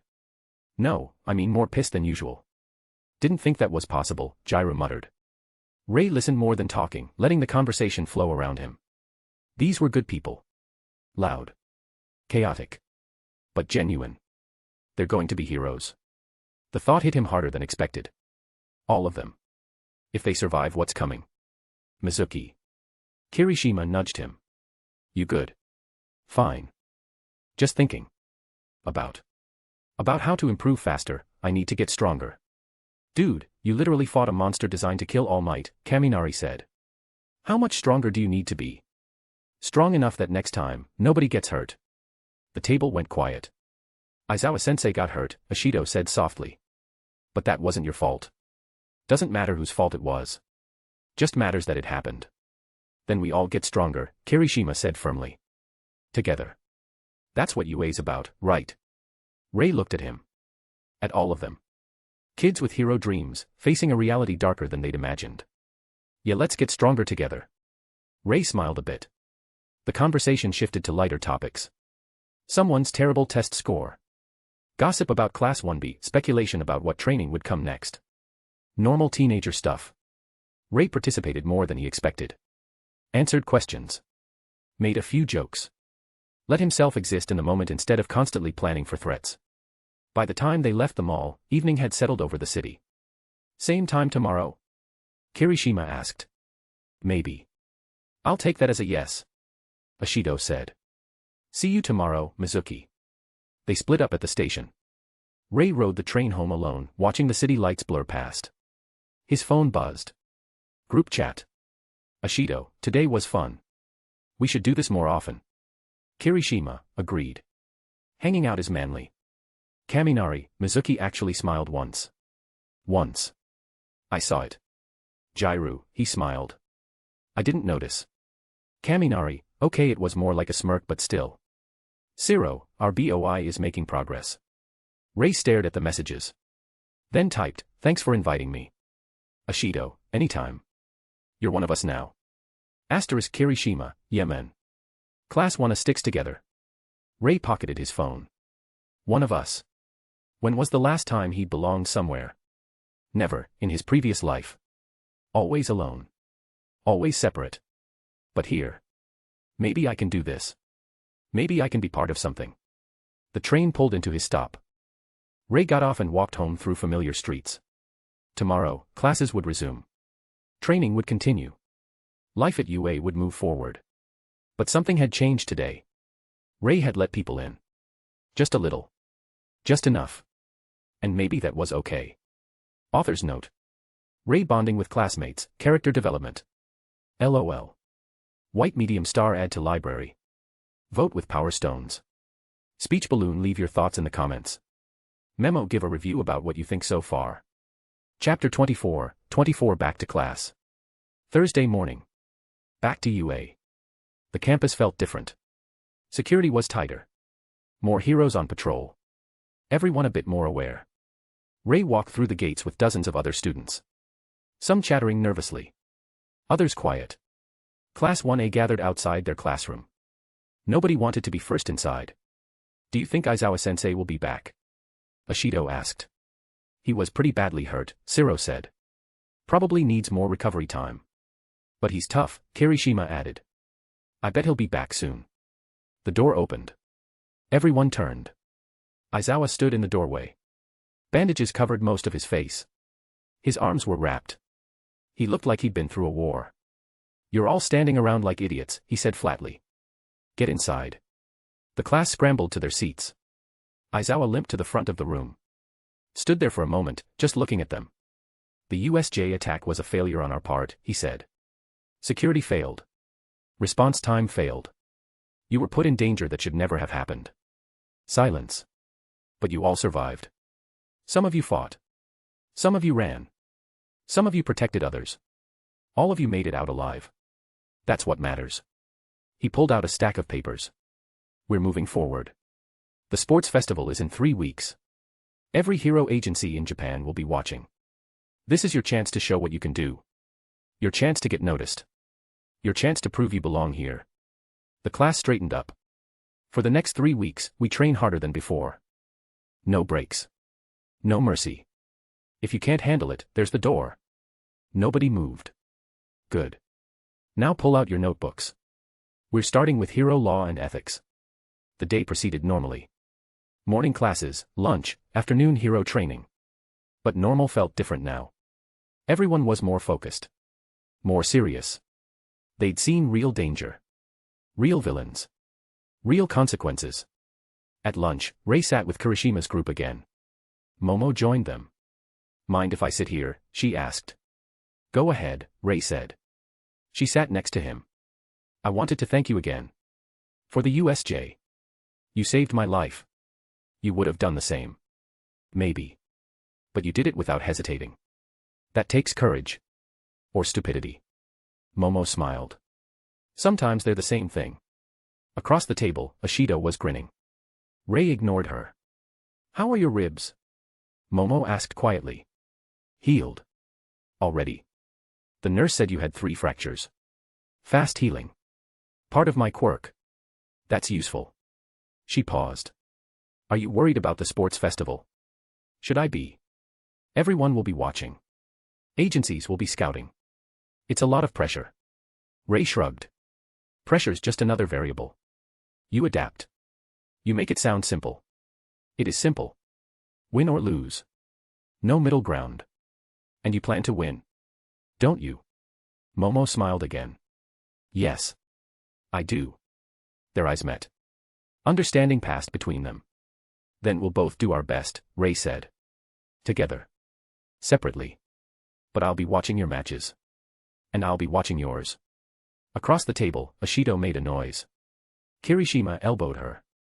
The rest of lunch passed with easier conversation. Plans for the sports festival. Speculation about what events would happen. Nervous excitement building. Afternoon came with hero training. All Might led them through combat drills. The sports festival will test everything. All Might announced. Strength. Speed. Strategy. Teamwork. You must be ready for anything. They ran through scenarios. Urban combat. Rescue operations. One-on-one fights. Rei performed well. Not dominant. Not struggling. Right in the middle where he wanted to be. But he noticed things. Bakugo pushed harder than everyone else. Anger driving him forward. Todoroki moved with cold precision. Never wasting energy. Midoriya was adapting to one for all. And his classmates were getting stronger. All of them. Good. They'll need it. Training ended at 5 p.m. Sweaty, tired students filed out to the locker rooms. Rei changed quickly and headed for the exit. Rei. He turned. Momo jogged up to him. Are you training tonight? She asked. Always. Want company? I've been working on new creations. Could use a sparring partner. Rei considered. Training with someone else meant showing more of his abilities. But Momo had already seen him fight at the USJ. Where? Training Ground Beta. It's open for student use after hours. All right. Her smile was bright. Great. Meet you there in 30 minutes. Sure. She hurried off. Rei watched her go, then headed to Training Ground Beta. This should be interesting. Training Ground Beta was empty when Rei arrived. He started warming up. Push-ups, stretches, web swinging between the mock buildings to test his range. Momo showed up 20 minutes later in training gear. Sorry I'm late. Had to get permission from the security office. It's fine. What did you want to work on? Combat applications for my creations. I can make anything, but using them effectively in a fight is harder than it sounds. Show me what you've got. Momo held out her arm. Light shimmered. A staff appeared in her hand. Basic weapon. Simple design. But using it effectively requires training I don't have. You want combat training? If you're willing to teach. I saw how you moved at the USJ. You know what you're doing. Rei thought about it. Teaching meant revealing more about his skills. But Momo was smart. She'd figure things out anyway. All right. But I'm not going easy on you. I wouldn't want you to. They started simple. Basic stances. How to hold the staff. Where to put her weight. Then they moved to drills. Strike, block, counter. Momo was a fast learner. Picked up patterns quickly. Made adjustments. You're thinking too much, Rei said after 10 minutes. Stop analyzing mid-movement. Trust your instincts. My instincts aren't developed yet. Then develop them. Go. He attacked. Slow, controlled strike. Momo blocked. Barely. Again. Another strike. Block. Faster. They increased pace. Strike, block, counter. Over and over. Momo started adapting. Her movements got smoother. More natural. Better, Rei said. Now let's add complexity. He webbed her staff, tried to yank it away. Momo held firm. Created a second staff mid-fight and struck with that instead. Rei dodged. Good. Use your quirk like that. Unpredictable. They trained for an hour. By the end, Momo was breathing hard but grinning. That was intense. That was basic. Real fights are messier. Still. I learned more in 1 hour than a week of solo training. You just needed someone to push you. Momo created a water bottle and drank. Thank you. Seriously. No problem. You did good. They sat on the steps of a mock building, cooling down. Can I ask you something? Momo said. Sure. Where did you learn to fight like that? It's not something you pick up from books. Careful. Dangerous question. Trained a lot. Since I was young. By yourself. Mostly. That's impressive. And a bit sad. Why sad? Because you had to do it alone. Training should be shared. Learning from others, teaching others. That's how we grow. Rei didn't respond. But you're not alone anymore, Momo continued. You have Class 1A now. You have friends. People who want to train with you, learn from you. Like you. Like me. And Kirishima. And everyone else. Rei looked at her. Really looked. She meant it. Actually wanted to be around him. Train with him. Be his friend. When did that happen? Same time next week? Momo asked. Yeah. Same time. Her smile was bright in the evening light. They walked back to the main campus together. Talking about training, about the sports festival, about their classmates. Easy conversation. Natural. For the first time in 43 years across 2 lives, Rei felt like he belonged somewhere. Maybe being a hero isn't just about fighting villains, he thought. Maybe it's about this too. Connection. Community. People. They parted ways at the train station. Rei rode home alone, but it felt different now. Less lonely. More like he was heading back to prepare for tomorrow, where people would be waiting. Where he'd have friends. Where he'd be part of something bigger than himself. Not bad for a killer trying to be a hero. Not bad at all. Chapter 25, 2 weeks. Friday morning. Aizawa looked even more tired than usual.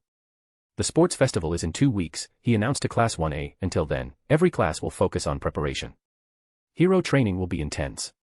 If you can't handle it, drop out now. Nobody moved. Good. Now open your textbooks to page 47. The sports festival. The biggest event at UA. Every hero agency in Japan watching. Students competing for internship offers. Career-defining performances. Rei had seen it in the anime. Knew what was coming. The obstacle race. The cavalry battle. The tournament. And I know who wins, he thought. Bakugo takes first. Todoroki second. Tokoyami third. But that was the original timeline. With Rei here, things might change. Or they might not. Depends on how much I show. At lunch, the cafeteria buzzed with nervous energy. Everyone talking about the festival. I heard over 10 million people watch it on TV, Siro said. That's so much pressure, Ashido groaned. What if I mess up in front of everyone? Then you train harder so you don't mess up, Kirishima said. That's the manly way. Rei ate quietly, listening. Momo sat next to him, also quiet. Nervous, he asked. A little, she admitted. My family will be watching. They have high expectations. You'll do fine. You sound confident. You're talented. Smart. You just need to trust yourself. Momo smiled. You always know what to say. Just stating facts. Across the table, Ashido grinned. Rei ignored her. Afternoon training was brutal. All Might had them running combat scenarios non-stop. One-on-one fights. Team battles. Rescue operations. Rei paired up with Kirishima for a 2-on-2 against Kaminari and Jairu. All right, man. Kirishima hardened his arms. Let's show them what we got. The match started. Kaminari immediately discharged electricity. Kirishima tanked it, charging forward. Rei went high. Web line to the ceiling, swung around behind their opponents. Jairu's sound waves tracked him, but he was faster. He landed behind Kaminari, webbed his hands together. Kaminari couldn't discharge properly. Kirishima crashed into Jairu, hardened fist meeting her earjack defense. Match over in 30 seconds. Excellent teamwork. All Might announced. Young Mizuki, your mobility is exceptional. And young Kirishima, your durability created the perfect opening. More matches followed. Everyone pushed hard, trying to improve before the festival. By the end, Rei was sweating but not exhausted. He'd held back enough to not stand out too much. Middle of the pack. That's where I need to be until the festival. After school, Rei found Momo waiting by the gate. Still want to train together, she asked. Training ground beta. Actually, I was thinking the gym. I need to work on my physical condition. They walked to UA's main gym together. Found it mostly empty, everyone else had gone home or to their own training spots. Momo started with basic exercises. Push-ups, sit-ups, running. Rei worked on his own routine. Pull-ups, handstand push-ups, core work. After an hour, they took a break. Can I ask you something? Momo said. Sure. At the USJ while you fought that Nomu, how did you survive? Rei considered his answer carefully. I didn't try to overpower it. Just survived until help arrived. Used mobility and strategy. But you were so calm. Like you'd done it before. Because I have. Different enemies. Same principle. Fighting is fighting, Rei said. Stay calm. Analyze and then adapt. Panic gets you killed. You sound like you've been in real fights before. I've trained a lot. Momo studied him. There's more to you than you show, isn't there? Everyone has secrets. True. She smiled. But I'm glad you're on our side. They went back to training. The gym was quiet except for their breathing and the sound of weights. It was comfortable. Like they'd been training partners for years instead of weeks. The next 2 weeks blurred together. Classes. Training. Sleep. Repeat. Rei pushed himself harder than before. Not stupid risks. Just maximum effort within safe limits. His strength increased. Could 5 tons easily now. Spider sense warned him a full 3 seconds before danger. Web's getting stronger. Getting closer to real Spider-Man levels. But still not there. Am I developing a habit of comparing myself with the goat himself? Rei thought with dry humor. The class trained together more. Kirishima, Kaminari, Shiro, Ashido, Momo, Jairu. They formed a loose training group. Rei found himself part of it without really trying. Is this what having friends feels like? It was weird but felt nice. On the Friday before the sports festival, Aizawa made an announcement. Monday is a rest day, no classes. No training. You need recovery time before the festival. Use it wisely. Yes. Kaminari pumped his fist. Don't get too excited, Aizawa continued. Tuesday is the sports festival. If you're not at peak condition, you'll embarrass yourself on national television. Dismissed. The class filed out, buzzing with nervous energy. 3 days until the biggest event of their lives. Rei walked home through familiar streets, thinking about what was coming. The obstacle race first. I know the layout.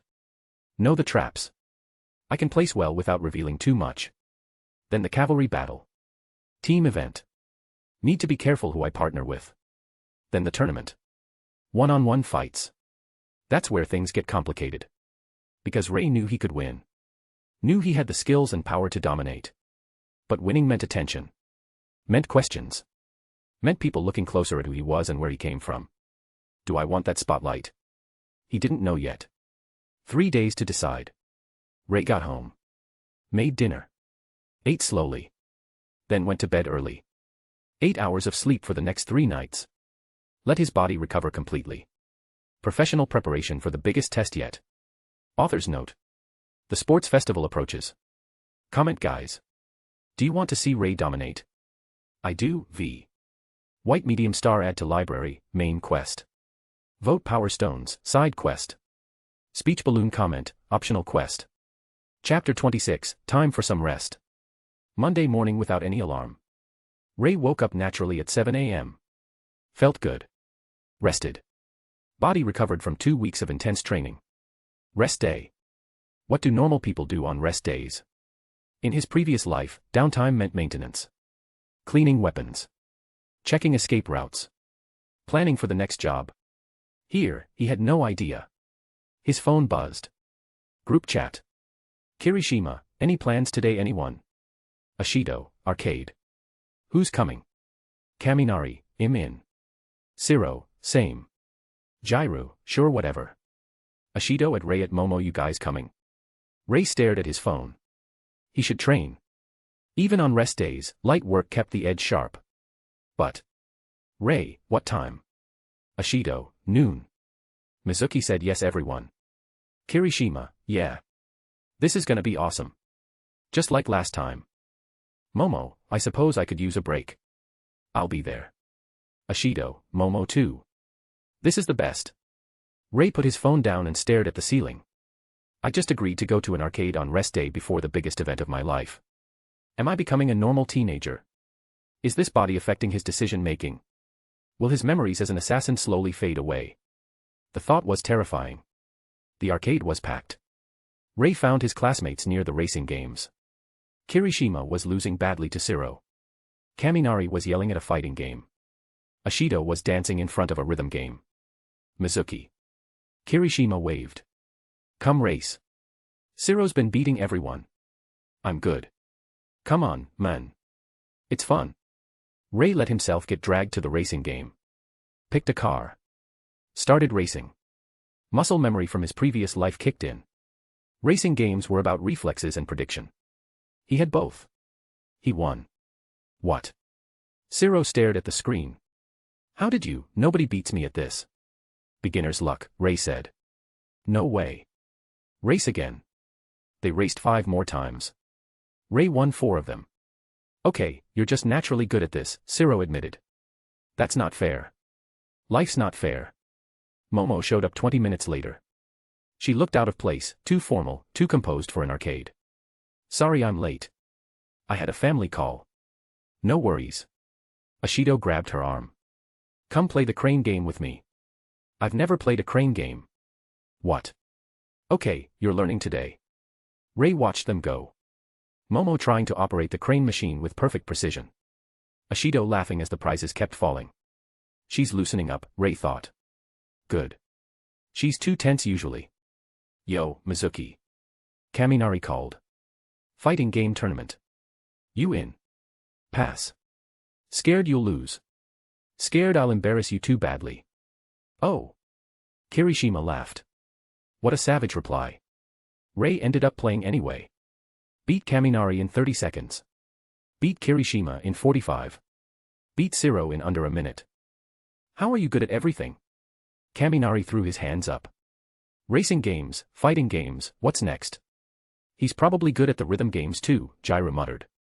I've never played one. Let's find out. Ashido dragged him to the rhythm game area. Rei failed spectacularly. Couldn't keep the beat. Missed every note. Everyone laughed. Including him. When was the last time I laughed? He couldn't remember. They got food at 2 p.m. Found a table in the food court. One day until the festival, Siro said. Everyone nervous. Terrified, Kaminari admitted. What if I short-circuit on live TV? Then you'll be famous, Jairu said. Just for looking too stupid. Thanks. That helps. I'm excited. Kirishima said. This is our chance to show what we can do. To prove we belong at UA. Some of us already proved that at the USJ, Ashido said, glancing at Rei and Momo. That was different, Momo said quietly. That was survival. This is performance. Same thing, Rei said. Just different stakes. You really think so? Fighting is fighting. The location doesn't matter. Just the opponent and the objective. Spoken like a true warrior, Kirishima grinned. I like it. They talked about the festival. About strategies. About what events might come up. Rei listened more than talked. Let the conversation flow around him just like always. Friends. The word still felt strange. His phone buzzed. He checked it. A message from an unknown number. Again. Rei deleted it without reading. 3rd time this month. Whoever it was, they could try harder if it was actually important. You okay? Momo asked quietly. Fine. Just spam messages. You get those too? I thought it was just me. Everyone gets them. Just ignore and delete. They stayed at the arcade until 5 p.m. Playing games. Talking. existing as normal teenagers for a few hours. When they split up to go home, Rei felt lighter than he had in weeks. Same time next week? Kirishima asked. After the festival, Rei said. Let's see who survives first. Dark, man. But I like the confidence. Rei rode the train home alone. Watched the city pass by. Tomorrow was the sports festival. Tomorrow, the real test began. How much do I show? How hard do I push? He still didn't know. But tonight, that was okay. Tonight, he could just be Rei. Not the assassin. Not the spider. Not the variable. Just Rei. 15 years old. About to compete in the biggest event of his life. With friends cheering him on. Not bad for a killer trying to be a hero. Not bad at all. That night, Rei went to bed early. Set his alarm for 6 a.m. Laid out his gym clothes. Prepared everything the way he always did. Professional habits. But as he lay there, staring at the ceiling, Rei thought about the day. About laughing at the arcade. About racing games and failed rhythm games. About Momo's smile when she finally won a crane game prize. About Kirishima's enthusiasm. About belonging somewhere. Is this what I was missing in my previous life? Probably. 28 years as an assassin. No connections. No friends. Just work and death. Here, he had something different. Don't get attached, the old assassin instincts warned. Attachments are weaknesses. People you care about are leverage. But the new Rei disagreed. They say a man with nothing to lose is the most dangerous. I disagree, a man with something to protect has more reason to fight, and more reasons to stay alive. Maybe attachments are strength. Maybe caring about people is what makes you fight harder. Anyways, thinking about philosophy isn't his cup of tea. Tomorrow. At the sports festival, in front of millions of viewers, Rei Mizuki would show the world what he could do. That would be enough to prove he belonged here. Rei closed his eyes and let sleep take him. Tomorrow would come soon enough. And he'd be ready. Author's note. Next, the sports festival begins. By the way, if there are mistakes, point them out and I'll correct them because I know even double-checking isn't enough. White medium star add to library. Vote with power stones. Speech balloon comment your hype. Memo write a review about what you think so far. The big event is finally gonna start. Spider wilted flower. Chapter 27, the sports festival begins. Sparkles. Tuesday morning. The atmosphere inside UA High was filled with tension. Even the air seemed to hum with anticipation. Rei stood in the stadium tunnel with the rest of Class 1A, the roar of a million voices on the other side of the wall vibrating up through the soles of his gym shoes. It was deafening. Intoxicating. Beside him, Kirishima was practically bouncing out of his skin. I'm pumped. Can you believe this, man? We're about to be on national TV. Kaminari looked green. I think I'm gonna short-circuit just from the anxiety. Rei felt none of that. Not excitement, not fear. Just a cold, sharp focus. 43 years of killing had taught him how to filter out sensory overload. The roar of the crowd was just noise. The anxiety of his classmates was just distraction. Nizu is watching. All Might is watching. Every agency that ever mattered is watching. The plan to hold back. Forget it. The viewers wanted a show. The agencies wanted a new weapon. And Rei wanted the top spot to prove a point. He wasn't just good at this. He was the best. The Nomo fight had already revealed too much to hide now. If he was going to be scrutinized, he might as well be first place while doing it. This wasn't a fight for survival like the USJ. This was a performance. And he had to perform perfectly. The walls parted, the light was blinding. Present Mick's voice screamed, amplified to godlike volume, "Welcome back, everyone. The UA Sports Festival is about to kick off. And you know who we're starting with. The first-year hero course, Class 1A. The walk onto the stadium floor was surreal. Cameras flashed, blinding light swept across the field, and the cheers swelled, washing over them like a tide. Rei kept his gaze straight ahead. He spotted Momo walking near the front, her head held high, radiating composure despite the visible nervousness in her clenched fists. She caught his eye and gave a quick, determined nod. We're both going to win, that look said. He returned the nod. A silent agreement. Midnight, the R-rated hero, sauntered onto the main stage, whipping her crop and delivering the opening remarks. After the dramatic introductions, it was time for the pledge. Unsurprisingly, Bakugo strode to the mic, looking like he wanted to murder the entire stadium. I just want to say. I'm gonna win. The crowd erupted in boos. The other students groaned. Why is he like this? Zero muttered. Because he always is, Rei said simply. Bakugo's arrogance was predictable. But Rei realized it was also a shield. Bakugo knew exactly how high the expectations were, and he met them with pure, explosive fury. Midnight announced the first event, the obstacle race. A simple race around the stadium. All 1A students versus the general studies, support, and business classes. The only rule, anything goes, as long as you stay on the course. Rei's mind immediately went into planning mode. He knew the course layout from the original timeline, a narrow tunnel start, the 0-point robots, the chasm/tightrope, and the minefield. He glanced at Todoroki, who was already focused, calculating angles.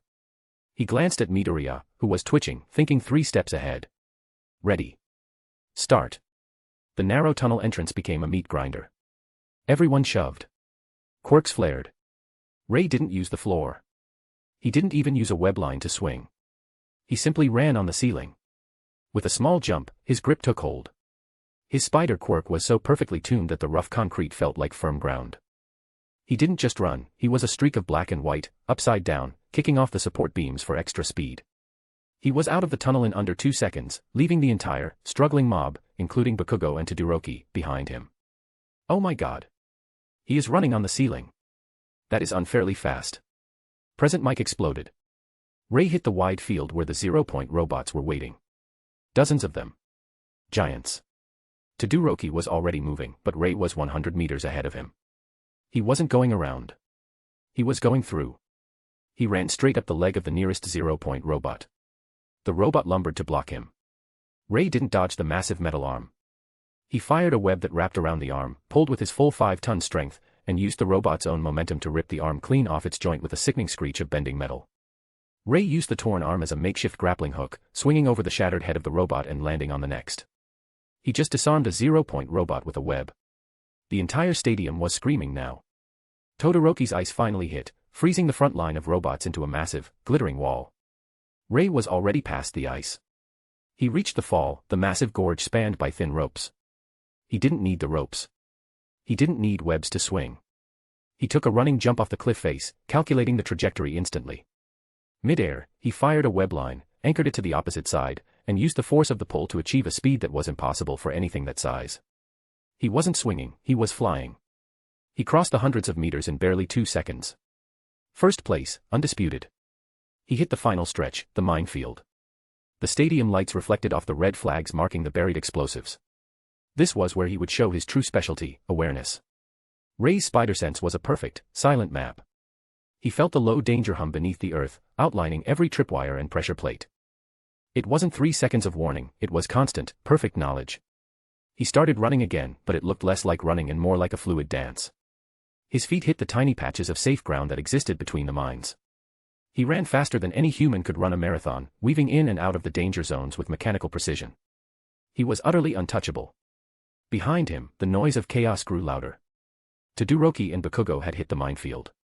They were triggering the explosives, using the blasts to propel themselves forward, catching up. Rei didn't wait for them to get close. He didn't slow down. He had made his decision, no restraint. He hit the final straightaway and flew across the finish line. First place. He turned, breathing steadily, watching the chaos erupt behind him as Bakugo and Todoroki collided in a furious, point-stealing scramble. Rei had won by a landslide. His time was so fast, it wasn't even close. Silence fell over the field before the commentators could even process it. WWHA. First place.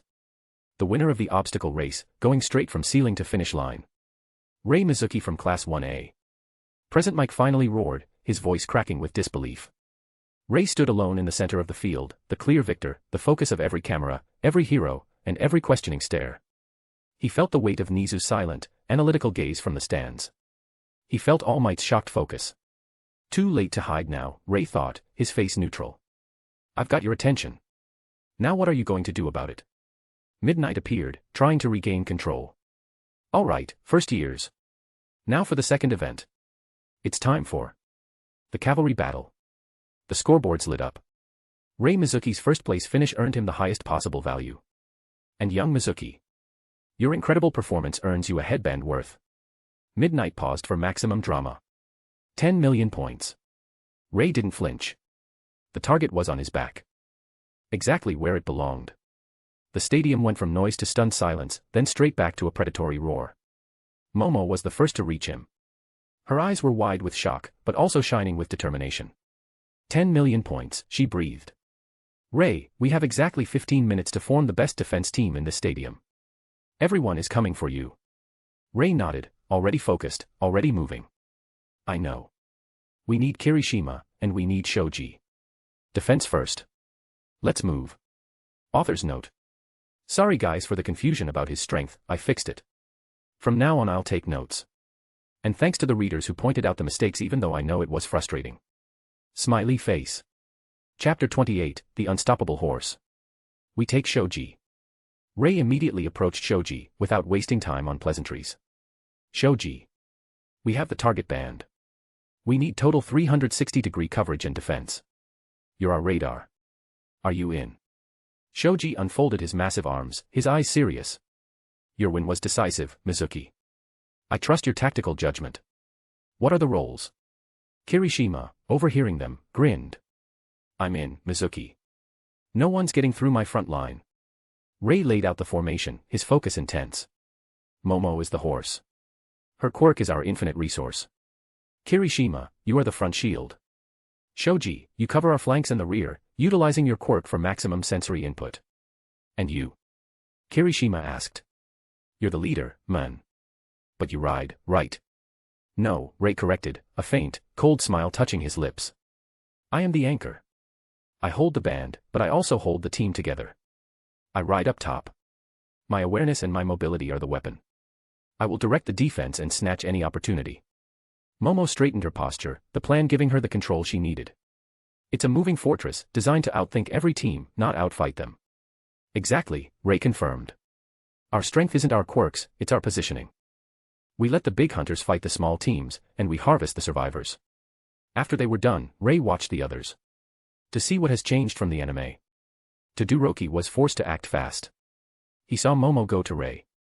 He turned to Ida, who was already waiting. With Momo gone, Todoroki needed a defense system that could handle wide-area attacks. He settled for Shiro and Kaminari, the same team he had in the original timeline, proving his cold, logical choices were unwavering, even when missing a top resource like Momo.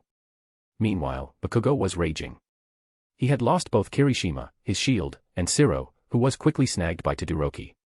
He was forced to scramble. He grabbed Ashido for her acid utility and, for sheer offense, went for the best available fighter, Ojiro. The loss of Kirishima left a visible hole in his formation. The clock ticked to 0. Midnight's voice boomed, teams, to your positions. Start. The stadium erupted. The moment the buzzer sounded, the entire field became a swirling vortex aimed at Rei's team.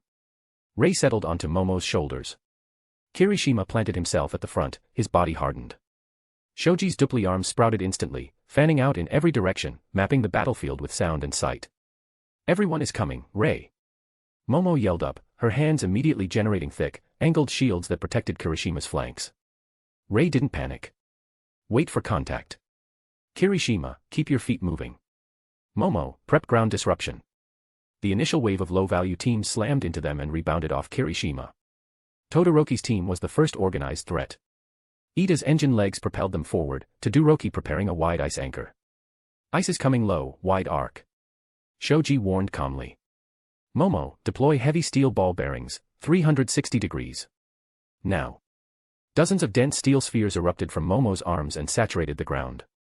When Todoroki's ice hit, it immediately fractured and lost its cohesive, anchoring force. The attack failed to freeze the team's feet. Bakugo is airborne, straight ahead. They're pushing through the mess. Shoji alerted. Momo, concussion foam canister. High pressure, aim for his hands.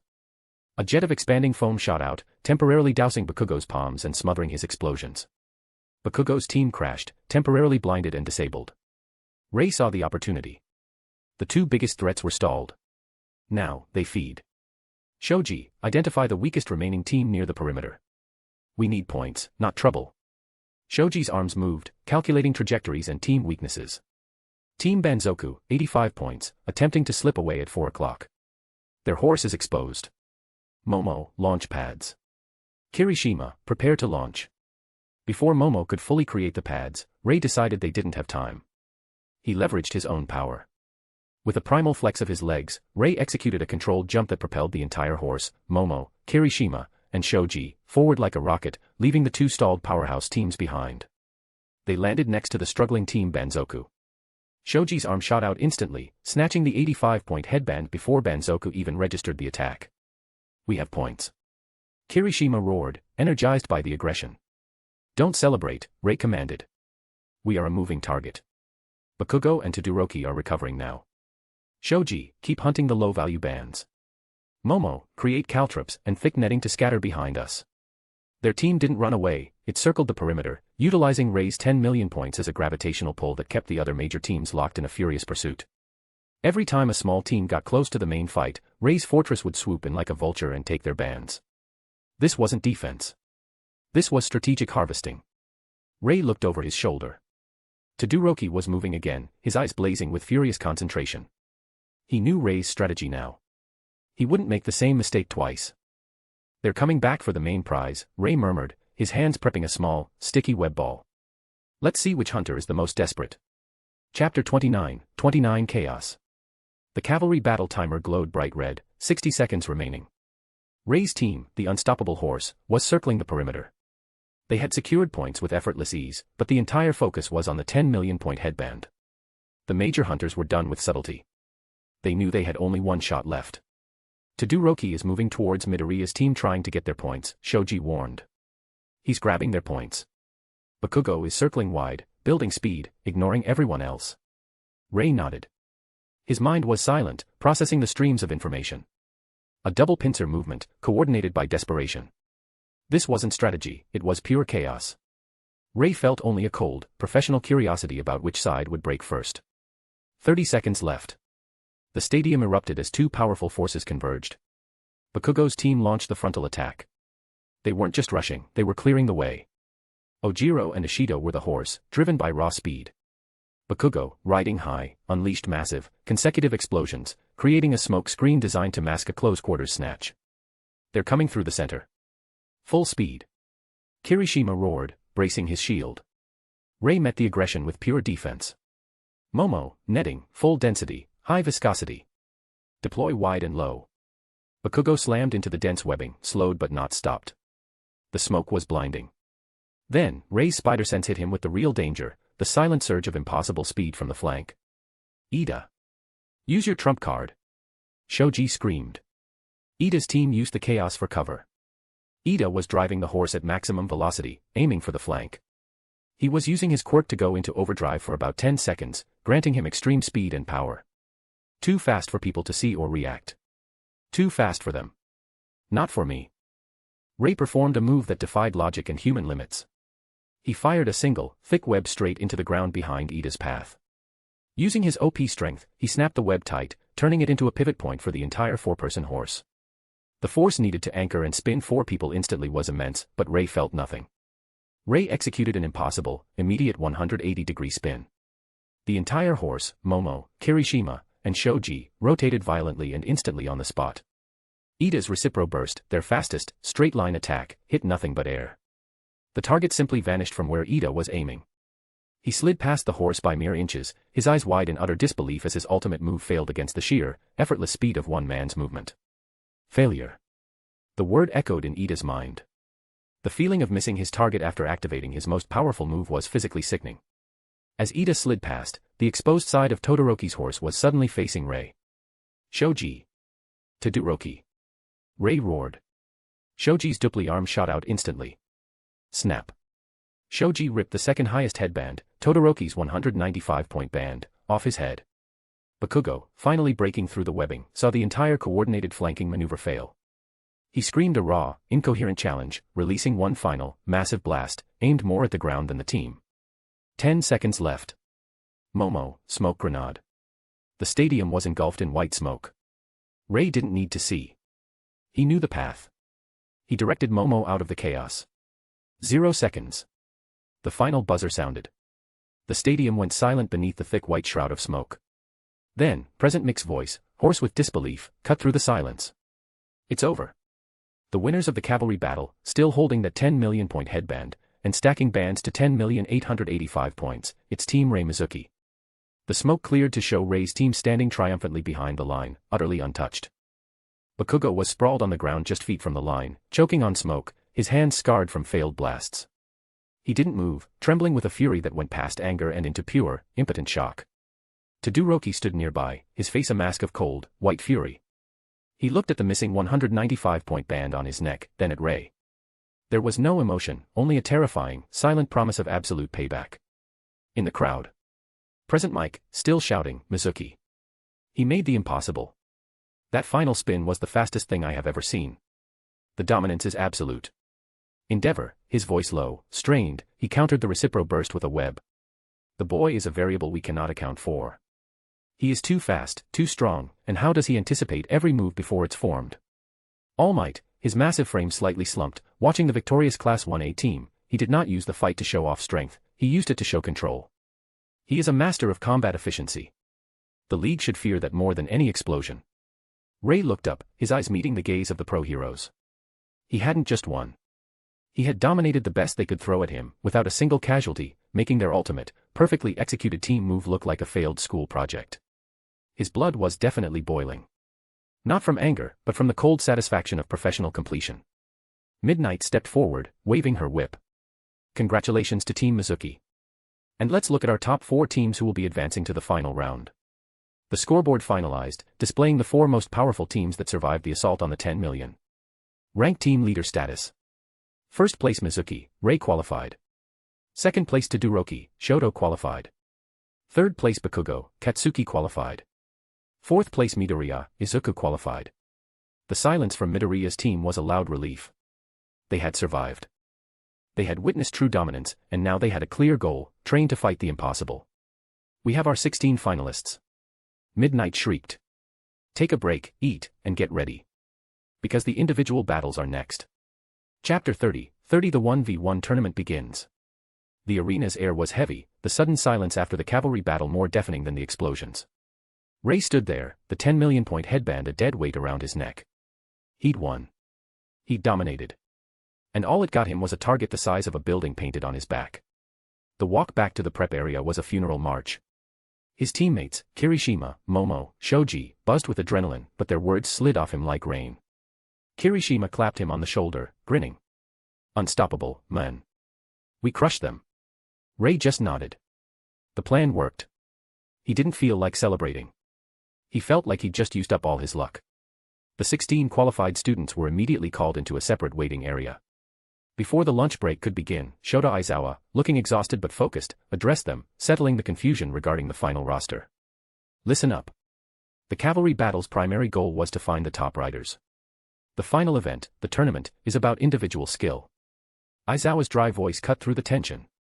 The final 16 slots were determined by individual point totals, not just team rank. He let his eyes drift over the group, resting briefly on the few non-Class 1A students present. Yes, the top 4 teams won the battle, but several members of those teams were outscored by individuals who performed exceptionally well on lower-ranked teams, particularly in resource gathering. He didn't name who was in or out, but the message was clear: individual merit superseded team victory. This fact confirmed the uneasy presence of rivals like Ibara Shiozaki, Class 1B, Tetsu, Class 1B, and Shinso Hitoshi, General Studies, among the finalists. You have 1 hour, Aizawa concluded. Eat. Prepare. This is where your careers begin. Rei found a quiet corner in the mess hall and tore open a protein bar. His body needed fuel, not congratulations. Across the room, he could feel the stares. Katsuki Bakugo was a live wire, jittering, shoving food into his mouth like it had insulted him. Every few seconds, his hands would crackle. He wasn't looking at Rei, he was burning a hole through the wall. The humiliation of being neutralized with foam and nets was eating him alive. He didn't fight me. He didn't think I was worth the effort. This was Bakugo's poison. He vowed to make Rei pay, openly, in front of the world. Then there was Shoto Todoroki. Come. Too calm. He ate slowly, his eyes fixed on Rei. This wasn't Bakugo's rage, this was a colder, harder promise written in ice. Rei had outmaneuvered him, made his strategic perfection look clumsy. That kind of debt was absolute. Momo Yaoyorozu found him. She didn't sit, just stood by his table, her face pale. Your performance was flawless. But now, in the ring, they have no limits. I know. She hesitated. Todoroki, he's not going to hold back. Be careful. A dry, humorless sound escaped Rei's throat. He wasn't holding back before except his flames. And no one will be holding back this time. That's the point. Across the room, Izuku Midoriya was having a quiet crisis. He was relieved to have made it to the final 16, but his relief was overshadowed by a terrifying realization: Rei Mizuki was the variable he couldn't solve. He desperately scribbled notes into his hero journal, but the pages dedicated to Rei were mostly chaotic, unfinished thoughts. He's too fast. His perception is a full second ahead of everyone else. Midoriya knew Rei wasn't fighting with power or strategy. He was fighting with an ancient, perfected sense of control that made every move from his rivals predictable and slow. He watched Rei across the room, still, focused, utterly alone. Rei hadn't even glanced at him. Midoriya realized he had to find a way to analyze this impossible opponent, or he was doomed. The hour passed quickly. The 16 finalists filed back into the stadium, the tension so thick it felt like physical armor. Midnight stood before the massive bracket display. Welcome back. It's time to randomly draw the matchups for our main event. 16 students enter, only one winner. She triggered the randomizer. The final clicks echoed in the quiet arena. Match contestant versus contestant class. Match 1 Mizuki Rei vs Shiozaki Ibara 1A vs 1B. Match 2 Yayorozu Momo vs Shiro Hanta 1A vs 1A. Match 3 Tokoyami Fumikage vs Kaminari Denki 1A vs 1A. Match 4 Todoroki Shoto vs Midoriya Izuku 1A vs 1A. Match 5 Kirishima Ijiro vs Tetsu 1A vs 1B. Match 6 Shinso Hitoshi vs Ojiro Mashireo GS vs 1A. Match 7 Shoji Mizo vs Ishido Mina 1A vs 1A. Match 8 Bakugo Katsuki vs Uraraka Ochiko 1A vs 1A. A collective gasp swept the arena. Rei's eyes scanned the board, cool and efficient. He had drawn Ibara Shiozaki first, a defensive nuisance from Class 1B. His focus snapped to the middle, Todoroki Shoto vs Izuku Midoriya. Midoriya's face, already pale, went utterly slack. He wasn't just facing his most powerful classmate, he was facing a wall of ice and fire, and it was happening now. Bakugo saw it too. A vicious grin split his face. Perfect, he muttered. Let the freaks kill each other. Makes my job easier. But Rei saw the elegance of fate. The two biggest strategic threats had been assigned to eliminate each other. Midoriya would force Todoroki to confront his emotional limits, and Todoroki's ice would guarantee Midoriya would expend massive effort. Rei's path had just been simplified. I have no concern for the first match, Rei thought, his gaze sweeping the arena. The biggest problem is solving itself. This tournament is already won. He was confident in his own power. Midnight wasted no time. The rules are simple. Knock your opponent out of bounds, incapacitate them, or force them to yield. The first match, from the hero course, it's Mizuki, Rei. Facing the powerful defense of Shiozaki, Ibara from Class 1B. Contestants, proceed to the arena. Rei stood. He walked towards the tunnel, his footsteps echoing in the concrete corridor. He wasn't thinking about Shiozaki. He was already thinking past her. He stepped out into the blinding light. Across the wide circle, Shiozaki stood, her vines already stirring at her feet. A shield against a weapon that knows no defense. This was the start of 1 vs 1 tournament. And he intended to give it his all. Chapter 31, 31 The Price of Dominance. The stadium was a thunderous, shifting ocean of sound. Present Mick's voice boomed across the speakers, drowning out the tension, but failing to hide the cold fear gripping the finalists. All right, listen up, fans. The main event is here. Our first match is a battle of contrasts. On one side, from the hero course, the untouchable, the master of the cavalry battle, Mizuki, Rei. Rei stood at the edge of the circular arena, the hot stadium lights washing over his costume. He didn't wave, didn't pose. He felt the familiar, cold shift in his blood, the moment his body accessed its latent power, making the world around him feel slow, predictable, and manageable. This was the moment for execution. And facing him, from the powerhouse Class 1B, a warrior whose defense is as beautiful as it is terrifying, Shiozaki, Ibara. Across the dirt floor, Ibara Shiozaki stood, her demeanor serene and focused. Her quirk, vines, was already active. The dark green tendrils that formed her hair stirred and swayed around her, forming a defensive hedge. Her strategy is obvious, Rei thought, his spider sense already having calculated every possible outcome, from a direct charge to a defensive sprawl. Control the range. Use the vines to restrain and push me out of bounds. Shiozaki raised a hand toward Rei, not in threat, but in supplication. Please, Mizuki. We are both here to prove our worth to be heroes. Let us have a clean fight, free of unnecessary violence. Rei looked at her. Her commitment was genuine, but her approach was flawed. This wasn't a debate, it was a physical contest for survival in the eyes of the pros. If you move, you lose, Rei stated, his voice flat, carrying only through the open mic strapped to his chest. The warning sent a confused ripple through the crowd. Shiozaki frowned slightly, her concentration unbroken. Fight! Present Mike screamed. Ibara Shiozaki did not charge. She moved instantly into her intended defensive sprawl. The vines erupted from her head, shooting forward and outward like a sudden, thorny tidal wave. They were fast, designed to seize and entangle Rei, forming a thorny shield around her body and reaching for the boundary line. She committed to the shield first, Rei noted. Rei's body responded with a move that was, to the naked eye, invisible. He didn't dodge the vines. He went through them. He fired a single, hair-thin web line into the ceiling structure high above the arena. Simultaneously, using his OP strength, he generated a massive, explosive burst of kinetic energy beneath his feet. This wasn't a jump, it was a re-entry launch. The web line pulled taut instantly, and Rei vanished. His speed was so vast that the camera system struggled to track his light-to-shadow transition. He launched himself over Ibara's spreading vine defense, using the ceiling anchor to calculate a precise trajectory straight down. He landed inside her dense circle of vines, less than 3 feet from her body. The force of his landing was minimal, he absorbed the impact instantly, but his sudden appearance shattered her concentration. The vines, moments ago an invincible fortress, froze in mid-motion. She is restrained by her own defense, Rei concluded. Ibara stared up at the impossible figure standing within her barrier.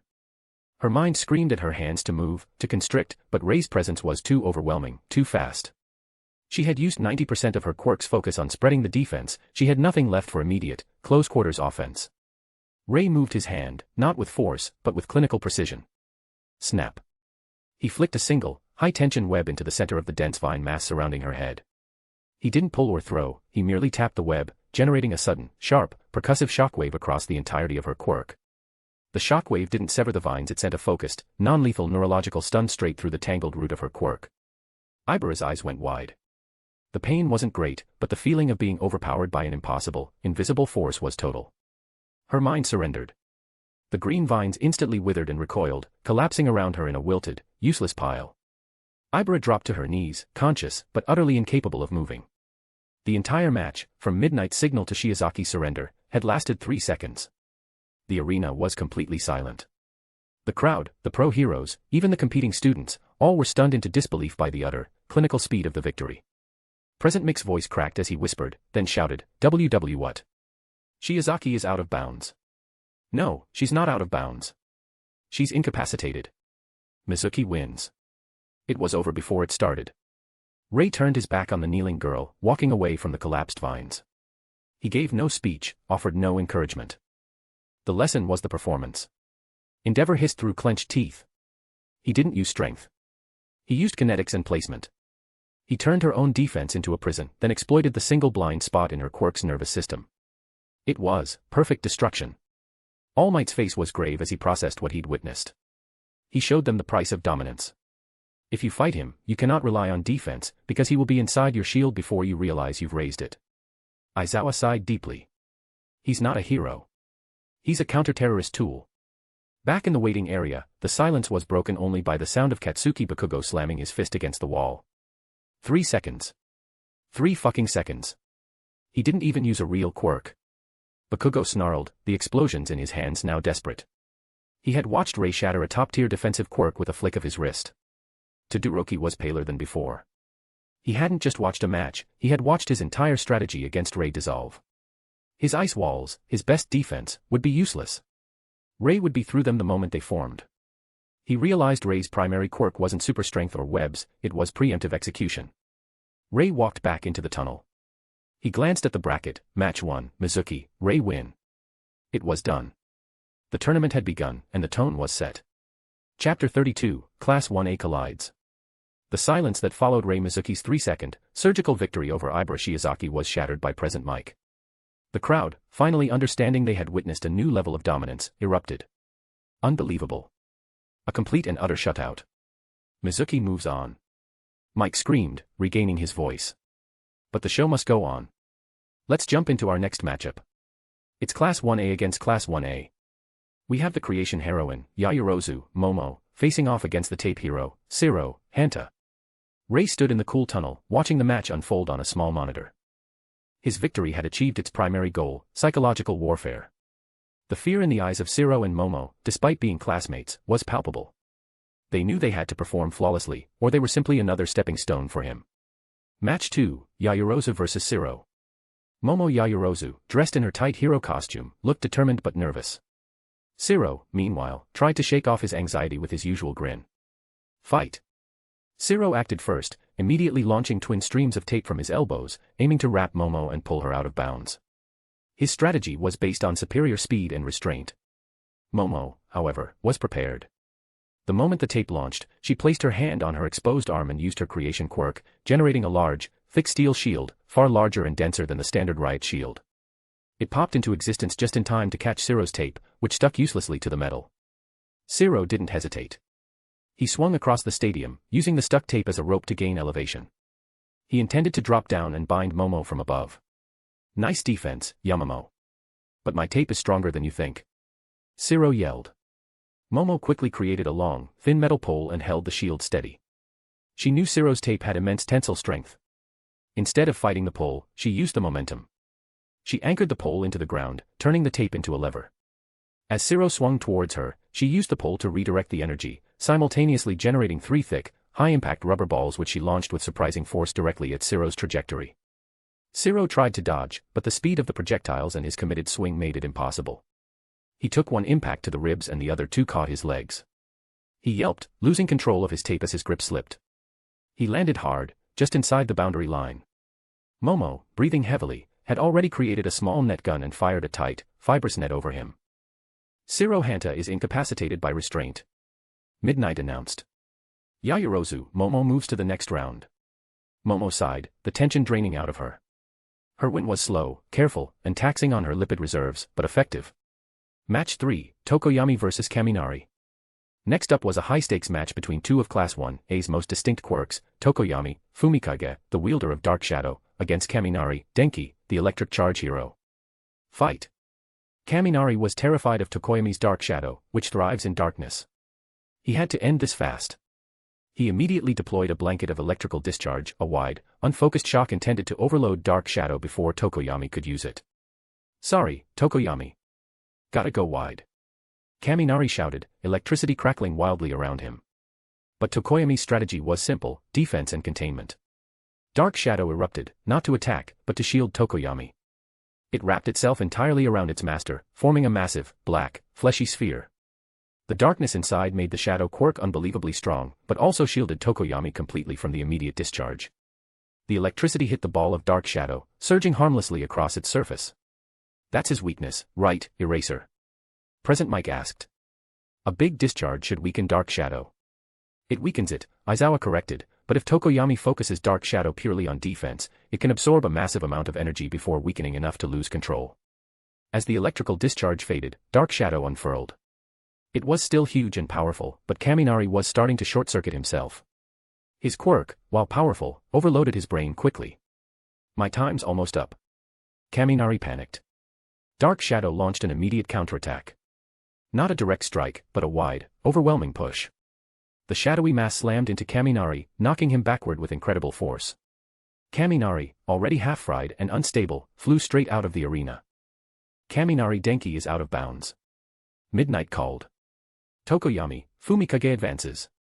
Tokoyami walked off the arena, calm and collected, but his eyes were grim. He knew his next match would be against the winner of Match 4, the true clash of the Titans. Rei watched the bracket confirm his potential semi-final path. He would likely face the winner of the upper bracket, either Momo or Tokoyami. Both were powerful, but neither presented the existential threat that was the lower bracket. All eyes in the stadium, students, teachers, and pros, were fixed on the tunnel. The air felt colder, heavier. This was the match everyone had waited for. This was a war of ideals, of power, and of painful family burdens. Fans. You asked for it. The battle of the generation's 2 most anticipated newcomers. On one side, the ice and fire prodigy, Todoroki, Shoto. Todoroki walked onto the arena, his gait slow and determined. His right side, his ice side, was a fortress of silent refusal. And facing him, the man who has nothing to lose, the boy who never stops pushing, Midoriya, Izuku. Midoriya stepped onto the dirt, visibly trembling. He wasn't shaking from fear of Todoroki's power, he was shaking because he knew the damage he was about to inflict upon his own body to compete. His arms were taped and splinted from the cavalry battle. He locked eyes with Todoroki. This wasn't just a fight for victory, it was a fight to save his classmate from himself. Chapter 33, just as expected. The whole stadium remained suspended in disbelief. They'd just seen a boy willingly shatter his body to deliver a message, and they'd seen a prodigy finally break his own sacred rule in the following fights. The tension following Rei's clinical win was nothing compared to the seismic emotional shockwave of the Midoriya vs Todoroki clash. The medical staff is tending to the winner of Match 4, but the action doesn't stop. Present Mike announced, his voice hoarse from the emotional roller coaster. Match 4, Todoroki vs Midoriya.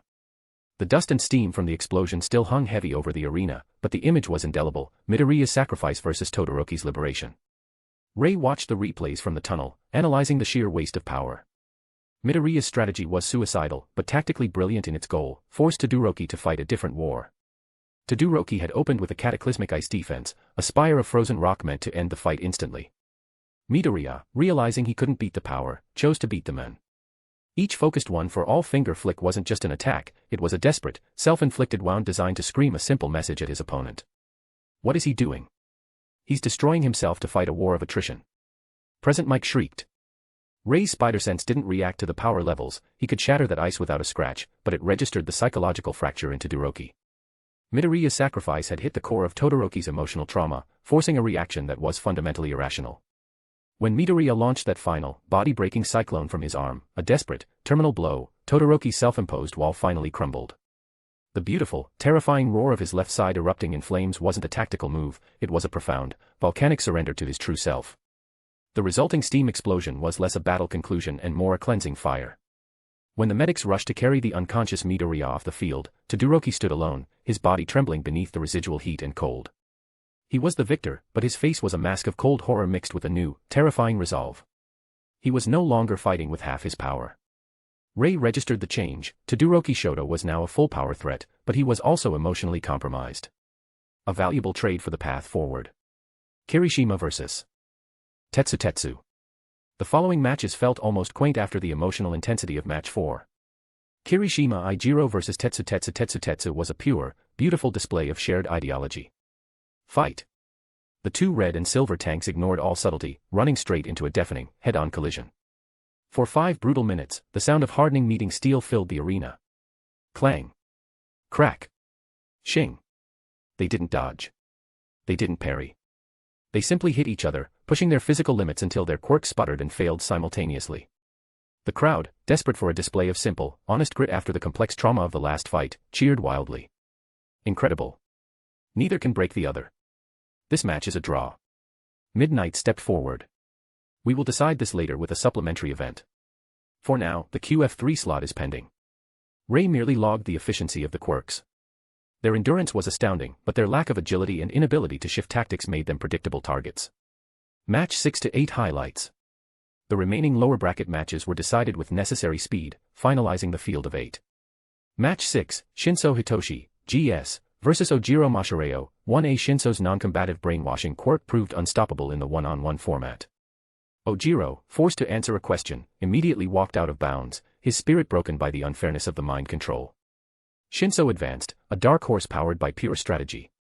Match 7, Shoji Mizo, 1A, versus Ashido Mina, 1A. Ashido used her superior mobility and explosive acid to dissolve the very ground Shoji stood on, forcing the large, grounded hero to struggle for footing.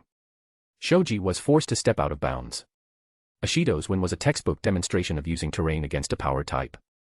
Match 8, Bakugo Katsuki, 1A, versus Uraraka Ochiko, 1A. This match was a visceral display of Bakugo's raw aggression tempered by Uraraka's strategic desperation. Uraraka used her zero-gravity quirk by employing Bakugo's relentless explosions to launch battlefield debris, massive chunks of rubble and ice, at him, aiming for a crucial touch. She fought with incredible grit, enduring his blasts until the very end. However, Bakugo's tactical sense, driven by his fear of losing the touch, remained perfect. He ended the match with an unrelenting, overwhelming final assault that incapacitated Uraraka where she stood. His victory was total, ferocious, and left no doubt about his focus. The quarterfinal list. The first round was complete. The final 8 students were confirmed, and the paths to the final were set. Rei watched the screen snap into place. The easy part was over. Quarterfinal match. Contestant versus contestant key threat. QF1 Mizuki Rei vs Yaoyorozu Momo, a former teammate. QF2 Tokoyami Fumikage vs Todoroki Shoto, the full power prodigy. QF3 Shinso Hitoshi vs Kirishima Ijiro, mind vs durability. QF4 Ishido Mina vs Bakugo Katsuki, the inevitable conflict. Rei's path was clear, Momo Yaoyorozu next, a match of strategy against pure efficiency. Then, the emotionally fractured but full power Shoto Todoroki. The tournament was now exactly where he expected it to be. Chapter 34, the quarterfinals begin. The silence of the arena after the first round felt heavy, charged with anticipation and the memory of broken bodies. Izuka Midoriya was in the infirmary, and Shoto Todoroki stood confirmed as a full-power adversary. The path was set. Before the quarterfinals could begin, Midnight stepped onto the platform. Attention! We must first resolve the tie from Match 5. The supplementary event has concluded. Congratulations to Kirishima Ijiro, who advances to the quarterfinals. The bracket snapped into place, confirming the final 8, all clad in their white and blue UA gym uniforms, a reminder that only individual skill, not specialized gear, mattered now. Rei stood in the tunnel, observing the monitor. He registered the slight tremor in Todoroki's stance, the residue of using his flames for the first time, and dismissed it. The focus was on his own match. QF1, Rei Mizuki vs Momo Yaoyorozu. A former teammate. A necessary demonstration. Quarterfinal 1, Mizuki vs Yaoyorozu. The moment you've all been waiting for. Kicking off the quarterfinals. On one side, the phenomenon, the one-shot king, Mizuki, Rei. Present Mike screamed, his voice reaching fever pitch. Rei walked out into the stadium's center circle. He wore his uniform, his hair dark against the bright lights. Across from him stood Momo Yaoyorozu. Her face was set in a mask of determination, but her hands, resting at her sides, were trembling slightly. And facing him, a strategic genius and creation heroine, Yaoyorozu, Momo. Momo knew she couldn't win by force. Rei's speed made offensive close-quarters combat impossible. Her only chance was to exploit the tournament rules, incapacitation or ringing out. Create distance. Build a shield. Then build a weapon capable of moving him. Fight. Momo immediately slapped her hands to her abdomen and began concentrating her quirk. She needed size and density. A thin layer of hardened foam instantly generated beneath her, creating an anchor, and she began generating a massive, segmented metal cage, rapidly pushing the structure outward toward Rei. Rei didn't move. He stood perfectly still, letting the massive metal structure grow. His spider sense, now functioning with limitless capacity, provided him with absolute clarity. He wasn't just seeing the cage, he was seeing the precise tensile strength of the metal, the speed of its creation rate, and the exact amount of energy, lipids, Momo was currently expending. He waited until the cage was approximately 80% complete and the forward segments were barely 4 feet from his chest. Analysis complete. Intervention point reached. In the space of time it takes a synapse to fire, Rei moved. This was not a quick movement, it was a total violation of physics. He generated a tremendous kinetic blast in his feet, not enough to shatter the ground, but enough to liquefy the air beneath him. He didn't run around the cage, he ran sideways along the expanding metal segments. His enhanced speed allowed him to streak along the exterior of the complex structure as it was still forming, reducing his travel time to 0. He appeared instantaneously at Momo's side, directly behind the main protective section of her quirk.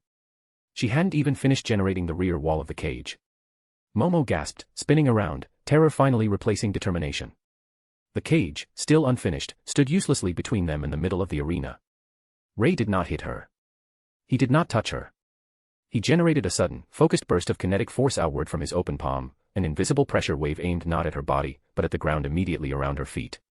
The force was so immense and localized that it created a wave, throwing pieces of concrete everywhere, creating a momentary, shallow crater. The resulting shockwave and localized vacuum were enough. The violent, sudden shifting of the earth beneath her feet caused Momo to lose her footing entirely. Her concentration, the key to her quirk's continuous function, shattered. The massive, half-formed metal cage stopped mid-creation, collapsing into a useless pile of metal segments that hadn't fully fused. Momo tumbled, her hip sliding just 1 inch over the white boundary line. Yaoyorozu, Momo is out of bounds. Midnight's voice was high-pitched with shock. The match is over. Mizuki, Rei advances. The fight had lasted less than 5 seconds. Rei had defeated the arena's most versatile strategic quirk without a punch, by simply moving faster than thought and targeting her concentration's anchor point. Rei looked down at the disappointed Momo and spoke softly. You focus too much energy on defense. You lost the ability to react. He turned and walked away, the arena once again struck silent by the sheer, cold finality of his victory. The message was clear: he was not a combatant, he was a natural disaster. Quarterfinal 2, Tokoyami vs Todoroki. The cleanup crew struggled to remove the collapsed metal and dirt from the last match as the tension intensified for the second quarterfinal. Next up, it's a match between two powerhouses that will shake the very arena. The master of Dark Shadow, Tokoyami, Fumikage. Tokoyami walked out, dark shadow coiling around him like a powerful, sentient cloak. His face was severe. He knew the cost of this fight. And facing him, the men whose power is now complete, the prodigy, Todoroki, Shoto. The arena floor, now clean and reinforced, set the stage for the second quarterfinal. Todoroki emerged, still showing the physical strain, rimed ice on his shoulder, slightly burned skin, from his last battle. Tokoyami was calm, his focus absolute. Fight. Todoroki didn't waste a second. He knew Tokoyami would immediately adopt a dense, defensive posture. Instead of fire, he launched an immediate, overwhelming ice assault, freezing the entire concrete floor in a flash. The sheer speed of the ice was designed to slow Dark Shadow's movement. Tokoyami reacted perfectly, Dark Shadow erupting to defend, its shadowy form sliding momentarily on the slick ice, slowing its charge. Todoroki didn't wait for the counter. He immediately followed the ice with a colossal, roaring wave of flame from his left side, a calculated inferno that filled the airspace above the ice.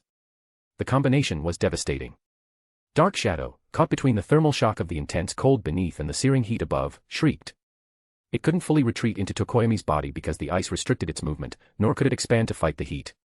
It was trapped. Tokoyami, recognizing the checkmate, tried to consolidate Dark Shadow into a compact defensive sphere. But Todoroki had learned from Midoriya, finish the fight, don't stall it. Todoroki maintained the twin pressure. The ice continued to spread, pushing the perimeter of the arena inward, while the flames compressed the air, making it impossible for Dark Shadow to function efficiently. The shadowed entity was forced to retreat closer and closer to Tokoyami's body, shrinking into a weak, useless shield. Tokoyami, now completely exposed and unable to use his quirk offensively, knew the end was imminent. Todoroki launched a final, controlled pillar of ice aimed just short of the boundary line, trapping Tokoyami and forcing him to yield. The ice barely missed Tokoyami's feet but created an absolute, unavoidable wall. I yield, Tokoyami rasped, defeated by the absolute mastery of the dual elements. Tokoyami, Fumikage yields. Todoroki Shoto advances. Midnight roared, the sheer power display thrilling the crowd. Todoroki immediately killed the fire and ice, his own body shaking from the exertion. He looked toward the tunnel where Rei stood, acknowledging the true reason for unleashing his full power. He had just cleared the way for the inevitable. Chapter 35, The Unstoppable Current. The quarterfinals had begun with the surgical, terrifying efficiency of Rei Mizuki, followed by the complete, cold dominance of Shoto Todoroki. The entire stadium was charged with anticipation, realizing the final clash was now inevitable. The only thing left to do was confirm the final four. Midnight stepped back to the center of the stadium. Our next match is a battle of will versus mind. From the General Studies course, the master of mind games Shinso, Hitoshi. A dark horse who had defeated a stronger opponent in the first round, Shinso was pure strategy, his face hidden in the shadows of the tunnel entrance. And facing him, the men of true manliness, the heartening hero, Kirishima, Eijiro. Kirishima emerged, pumped and ready. He had won the arm wrestling tiebreaker against Tetsutetsu, his spirit renewed.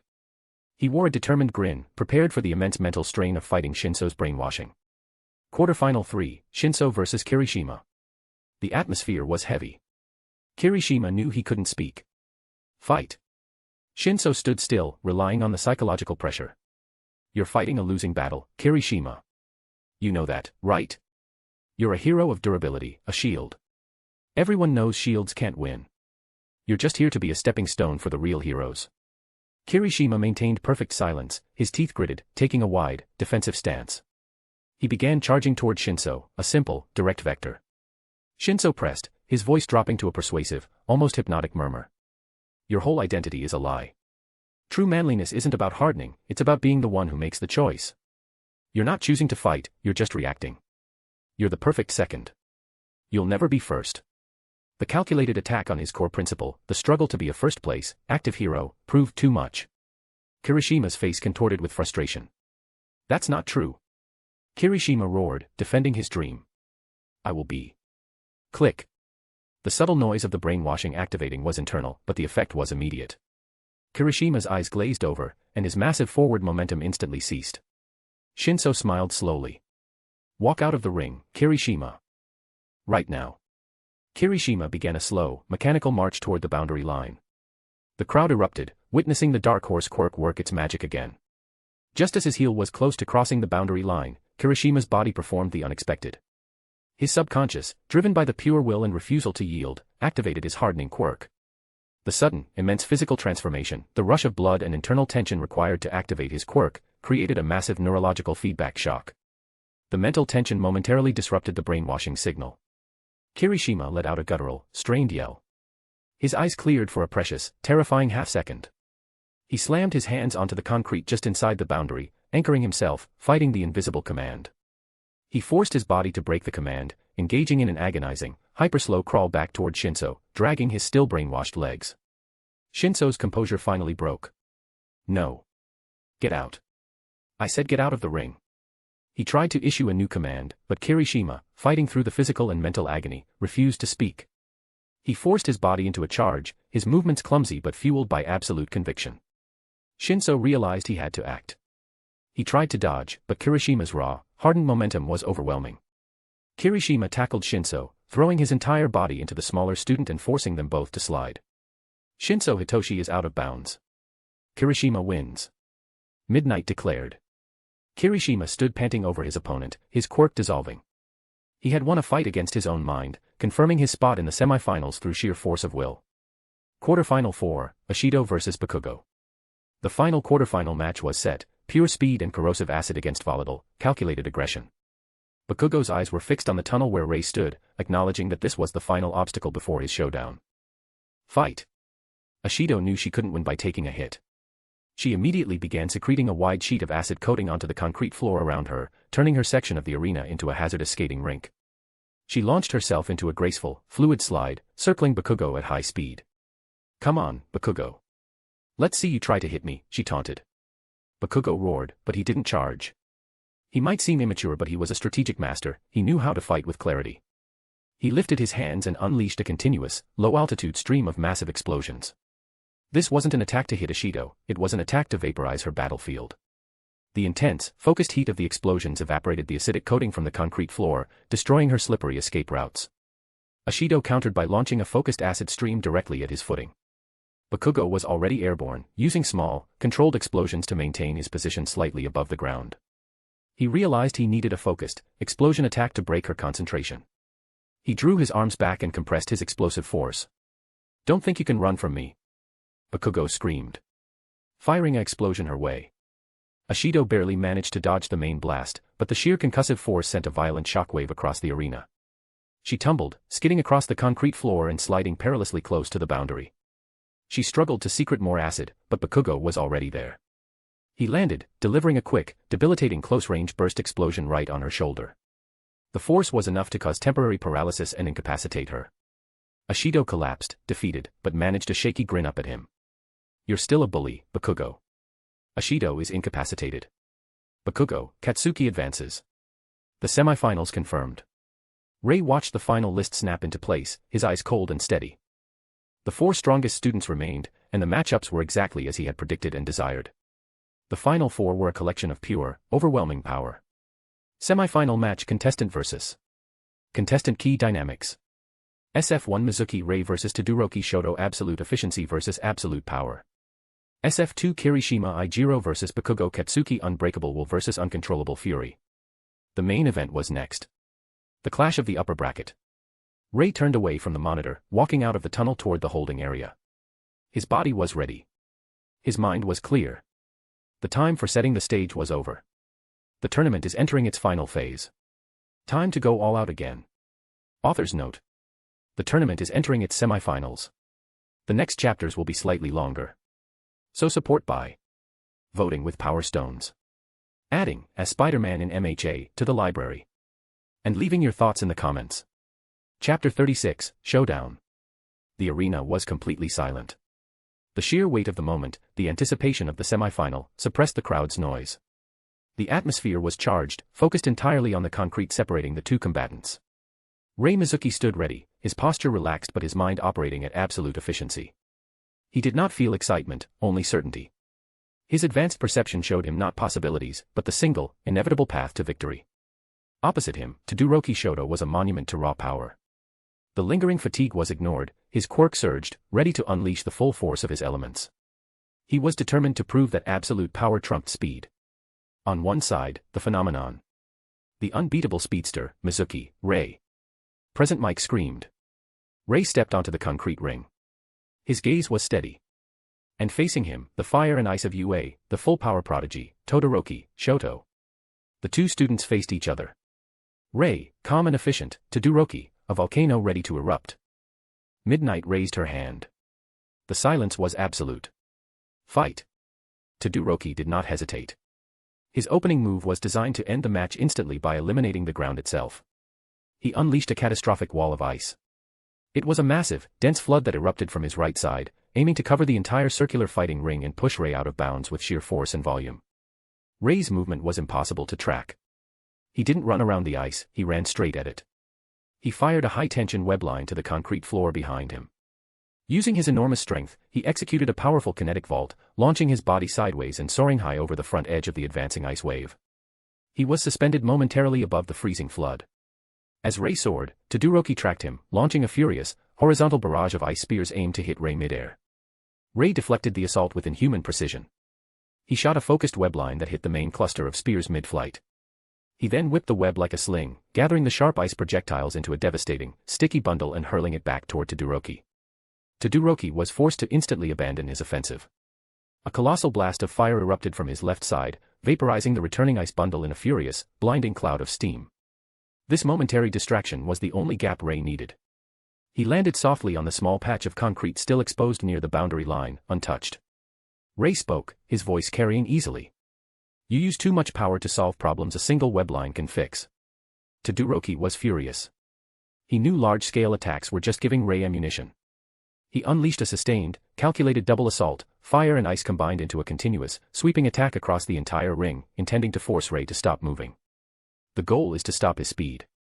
The answer is to destroy the surface. Rei understood the new goal. He couldn't just dodge, he had to destroy Todoroki's rhythm and ground dominance. Rei launched himself into a continuous, high-speed web swing across the concrete ring, using small, adhesive web anchors to the floor to repeatedly redirect his momentum. He became a blur of motion, easily evading the sweeping elements.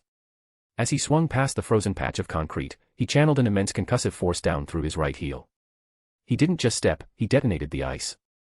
The entire section of frozen concrete instantly exploded into dust and chips, disrupting Todoroki's control over his element and causing a jarring vibration through the ring. Todoroki countered by unleashing a massive pillar of fire directly in Rei's path, attempting to cook the moisture out of his webs and force him onto the ground. Rei simply cut the web line and launched himself into a series of incredibly high, athletic kinetic vaults across the center of the ring, leaping over the fire pillar entirely. He landed 10 feet from Todoroki, his movements fluid and precise. I saw your every move before you started, Rei stated, his voice flat. You were predictable. Todoroki knew he was running out of options. He had to stop the movement and force a direct clash of power. He slammed his hands down, generating a fierce ice field that quickly locked his boots to the concrete, establishing an unshakable stance. He simultaneously intensified the flame aura around his body, creating a defensive thermal shield that was too hot to breach safely. Rei closed the distance instantly, his speed making him appear to teleport. He met the flame shield head-on. The heat was scorching, but his defense provided a critical shield that the flames couldn't penetrate instantly. He executed the finishing combination at speeds Todoroki could only react to seconds too late. Rei shot a single, incredibly sticky web line to Todoroki's exposed left arm, the primary source of his offensive fire. He delivered a blindingly fast concussive punch to the center of the flame shield. The sheer force momentarily scattered the flames, shattering Todoroki's concentration. Using the momentum from the decoy, Rei delivered a devastating side kick aimed low, connecting with Todoroki's right hip. The impact was like being hit by a speeding train, violently shaking the core stability of his ice quirk and causing him to gasp. Todoroki roared in frustration. The web line on his left arm, still attached, gave Rei the leverage he needed. Rei yanked the web line on the left arm violently, while simultaneously delivering a massive push from his right hand against Todoroki's chest. The combined torque, pulling the arm and pushing the chest, spun Todoroki violently off his anchored stance. Todoroki, completely destabilized, had lost control. He launched a desperate, wide ice burst at the concrete, hoping to create a barrier. Rei simply jumped over the freezing concrete. He shot a web line to the floor behind Todoroki and used the pull to swing himself into a tight, hyper-fast arc. He didn't make physical contact with Todoroki's body. As he swung past, Rei delivered a final, massive concussive palm strike, a shockwave of focused force aimed directly at the air surrounding Todoroki, hitting him with the force of an air cannon. Todoroki was sent sailing backward, hitting the ground and skidding across the concrete ring, unable to stop his momentum. His body crossed the white boundary line. He's out of bounds. Todoroki Shoto is out. Mizuki, Rei advances to the final round. Present Mike screamed, his voice strained with disbelief. The arena was silent. The undefeated dual quirk titan had been defeated without Rei taking a single ounce of damage. It was not a battle of equal power, it was a demonstration of a power so efficient it felt like fate. Rei stood still in the center, his posture perfect, his breathing completely even. He looked down at Todoroki, who was slowly rising, confusion etched onto his face. "You're fast," Todoroki admitted, his voice ragged. "Speed isn't the problem," Rei replied, pulling his web line back to his wrist. "The problem is that you let me control the space around you. You used every ounce of power you had, and I just used my brain and quirk well." He walked away from the stunned Todoroki. The semi-final was over, decided before it ever truly began. The focus instantly shifted to the final match. The only person left who could possibly stand up to this dominance was the explosive powerhouse, Katsuki Bakugo. Semi-final 2, Kirishima vs. Bakugo. The stadium had barely recovered from the seismic shock of Rei Mizuki's total dominance over Shoto Todoroki. The semi-finals had already exceeded all expectations for speed and finality. Now, the final slot in the championship match was on the line. The energy shifted from cold calculation to raw, volcanic aggression. Midnight stepped forward. The battle for the final spot. On one side, the men who proved will can overcome mind, the hardening hero, Kirishima, Ijiro. Kirishima walked onto the concrete ring. His face was set in a grim mask of determination. He was physically exhausted from the ordeal with Shinso, but his spirit was unbreakable. He knew Bakugo was relentless, but he also knew his own quirk was the perfect counter to raw explosion power. And facing him, the volatile powerhouse, the explosion king, Bakugo, Katsuki. Bakugo stomped onto the arena, his gait radiating fury. His eyes weren't just angry, they were strategically calculating. He looked at Kirishima, saw a roadblock, and then looked at the tunnel where Rei had exited. That was his true target. But he wouldn't disrespect a fight. "Just stand there and take it, you idiot. I need to finish this fast." Bakugo roared, steam already rising from his palms. "Fight." Bakugo did not start with an area blast, he launched a lightning-fast, focus charge combined with a colossal, point-blank explosion, a burst explosion attack designed to shatter a weaker opponent. Kirishima met the attack head-on. He didn't dodge, he didn't weave. He activated his hardening to its absolute maximum, turning his body into a jagged, crimson rock battering ram. Crack. The sound of the explosion hitting the hardened skin was deafening. It wasn't the sound of flesh or metal yielding, it was the sound of shockwave meeting absolute density. Kirishima was thrown back, skidding 15 feet across the concrete ring, but he was unbroken. "That's it." Bakugo screamed, his eyes widening slightly in shock. "You're supposed to be scrap." Kirishima slowly rose, rubbing the blast zone on his chest. His breathing was heavy, but he grinned fiercely. "Sorry, Bakugo. I'm an unbreakable shield.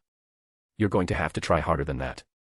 Bakugo, now genuinely enraged by the resistance, unleashed an unrelenting barrage of rapid-fire explosions, not the compressed shots, but sweeping waves intended to burn, concuss, and break.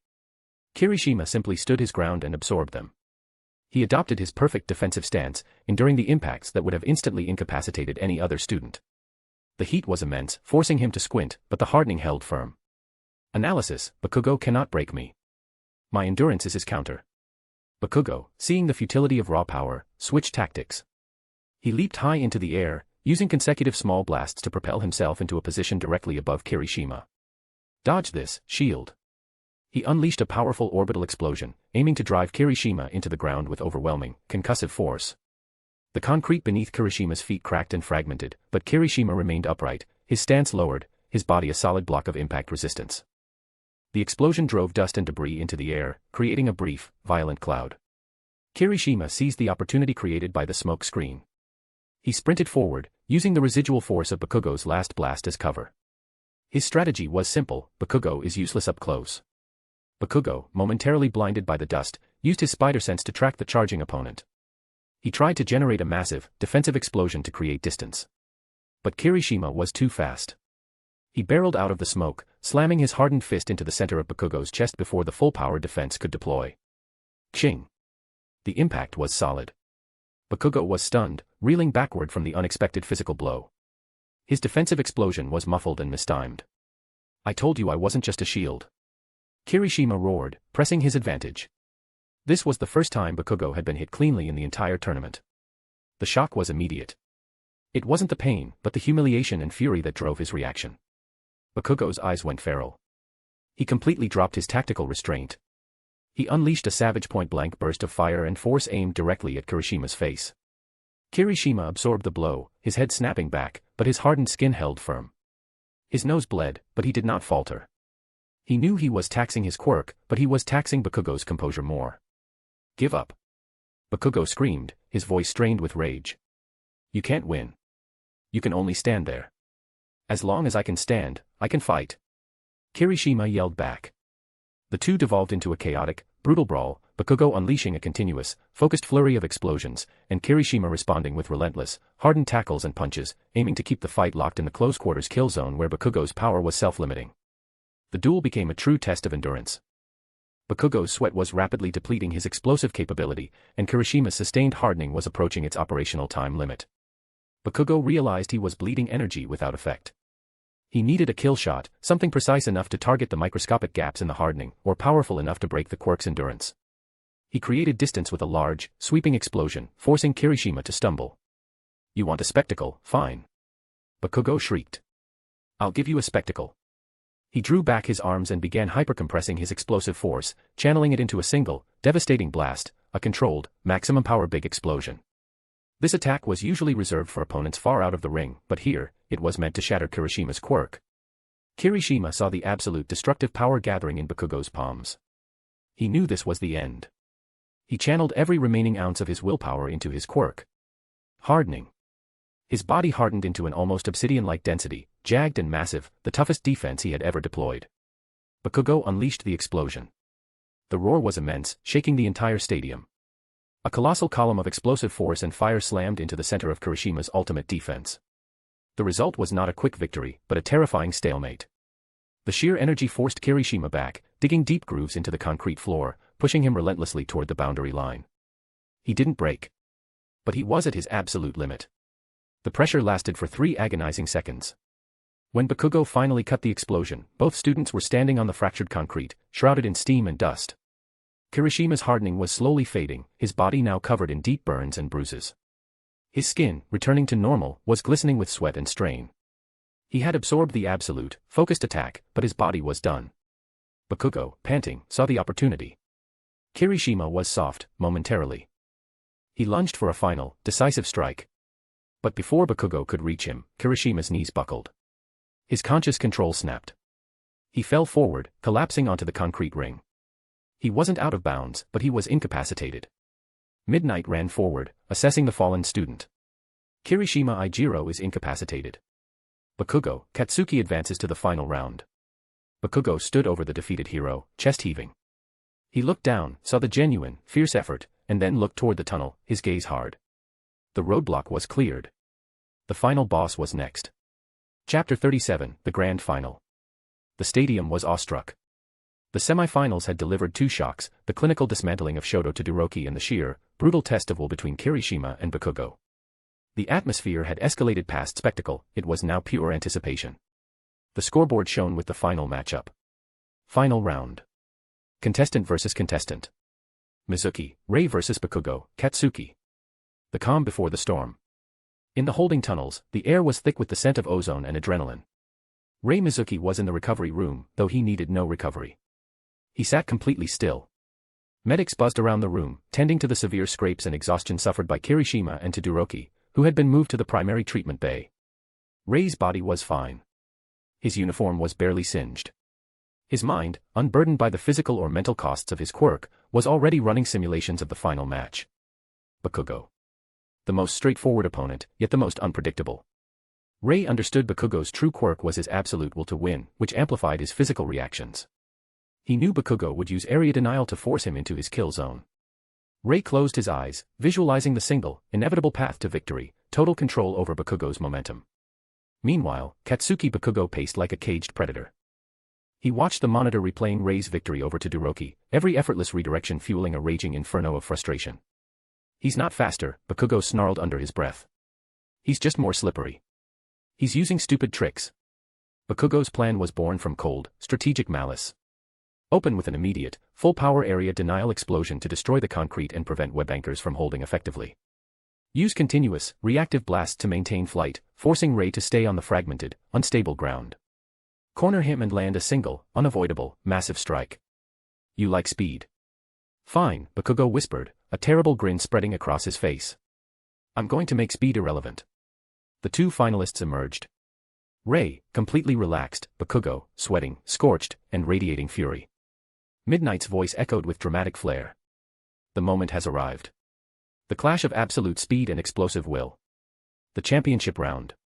Mizuki, Rei vs Bakugo, Katsuki. Rei stopped at the center line. He looked at Bakugo, who was staring with undisguised hatred. Ready to lose? Rei murmured. Bakugo scoffed, steam pouring from his palms. I'm ready to turn you into ashes. Fight. Bakugo initiated his plan instantly. He slammed his hands down and unleashed a sustained mega-explosion aimed not at Rei, but at the entire concrete ring. The massive blast tore through the surface, sending chunks of debris and a dense, blinding cloud of dust high into the air. Rei had calculated this. Before the blast connected, he executed a rapid series of temporary web anchors to the floor outside the immediate blast radius, launching himself above the initial destruction. Bakugo was already airborne, using successive explosions from his palms and feet to create a spinning vortex of fire and debris. He had destroyed the ground and established air control. I have to get him back on the ground, Rei assessed. He's too erratic in the air with unlimited altitude. Rei executed a wide web swing along the ground, using the debris cloud as cover. He then shot a web line at a large, airborne chunk of concrete debris, manipulating it like a slingshot and hurling it back into the spinning Bakugo. Bakugo roared, shattering the incoming concrete with a localized blast, momentarily interrupting his altitude. He plunged toward the fragmented ground. Stop running. Bakugo screamed. Rei used the opportunity. He landed silently near the boundary and charged, forcing Bakugo to react instantly. Bakugo met the charge by rising again, creating a ring of rapid, proximity-fused explosions around himself to keep Rei out. Rei weaved through the perimeter fire. He focused not on penetrating the defense, but on disabling the flight. He shot a thick, high-tension web line directly onto Bakugo's right ankle as the explosion user rose. Bakugo instantly felt the pull and used a powerful explosion to try and sever the web, but Rei had already activated the recoil. Rei gave a powerful, horizontal yank, spinning Bakugo violently in midair. Surprise. Rei called out. Bakugo, unable to orient himself or maintain controlled flight, was sent spiraling. Rei shot a second, reinforced web line to Bakugo's opposite wrist, completing the snare. Bakugo was now suspended, rotating rapidly between Rei's two powerful web anchors. Let go of me, you damn cheater. Bakugo roared, desperately trying to detonate the webs. Rei started running in a tight circle, whipping Bakugo around the center of the ring like a projectile on a string. Bakugo was completely helpless, his uncontrolled flight attempt serving only to fuel the rotational speed. Rei suddenly released the web on the ankle, maintaining only the wrist anchor. He pulled back on the single line, transforming the rotational energy into a massive upward vertical launch. Bakugo was thrown 100 feet into the open air, a screaming comet of fury. Time for some altitude adjustment. Rei quipped, watching the ascent. Bakugo, though spinning, was not incapacitated. He finally managed to break the remaining wrist web with a massive, localized blast, creating a smoky, high-altitude cloud. He used the brief respite to orient himself and began plummeting down, channeling all his remaining energy into a single, terminal dive bomb attack. Die. Bakugo shrieked, descending like a flaming meteor, intent on ending the fight by destroying the entire ring. Rei watched the dive, his spider sense giving him the final impact point and velocity. He's committed everything. I just need to redirect the momentum. Rei shot a final, thick, reinforced web line to the concrete floor, perfectly placed to intersect Bakugo's descent path just feet above the ground. As Bakugo reached the climax of his descent, believing he was about to land the killing blow, Rei executed the final, decisive action. Rei quickly swung the anchored web line, catching Bakugo mid-flight, just before he could unleash the full power of the dive bomb. Using the web as a powerful fulcrum, Rei instantly redirected Bakugo's enormous downward velocity into a horizontal vector. As Bakugo was violently whipped sideways, disoriented and unable to use his hands to explode safely, Rei closed the distance with a burst of speed and delivered a final, calculated concussive punch directly to Bakugo's face. The strike was clean and shocking. It wasn't about injury, it was about ruthlessness. Bakugo's body, already carrying the enormous momentum of the dive and now amplified by the punch, was sent sailing backward, completely uncontrolled. He flew over the boundary line, over the barrier, and crashed against the wall in a spent, smoking heap. Midnight raised her flag, her voice trembling with the magnitude of the final moment. Bakugo, Katsuki is out of bounds. The winner. Mizuki, Rei is the champion. The noise returned to the stadium in a terrifying, unified roar. It was a sound of shock, disbelief, and grudging awe. Rei stood alone in the center of the smoking, fractured concrete ring. His uniform was intact. His breathing was normal. He looked at the chaos he had caused, and then at the defeated Bakugo, who was trying weakly to push himself up. He walked toward the fallen rival. "Don't worry," Rei said calmly, looking down at the dazed Bakugo. "You gave me the best explosion show. But I told you, I control the space." Rei paused, then added a cold truth, looking at the silent stadium. "You can't be number one if you can't hit your target." He walked away, leaving the ultimate rival stewing in his loss. The tournament was over. The path to the top was definitively paved. The world now knew the champion, Mizuki, Rei. Up in the VIP box, the atmosphere was suffocating. The pro heroes, the veterans who had seen generations of talent, were speechless. All Might gripped the railing so tightly the metal groaned. His mighty form seemed to shrink slightly, the ever-present smile absent. That was not a fight. That was a demonstration, All Might muttered, his voice barely audible. He treated Bakugo Shounen's final attack like a jump rope. His control over kinetic energy, his awareness, he is operating on a plane of existence very few of us can reach. The hero world's greatest symbol felt a profound unease. Rei Mizuki's power transcended the limits of quirks they understood. Eraserhead, Aizawa, was slumped in his seat, his eyes wide despite his perpetual exhaustion. I knew his physical abilities were broken, but the webs, the coordination required to transition from speed to aerial grappling and impact redirection at that velocity, it's mathematically impossible for a human brain to process. He closed his eyes, a grim satisfaction settling over him. He's not just a powerhouse. He's a perfect weapon. Endeavor, however, was beyond fury. He was stone-cold incandescent rage. Rei had not only effortlessly defeated his son, Shoto, but he had just humiliated the one student, Bakugo, who came closest to matching Shoto's raw destructive force. Unacceptable, Endeavor seethed, the flames around his face flaring violently. It's a trick. He relies on gimmicks and speed to avoid confrontation. This Mizuki is a variable that needs to be scorched out of the system. He poses an insult to the very concept of power. He couldn't comprehend a victory that didn't involve overwhelming, visible destruction. Miles away, in a dark, dusty bar, the League of Villains watched the broadcast on a cracked television screen. The commentator was screaming, but the room was silent. Tamura Shigaraki was scratching his neck, his irritation growing with every passing moment. Rei's face, projected onto the screen, was too calm, too flawless. "This is annoying," Shigaraki hissed, dropping his hand, leaving angry red welts on his neck. First Todoroki, now the explosion freak. That kid, he ruins everything. He's too fast. I can't even get close enough to decay him. His primary concern was proximity and vulnerability. Rei's speed meant he was an impossible target. Kurogiri, standing behind the bar, wiped a glass slowly. His voice was measured and unnerving. "Sensei told us to watch for variables. This, Mizuki, Rei, is not a variable, Shigaraki Tamura. He is a constant." His victory was predetermined. He did not expend a single unit of effort. He is already operating at the level of a high-tier pro, and he is fully capable of dealing with the Nomu. Dabi, leaning against the wall, watched the footage replay where Bakugo was yanked and flung with ease. A disturbing smile crossed his lips. Speed, control, and no visible weaknesses, he's cleaner than the top heroes, yet he's still a chaotic element. He needs to be tested. If we can break his calm, he might be an interesting toy. Spinner merely gripped his chipped sword tighter, recognizing a level of strength that felt fundamentally unfair. The League realized this sports festival wasn't just a broadcast of potential heroes, it was the unveiling of a new, immediate threat to their plans. Rei Mizuki was a champion, and his power was now a known obstacle that must be accounted for. Chapter 38-37 The Award Ceremony and Hero Names. The stage was reset for the final, obligatory event, the awards ceremony. The finalists were called back out. The medical staff had deemed the students fit enough to stand, though Bakugo and Todoroki still looked like they had been dragged through a disaster zone. Bakugo was secured in a harness. Todoroki Shoto, the third-place winner, stood rigidly, his defeat burning in his cold eyes.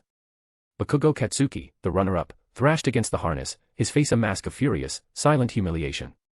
Mizuki, Rei, the champion, stood perfectly relaxed, accepting the moment with quiet certainty. The moment belonged to All Might. The number one hero, towering and radiant, took the stage to present the medals. "Fear not, citizens." All Might boomed. The UA Sports Festival is not just about victory, but about the spirit shown in the face of adversity. He started with Todoroki, draping the bronze medal around his neck. You showed the world your potential, young Todoroki. Embrace both sides of your power, and you will surpass all limits. Todoroki simply nodded. Next, Bakugo. I don't want your stupid medal. This isn't first place. Bakugo screamed, thrashing against the restraints. All Might, undeterred, gently pressed the silver medal onto Bakugo's forehead, ignoring the screaming. A setback, young Bakugo, is merely a setup for a greater comeback. Never stop striving. Finally, All Might turned to Rei, holding the gold medal aloft. Young Mizuki, All Might said, his voice laced with heavy reverence. You showed us a style of heroism based on absolute efficiency. You fought without unnecessary damage, using intelligence and speed to master the battlefield. He placed the medal around Rei's neck. You are truly a phenomenon. Thank you, All Might Sensei, Rei replied, his voice calm. Up in the VIP box, the pro heroes were gathered, their reactions intense. The most significant fallout came from the number 2 hero. Endeavor was cornered by reporters immediately after the ceremony. The flames around his face flared, but his voice was controlled and dangerously articulate. Mizuki's victory is based on speed, not supremacy. He relies entirely on evasion and redirection to avoid sustained confrontation, Endeavor stated. He was careful to avoid the hypocritic criticism of just demanding a big boom boom. While effective in a tournament ring, this is not the style of a hero meant to stand against large-scale threats. His success requires precise, small-scale maneuvers, making him unsuitable for the frontline battles where overwhelming power is necessary to protect citizens. He paused, ensuring his words carried the maximum strategic weight. He is an escape artist, not a powerhouse. His victory was achieved through specific tournament rules, not by confronting a threat head-on. The world should not mistake efficiency for true strength. Endeavor's goal was clear, to devalue Rei's victory as niche and cowardly, thereby protecting the notion that his son, Shoto, possessed the superior true strength. All Might countered Endeavor's cold assessment instantly. Young Mizuki displayed unparalleled control and precision.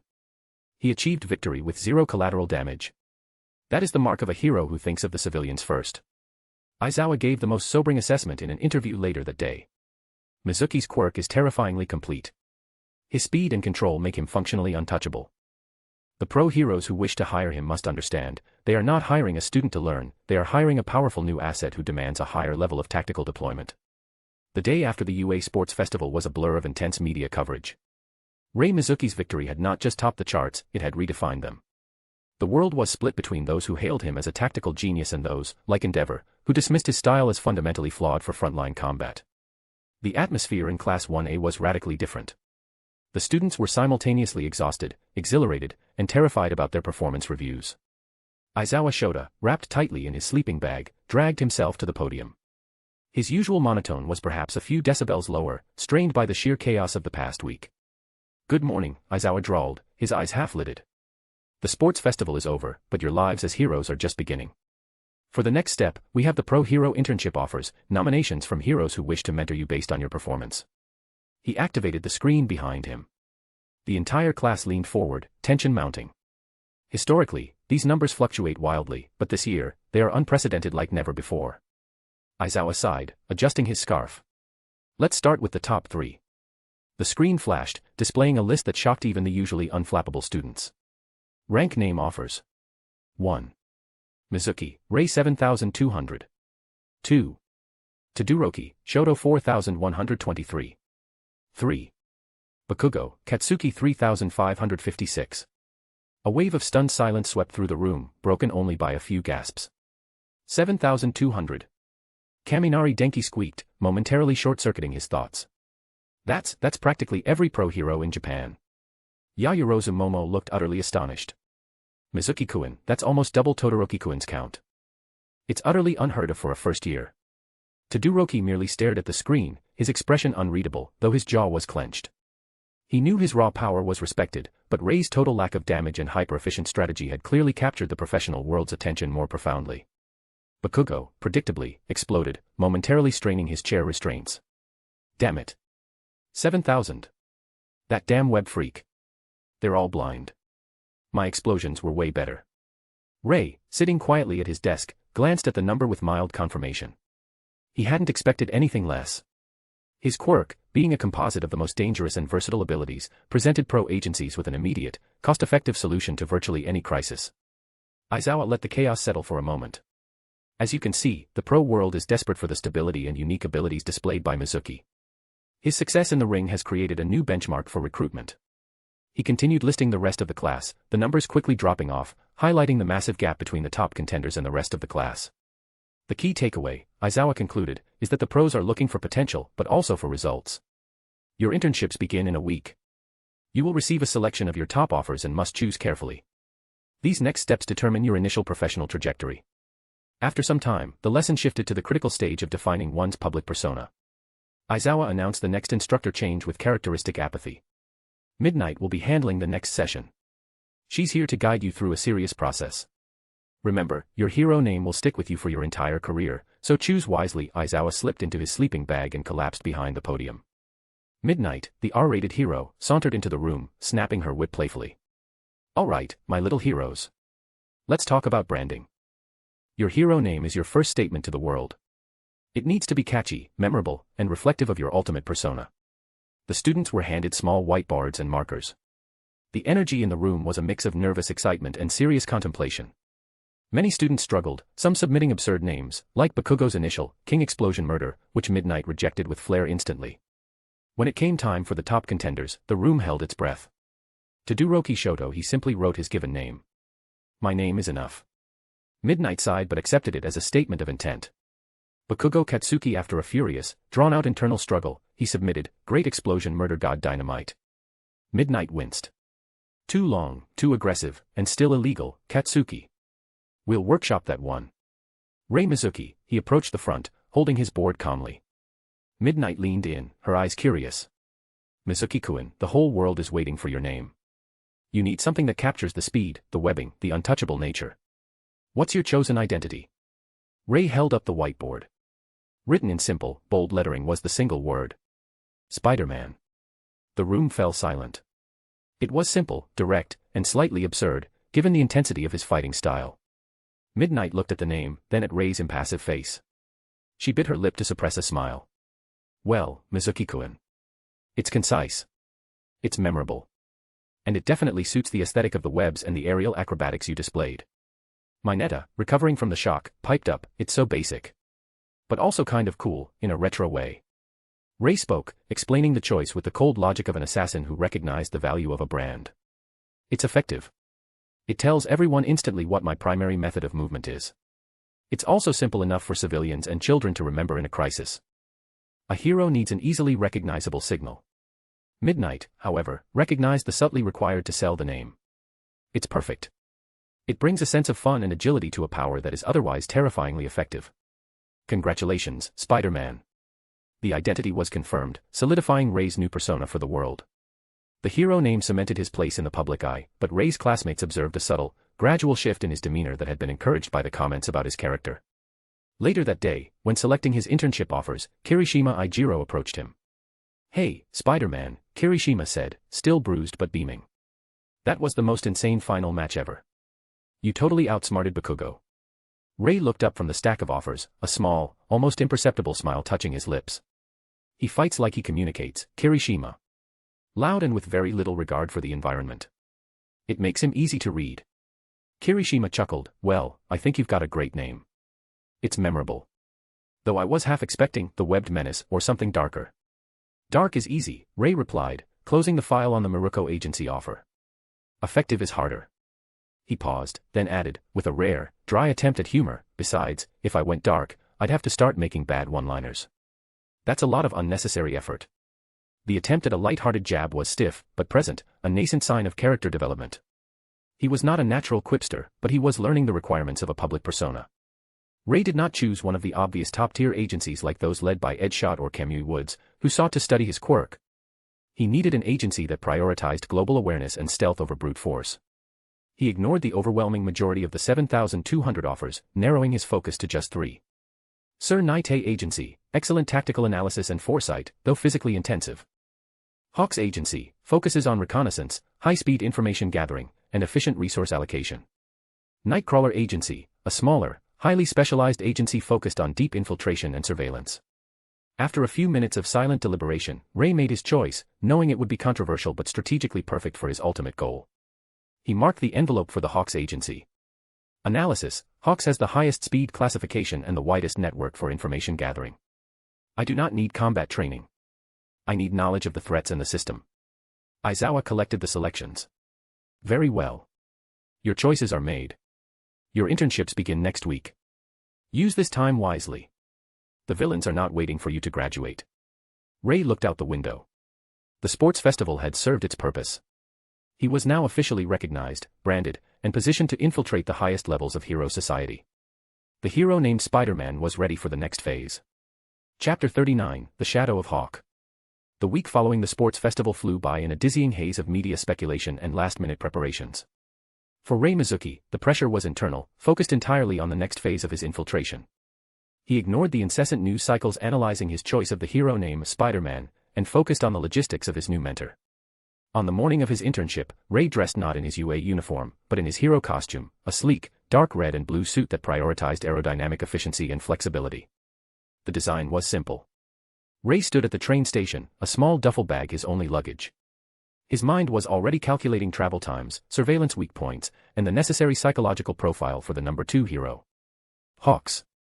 The winged hero was known for his speed and laid-back attitude, but Rei knew this was a calculated facade.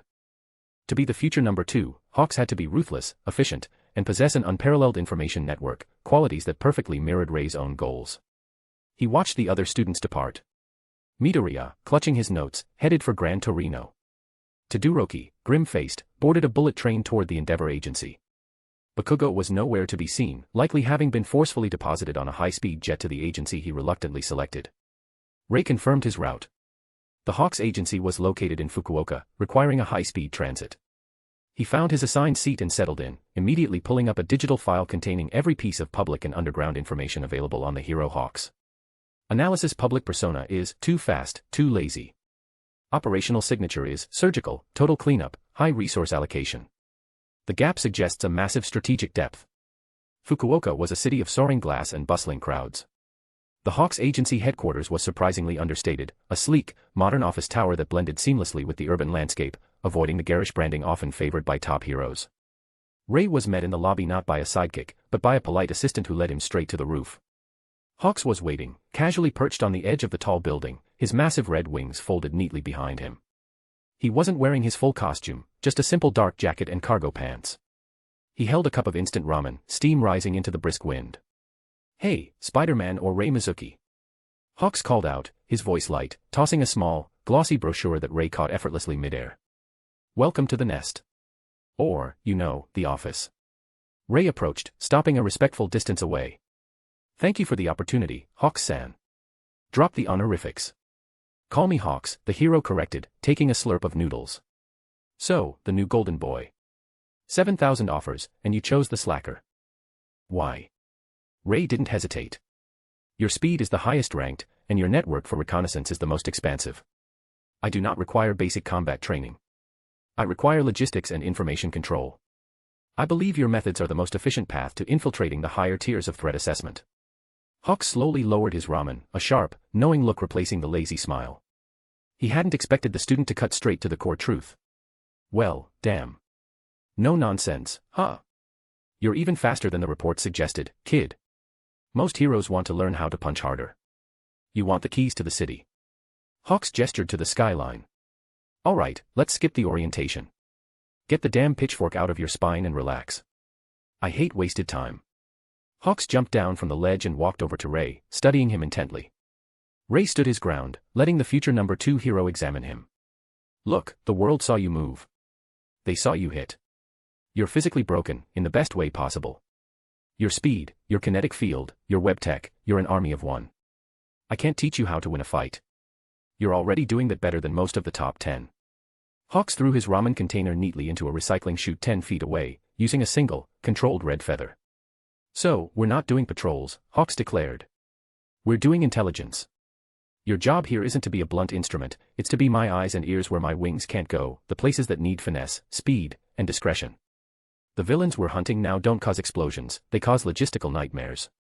He pulled out a small, encrypted tablet and handed it to Rei. "Your first assignment starts now. No backup. No costumes allowed. Just your speed and your head. There's an organization distributing illegal quirk-enhancing drugs, Trigger, throughout the lower wards. We know the drop point is a specific storage locker complex tonight, 2300 hours, Hawks explained, his tone completely serious now. The goal is not arrest. The police are already handling that. The goal is data. We believe their operation leader, a small-time villain named the Handler, carries an encrypted drive. Hawks tapped the tablet. Your task is to follow the Handler from the moment he leaves his safe house. You need to observe, locate the drive, and at the precise moment of the raid, extract the encrypted drive without being seen by the police, the villains, or any cameras. It's a snatch and grab. Rei analyzed the mission parameters instantly. Stealth, speed, precision extraction, and zero engagement with the main conflict. It was a perfect test of his unique skill set. If I am spotted, I retreat, Rei confirmed, maintaining eye contact. No, Hawks corrected, a genuine smile returning. If you are spotted, you vanish. Use the chaos. The essence of your power, Spider-Man, is being the one thing nobody can definitively track. Go. Get familiar with the city's flow. Your mark leaves his apartment at 1800 hours. Rei gave a curt nod. He didn't ask questions, he already had the coordinates loaded. Before he leaped off the roof, Hawks stopped him. One more thing, champ, Hawks said, folding his arms. This whole, efficient, cold, no-nonsense, routine. It works for an assassin, but heroes need hope. Try to look less like you're calculating the air density and more like you're actually enjoying being untouchable. It helps with the brand. Rei paused, then gave a slight, awkward shrug before launching himself off the roof in a silent, high-speed vault, leaving the men smiling in the wind. Analysis Hawks is testing not just my skill, but my ability to adapt my persona. Hypothesis dash, maintaining a distant, analytical exterior while executing the chaotic demands of heroism will be the true challenge. The training had begun. And for Rei, the chaos of the city was far more interesting than the structured rigidity of the classroom. He was finally where he belonged, in the shadow, moving too fast to see. Chapter 40, Mission. The city of Fukuoka became Rei's hunting ground. For hours, he moved in the shadows, navigating the labyrinthine infrastructure of the lower wards. He ignored the clamor of the streets, his focus absolute, tracking the small-time villain, the Handler, with effortless precision.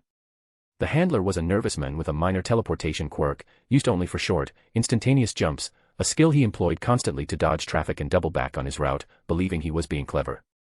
Rei was always 3 steps ahead. Analysis, teleportation is effective against visual tracking, but generates localized kinetic disturbances I can detect easily. His route is predictable, he prioritizes speed over actual stealth. At 22:58, Rei was perched high above the abandoned storage complex designated as the drop point. The Handler arrived, fumbling with the key to a locker unit.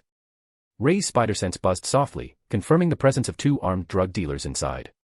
At precisely 2300 hours, the police raid began. Sirens wailed, and a squad of heroes and officers burst onto the scene. Chaos erupted, flashbangs detonated, and the drug dealers scattered, attempting to use their quirk-enhancing drugs to escape. This was Rei's window. He executed a vertical dive at impossible speed, his kinetic field absorbing the sonic boom of his descent. He landed silently behind the Handler, who was frozen in panic, attempting a series of short, erratic teleports. In a fraction of a second, Rei struck. He used a single web line, not for fighting, but for pinpoint extraction. The web tip, reinforced with a kinetic charge, struck the exact pocket where the Handler kept his encrypted data drive. A tiny, focused pull, a surgical snatch, and the drive was secured to Rei's palm. He left the Handler completely untouched and unaware of the theft, his focus consumed by the sudden police lights. As the hero team secured the perimeter, Rei vaulted back into the air, using the dust, sirens, and scattering debris as perfect cover. He vanished into the upper atmosphere, the encrypted drive warm in his hand. Rei returned to the Hawks Agency headquarters 45 minutes later. Hawks was waiting in his office, casually eating a pre-made meal while watching the live police feed of the chaos Rei had just left. Well, did you get the prize? Hawks asked, without looking up. Rei placed the small, black drive on the desk. Mission accomplished.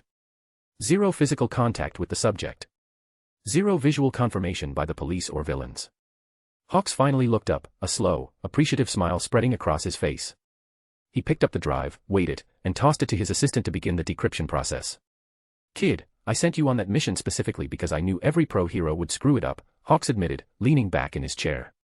They'd either engage the police in unnecessary communication, or they'd engage the villain and destroy the data. You operated outside the system and inside the chaos. That's efficiency. Hawks gestured for Rei to sit. All right, Spider-Man. You passed the test. Now we get to the real work. Your skill set isn't meant for stopping purse snatchers, it's meant for stopping real nightmares. Hawks pulled up a massive, encrypted map of Japan, covered in thousands of glowing nodes. The League of Villains doesn't just spontaneously appear. They operate through networks, drug distribution, illegal resource gathering, money laundering, and information brokers. I can see the connections, but I can't be in 1,000 places at once. Your role is to be the high-speed observation post. You'll be tracking the weak links in the supply chains of the underworld. You're going to learn the politics of being a hero, how to monitor threats without causing massive public outcry.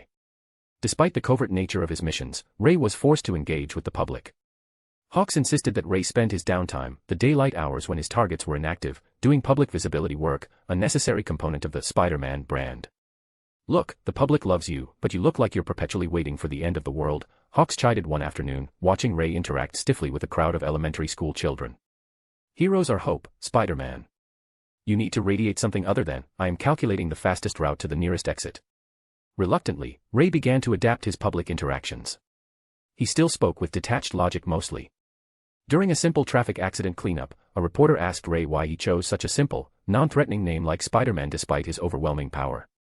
Rei replied, without changing his neutral expression, my job is to stop villains. The name is for the people. You can't call for help if you can't pronounce the hero's name when you're screaming.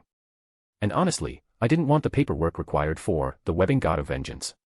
The deadpan delivery earned a round of genuine laughter from the crowd and the media. It was the birth of his unique public style, a hyper-efficient hero who was also oddly, logically funny. Observation, humorous quips serve as an effective public disarming tool. They reduce the perceived threat level of my power, making the public more receptive to the hope narrative. As the days passed, Hawks's missions became more high stakes. The underlying pressure in the city was building, focused around the hero killer. Hawks sat Rei down, his expression grim. The League of Villains is destabilizing the hero system, and someone is accelerating the process. The hero killer, Stain, is getting bolder. He's not just killing heroes, he's dismantling the public's faith in the system. Hawks explained that he had an active bolo, be on the lookout, for Stain, who was primarily operating in Hosa City, the same city where Ida Tenya was interning, seeking revenge for his brother. My network has placed Stain's next potential target in Hosa City. I can't send a squadron, that'll just scare him off. He requires a subtle approach, someone who can shadow him without being seen and report his movements, Hawks stated. Hawks looked directly at Rei. This is beyond surveillance. This is active threat monitoring against a master strategist. Your speed and stealth are the only tools that can get close to him without becoming his next victim. Rei immediately recognized the extreme danger. Stain was not a mindless Nomu, he was a master killer. This was exactly the kind of high-stakes, direct contact with the underworld he needed to advance his mission. I accept the assignment, Rei confirmed. Hawks handed him a new set of encrypted coordinates. You're going to Hosu. Do not engage unless absolutely necessary. Find him, report his pattern, and do not become part of his narrative. If you fail to report in 5 hours, I will assume you're compromised. Rei took the coordinates. The internship had officially moved from surveillance to dangerous, immediate counter-espionage. His path was now set to collide directly with the rising villain threat. I'll see you soon, hero killer Stain, Rei thought with dry humor. Chapter 41, The Blade and the Spider. Rei Mizuki arrived in Hosa City via a high-speed bullet train, having been granted immediate travel clearance by the Hawks agency. The encrypted coordinates from Hawks had led him to a quiet section of the industrial district, the last known area of hero killer activity. He exited the station and immediately felt the shift in the city's atmosphere. It was a dense, almost tangible fear. The city was on edge, waiting for the next attack. Analysis, the environment is highly kinetic. Emotional instability among the civilian population is high. Prime territory for a catalyst event. Rei discarded his civilian clothes in a secured locker and activated his hero costume. He began moving immediately, using high-speed swings through the quiet back alleys and over the lower rooftops, prioritizing stealth over showmanship. He was looking for a pattern, a shadow, anything that indicated Stain's presence. He hadn't been searching for more than 20 minutes when the city exploded into screaming chaos. It wasn't the work of one villain. It was a coordinated, massive attack. Nomu. 3-winged, high-power Nomu, the same type of artificially created horrors that attacked USJ, descended upon the main thoroughfare. They tore through buildings, their shockwaves shattering windows and throwing cars like toys. This isn't Stain's style, Rei muttered, watching the immediate devastation from a high rooftop. This is a League of Villains operation designed to cause mass panic just like I know. His orders were clear, active threat monitoring against Stain. But the immediate, overwhelming danger to civilians was too great to ignore. He shifted his priority. New analysis, immediate threat level is extreme. High-speed intervention required to minimize collateral damage before seeking the primary target. Rei vaulted into the chaos, his speed allowing him to reach the disaster zone before the local pros could mobilize effectively.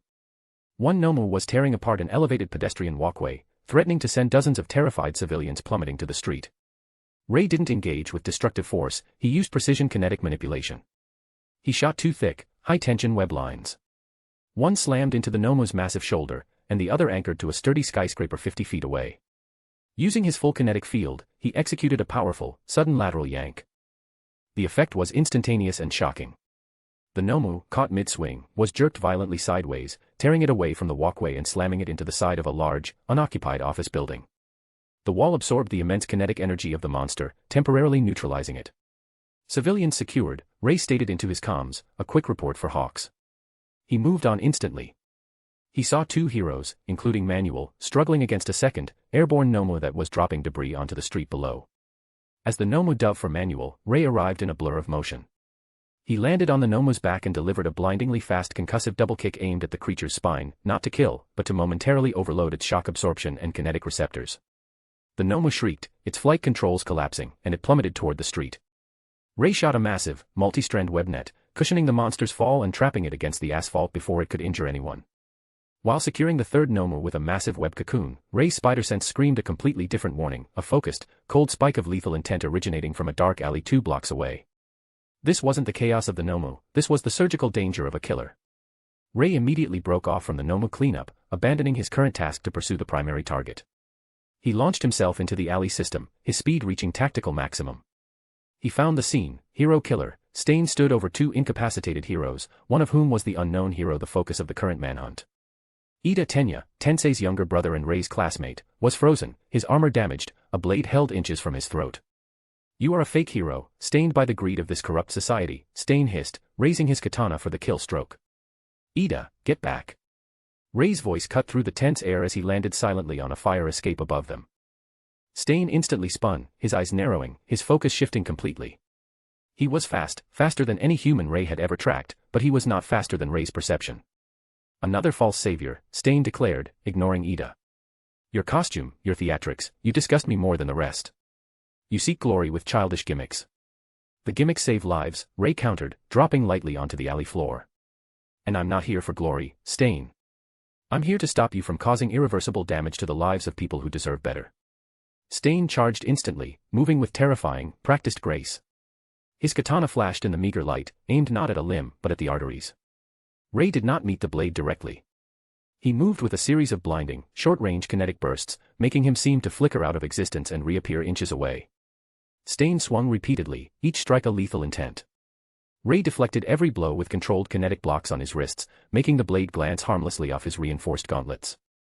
Stain's quirk, blood curdle. Requires cutting to paralyze. Analysis, absolute minimal contact. Rei recognized the danger. He couldn't afford a single cut. He switched tactics from defense to complete control. As he dodged repeatedly, Stain roared in frustration. "Why won't you engage, fake hero? Are you a coward?" Rei finally initiated an offensive. He launched two perfectly timed, high-tension web lines. One anchored to Stain's sword hand, the other to his back foot. Before Stain could slash or react, Rei executed a simultaneous kinetic pull and push, pulling the sword arm back while pushing the back leg forward. Stain was instantly destabilized, thrown into a forced, awkward spin. His focus was broken. Rei pressed his advantage. He launched a massive, multi-strand web net, focusing the full adhesive power of his quirk onto the capture. The net enveloped Stain, pinning his arms, legs, and weapon tightly to his body before he could slice free. Stain struggled violently, roaring in fury beneath the thick, drying web. The katana clattered uselessly onto the concrete floor. He was neutralized without a single fatal injury being inflicted. Ida, still paralyzed but regaining feeling, could only watch in stunned silence. Mission accomplished, Rei confirmed into his comms, stepping over the defeated hero killer. He turned to the younger Ida. "You let revenge drive your decisions, Ida. That is not the purpose of heroism. Your brother would be ashamed of your recklessness." Rei shot a final, thick web anchor connecting Stain's cocoon directly to the central fire escape, securing him until the authorities arrived. He glanced at the sky. More Nomu were incoming. He couldn't stay. His job was done. Report confirmed, Hawks's voice crackled urgently in his comms. Excellent capture, Spider-Man. But the city's in collapse. Get out of there. The League is using this to cover their tracks. Rei didn't wait. He shot a web line to the highest rooftop and vaulted away, leaving the stunned Ida, the immobilized hero killer, and the ongoing Noma chaos behind him. He vanished into the night, the true identity of the hero who defeated Stain remaining a complete mystery to the students and the public. One thing Rei didn't understand was why Deku wasn't there like in the anime. Must he another butterfly effect, Rei thought grimly.